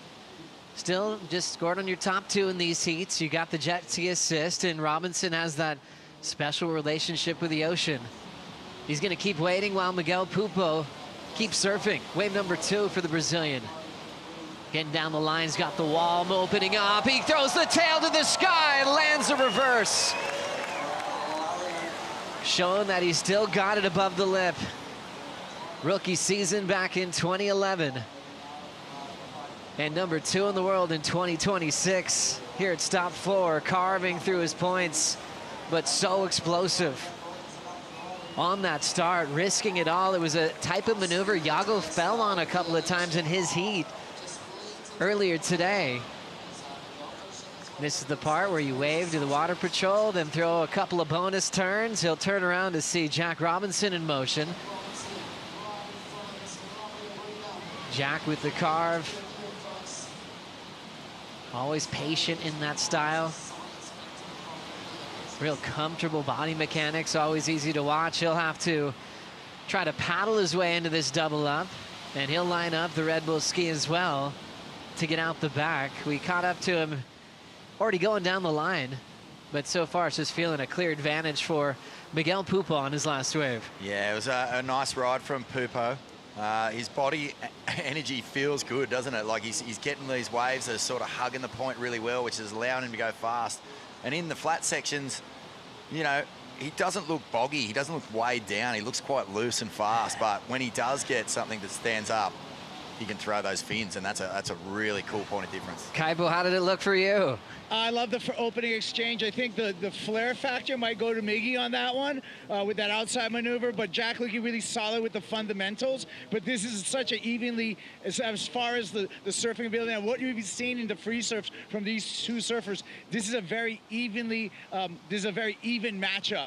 So, but I do think that Miggy had a little bit more flair in there, but there's so much more to go. What I'm liking to see right now, too, is there are these lulls, but when the sets come, it looks like there's more power out here, a little bit more wave energy. Yeah, good call, Kaipo. Watching the fins and the flare start from Miguel Pupo, getting that board way out of the wave, and landing in transition is fun. Sometimes there's, you know, beach breaks where you see a clear ramp on a point break like this. You can see how guys like Miguel, Italo, Gabriel, Yago, they can see a section and just throw it out. But the inversion of Miguel's frontside air hasn't changed since he was a grommet. Yeah, it's cool, isn't it? That's a good point, mate. We saw Yago actually do an off-ramp, sort of full rotation air rev on day one. These things are more nose pick, tail waft. You'll see it here. He's fanging down the line. Oh, it's a right in the middle, that one, but a beautiful projection from Miguel Pupo, and then it's back to the rail on the way through onto the inside. But you can just see, you know, like the guy is that fit. He's so full of confidence. There's just no downtime on these waves, even when they slow up. So real cool. And have a close look at this. Nose pick. Hucks the tail into the air. You'll see the board's, the front foot slide down to the nose of the board, and then that'll dig in and allow him to ride out as he shifts his weight back. And this is what Jack Robbo got done out the back. And that was nice. Good little stab, and he backs it up into a power carve. So there was some work done there, and even that little pivot. And Jack's up for this. I think he's feeling like he's finally found some momentum. Lots of changes for Jack in the off-season, Joe, and so with lots of changes comes, you know, a lot of space to have to find that rhythm, find that pathway. It's not as simple as the changes are going to work straight away. Oh, it was great to see the start of Jack's wave there, because that's where he did the most damage before we caught up to him, when he had to fade with those cutbacks and then call for the ski. Jack a 6, Pupo a 6.83. Let's now hear from Italo Ferreira with True. Yeah, thank you so much, Joe. Italo, that was a 15.9 combination that you got in that heat, the highest heat total that you've had of the year so far. More to come? I hope, yeah, for sure. I'm so glad to have some nice waves. Even like take a long time for the sets, you know, but I try to ride the little double up that we can do like combination of maneuver, you know, and have like some good scores. And then I try to like getting better and better in every single ride. And then, yeah, I'm so glad to make that one. We saw a bit of a change up in equipment from Felipe a little bit earlier on, getting a 2+1. Has that factored in your equipment, or are you just sticking to what you know? Yeah, I had a new board right now. It's a little bit smaller than the other one. I feel like you can move a little bit fast, you know, and then you can have like a little bit more volume on that. So make like a little bit quick on a transition, and then you can stay on top of the water a little bit more, because it's really like slow and that is not too much power on a wave. And you try to every time doing like some nice big hits on a wave. So I felt good on that board. I had one session last night and this morning, and I had, okay, I'm gonna try on a heat. That's why I don't have a lot of all those stickers on the board, and I try to ride, and then it was like so fun last night. But yeah, I make it happen, so this is important too. We were talking before as well, you know, about the waves and how some of the bigger ones go wide, some of those smaller ones hit the bank and hug those rocks. How important is it to identify those good ones out there on a day like today when it's slow? Yeah, on a high tide you can see a little bit better than on a low tide, because on a low tide you take off in a white water and then you try to find, you know, if it's good or not. But on a high tide you can see the wave turn a little bit, and then this is a good one to hit back to back. And then goes on a bank a little bit more easier, you know, and then that's what I'm looking for on that heat, and then I find some good one on the end. So I'm so glad to have that one. As well, the crowd here, everyone's showing up for you, Italo. You're walking in and there's cheers, there's claps, there's big smiles. How special is it to be here in New Zealand? Yeah, it's a really cool place here. We have been enjoy a little bit, you know, and especially on the last couple of 4 days, we're driving around, we surf, we had like a lot of different sessions on beach break and having super fun. I tried different boards and I tried to save my 510, and I was like to the team part some guy and talked to some guys in Brazil too. I was like, hey bro, I need 2 more boards, you know, because I'm almost done, because we're traveling for like 2 months already, you know, and all my small board has been done. And then I was like, fuck, I need a little bit more like equipment to keep improving, you know. And I'm so glad to be here to still surfing and make it happen. Yeah. Thank you, Italo. Thanks, guys. Thanks so much, True. It takes a village, doesn't it? And he's stoked to be getting boards from Timmy Patterson. What a story that was. You know, we always know about Tico and Teco, the brothers from Brazil that have been building boards for him for a long time. They learned so much from Timmy Patterson, so they've got a team there, but their team's global. They've got a guy named Simon Jones over here in New Zealand that whipped out that synthetic 84 Timmy Patterson model for him, and it paid off. Look at this open wall for Miguel Pupo. Tracking in the pocket. Throwing some big carves, similar to what we saw from Yago earlier today. Nice easy tempo and pace on that JS Industries. Gets out in front, finds the pocket to play with there. His low scores of 5.5 at the moment. But he identified a nice wall here at Manu Bay that's still running towards the boat ramp. Nice snap there off the lip line. Tight snap again out front, punches the fins out into reverse to mix it up. A point to the crowd as we'll catch up with Jack Robinson. Attacking his points, pushing hard. And the backhander from WA likes the way that one felt. With that showing us that he probably did some damage out the back as well, Vaughn. What a heat. This is an arm wrestle. And these guys are locked in. Miguel Pupo is finding incredible rhythm with this Manu Bay point right now. He looks fantastic. He's got such freedom on the wave face. And that variety that we saw Yago bring earlier is clearly inspiring him. I mean, he's got a flawless tempo for this wave. He's matching it beautifully, but I'm so curious to see what Jack got up to on the back. Let's stick with Miguel first. So he's deep, and look at the speed. That is just a beautiful line into that beautiful, like huge open face carve. Jams the second one, and that is just a really lovely bit of surfing here from the Brazilian. And this wave kept on giving too. It's like a little sleepy through this middle bit, but really cool that he got a few bonus sections onto the inside. And even these little turns, Joey, just such flair there. Kicks the tail, just reminds the judges that, yeah, that little sleepy bit didn't really mean a whole lot. Puts a stamp on it out the back with heaps of speed. He'll slide the tail here, Jack Robbo, and straight into the combination. And you know that he's feeling good on that. That was 3 rapid fire turns. The wave goes a little flat and he'll get to work. But he's feeling like something is clicking here, Jack Robbo. Just for himself, that little fist pump. You know, he's happy with the way that the opening part of this wave went. Gets another couple of little bonuses down the end. A little float, jams it, and right through all the way down to the boat ramp where the Red Bull skis are waiting.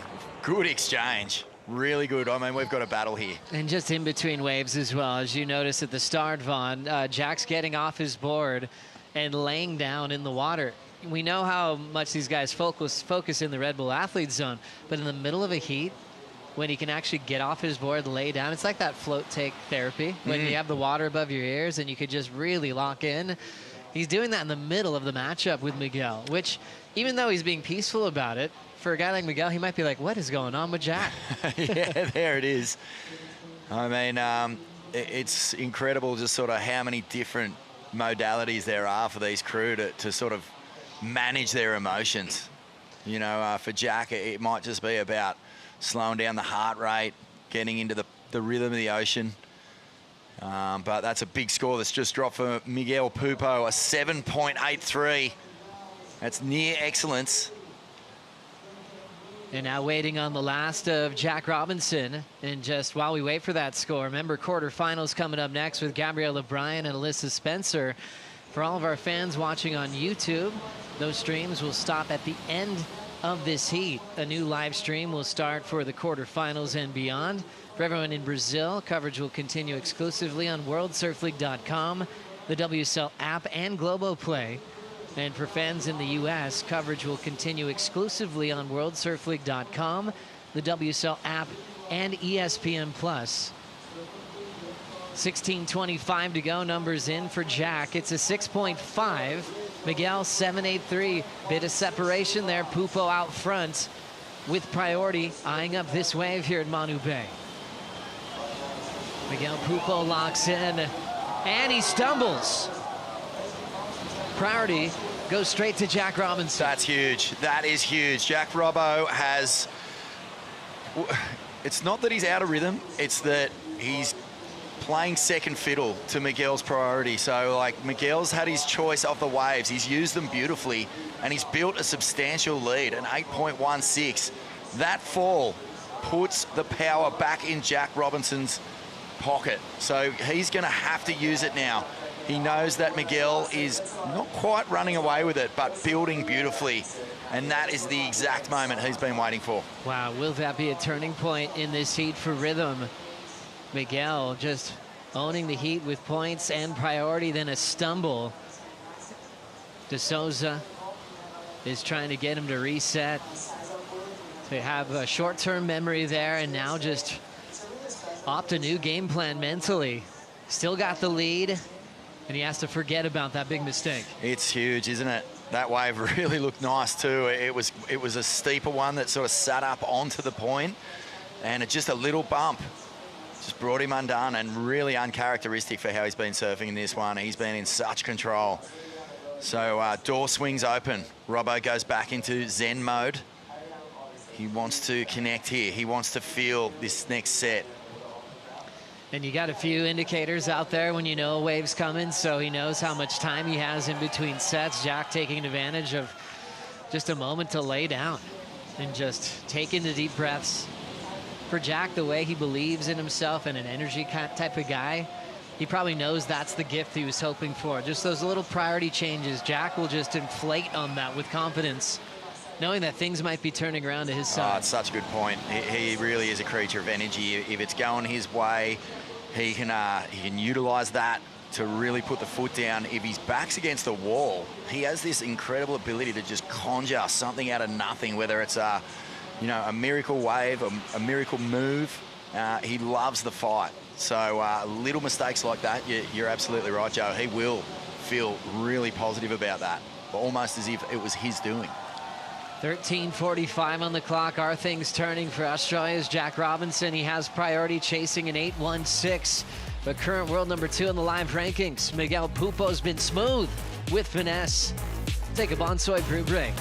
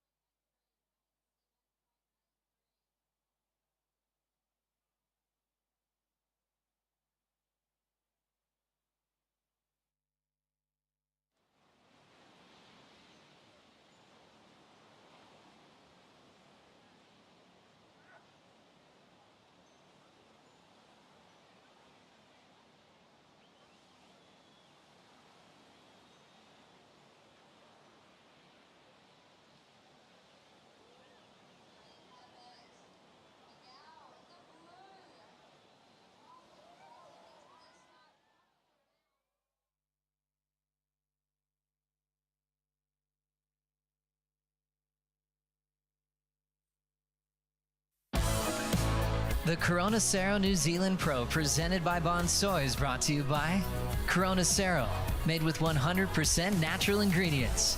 By Bonsoy, the official milk of the World Surf League. By IC Sunglasses, official eyewear of the Championship Tour. And by Tourism New Zealand, official strategic partner of the Corona Cero New Zealand Pro presented by Bonsoy. Welcome back to the Corona Cero New Zealand Pro presented by Bonsoy. Now, the men's round of 16 is coming to an end. So, True and I thought we would look forward to the women's quarterfinals. Bootsy, True, which one are you looking forward to most? JJ Noodles. It's that first one up there. Gabby Bryan and Alyssa Spencer is going to be a sick one. I mean, the backhand power of Gabby Bryan mixed with that frontside attack of Alyssa Spencer is going to be huge. What about you? Tell me. I'm really looking forward to heat number 3. Molly Picklin, Betty Lou Sakura Johnson. I really feel like those two really evenly matched. Both have had really good wave selection as well. So a little bit of competitive fire there. And of course, heat number 4, Truzy. Well, CM squared. Jesse and I are going to be talking through that one as well. And if you had to pick a winner for heat number 4? Carissa Moore. Okay, I'm going to go for Caroline. Heard it here first, guys. Love the breakdown from the Starling sisters as we go right into live action with Miguel Pupo flowing down the line. We did have Jack lose priority when we went to break. We'll get you caught up with that. This is why Miguel had this opportunity. So a quick stumble from Miguel. Jack had priority, handed it right back to Pupo. And he's not done with it yet.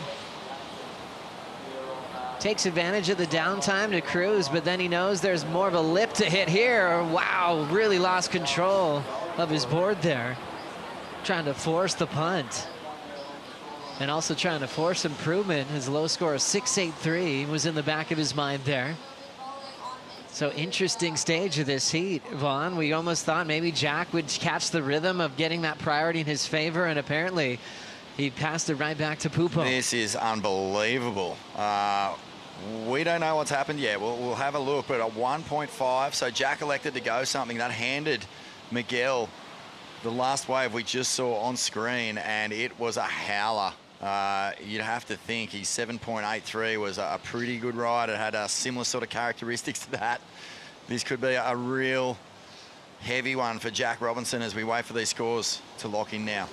Let's see what happened here. This is the move that Jack made during the break.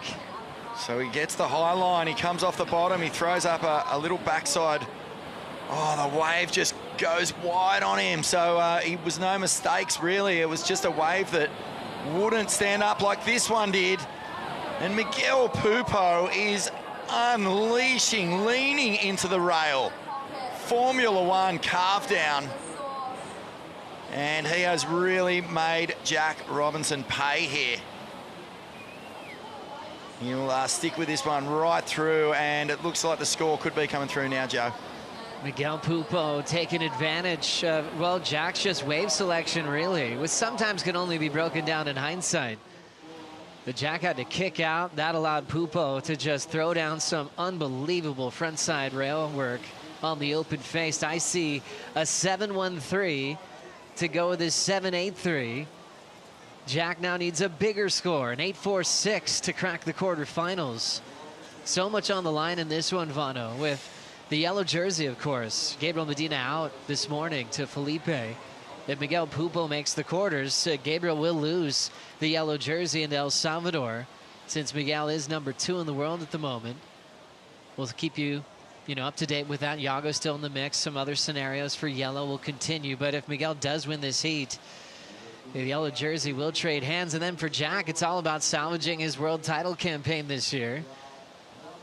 And for him, just being winless at this stage, trying to really put himself into a high gear in the world title race. A round 3 loss would be devastating moving forward. Yeah, you're right. Yeah, Robbo in his last heat looked spectacular. It honestly felt like something had clicked. But in this heat, it's wave selection really the difference. Miguel's just had waves that are allowing him to bring that new energy that he's found this year to the fall. He looks fast, he looks loose, he looks like he's having a ball. And now Jack is under pressure. And there's a lot of decision-making that needs to be done. That set let him down. So how does he find the wave that's going to give him that big score? I feel like he'd be backing himself no matter what, because, you know, he's done it 1,000 times before.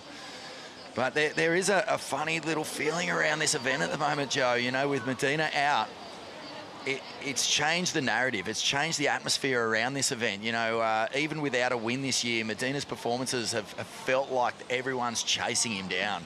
Well, with 2 early exits in a row now, you can just start to see everyone feeling like there's an opportunity brewing. Well, it's a crazy opportunity created by getting a stacked heat like Felipe versus Medina so early in the contest. That's supposed to be finals. In fact, that's been the world title showdown in the final 5 scenario in the past. To get giants meeting up in round 3 and in back-to-back events, it's big for surfing, but it's huge for the rivals in the world title race that are like, thank goodness one of those guys are gone early, creating some points at the top of the rankings. Yeah, you're so right. And there's, like I say, there's a feeling in that Red Bull athlete zone that this contest is crucial and really presenting a gateway to a world title run. I'm looking at, you know, the best performers, the biggest performers at the moment.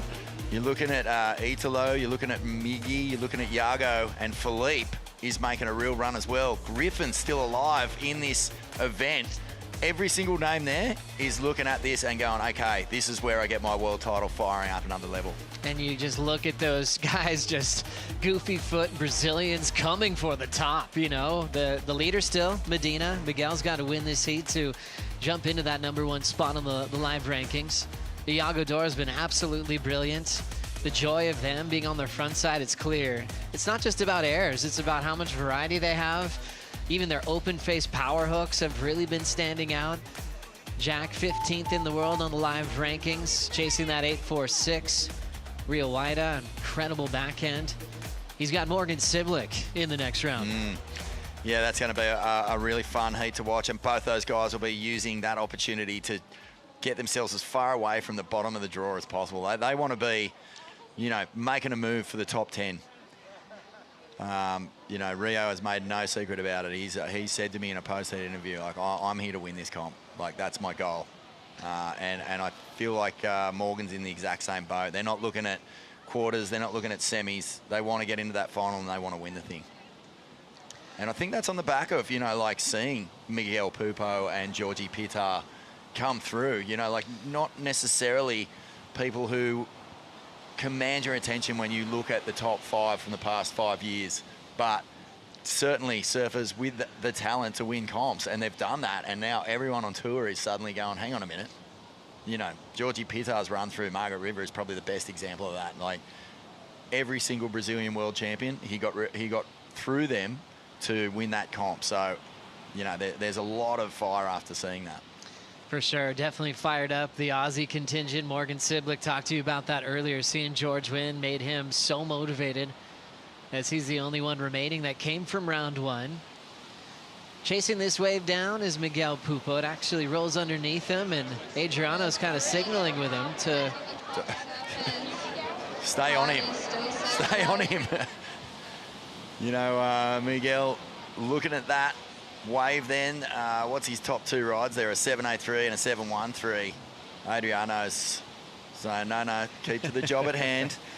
You know, we want to apply pressure to Jack here. The more he's feeling it, the harder it's going to be for him to open up on any opportunity that comes his way. Oh, Adriano de Souza, one of the greats, world champion in 2015, bringing the exact same intensity as a coach in this part of his surfing career, and had to do it the hard way. Adriano said, I was never on page 1 of any mags. I was never invited on those cool movie trips. People were upset with me the way I approached heats, and you know, he said, well, sorry about that if I offended you along the way. But he also became so well-rounded. He looked at every wave at a place where he could change his surfing. He bowed down to his heroes like Kelly and Mick and Joel and everyone, and he learned how to beat them as well when everything was on the line. And he was a much respected and highly celebrated world champion. Like, nobody loves seeing people do well and people who have to work their guts out for it. Man, that guy put his nose to the grindstone, went all out Cyborg to get it done. You know, that Mick Fanning mode where there's no stone left unturned. If there's something he could do to win that world title, he'd do it. And at the end of the day, you know, when he lifted that trophy, fans of pro surfing all over the world stood up and applauded because they were like, yeah, we can back that. We can back that work ethic to get it done. Now, great coach backing Miguel Pupo, keeping him invested.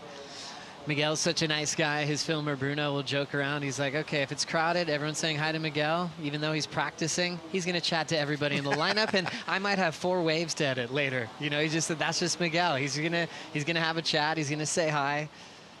He's going to take that time to enjoy where he's in the lineup. And, you know, filmers sometimes will be like, hey, let's catch a few more waves. So, you know, let's warm up. But he's got a great family-type atmosphere around him on the road.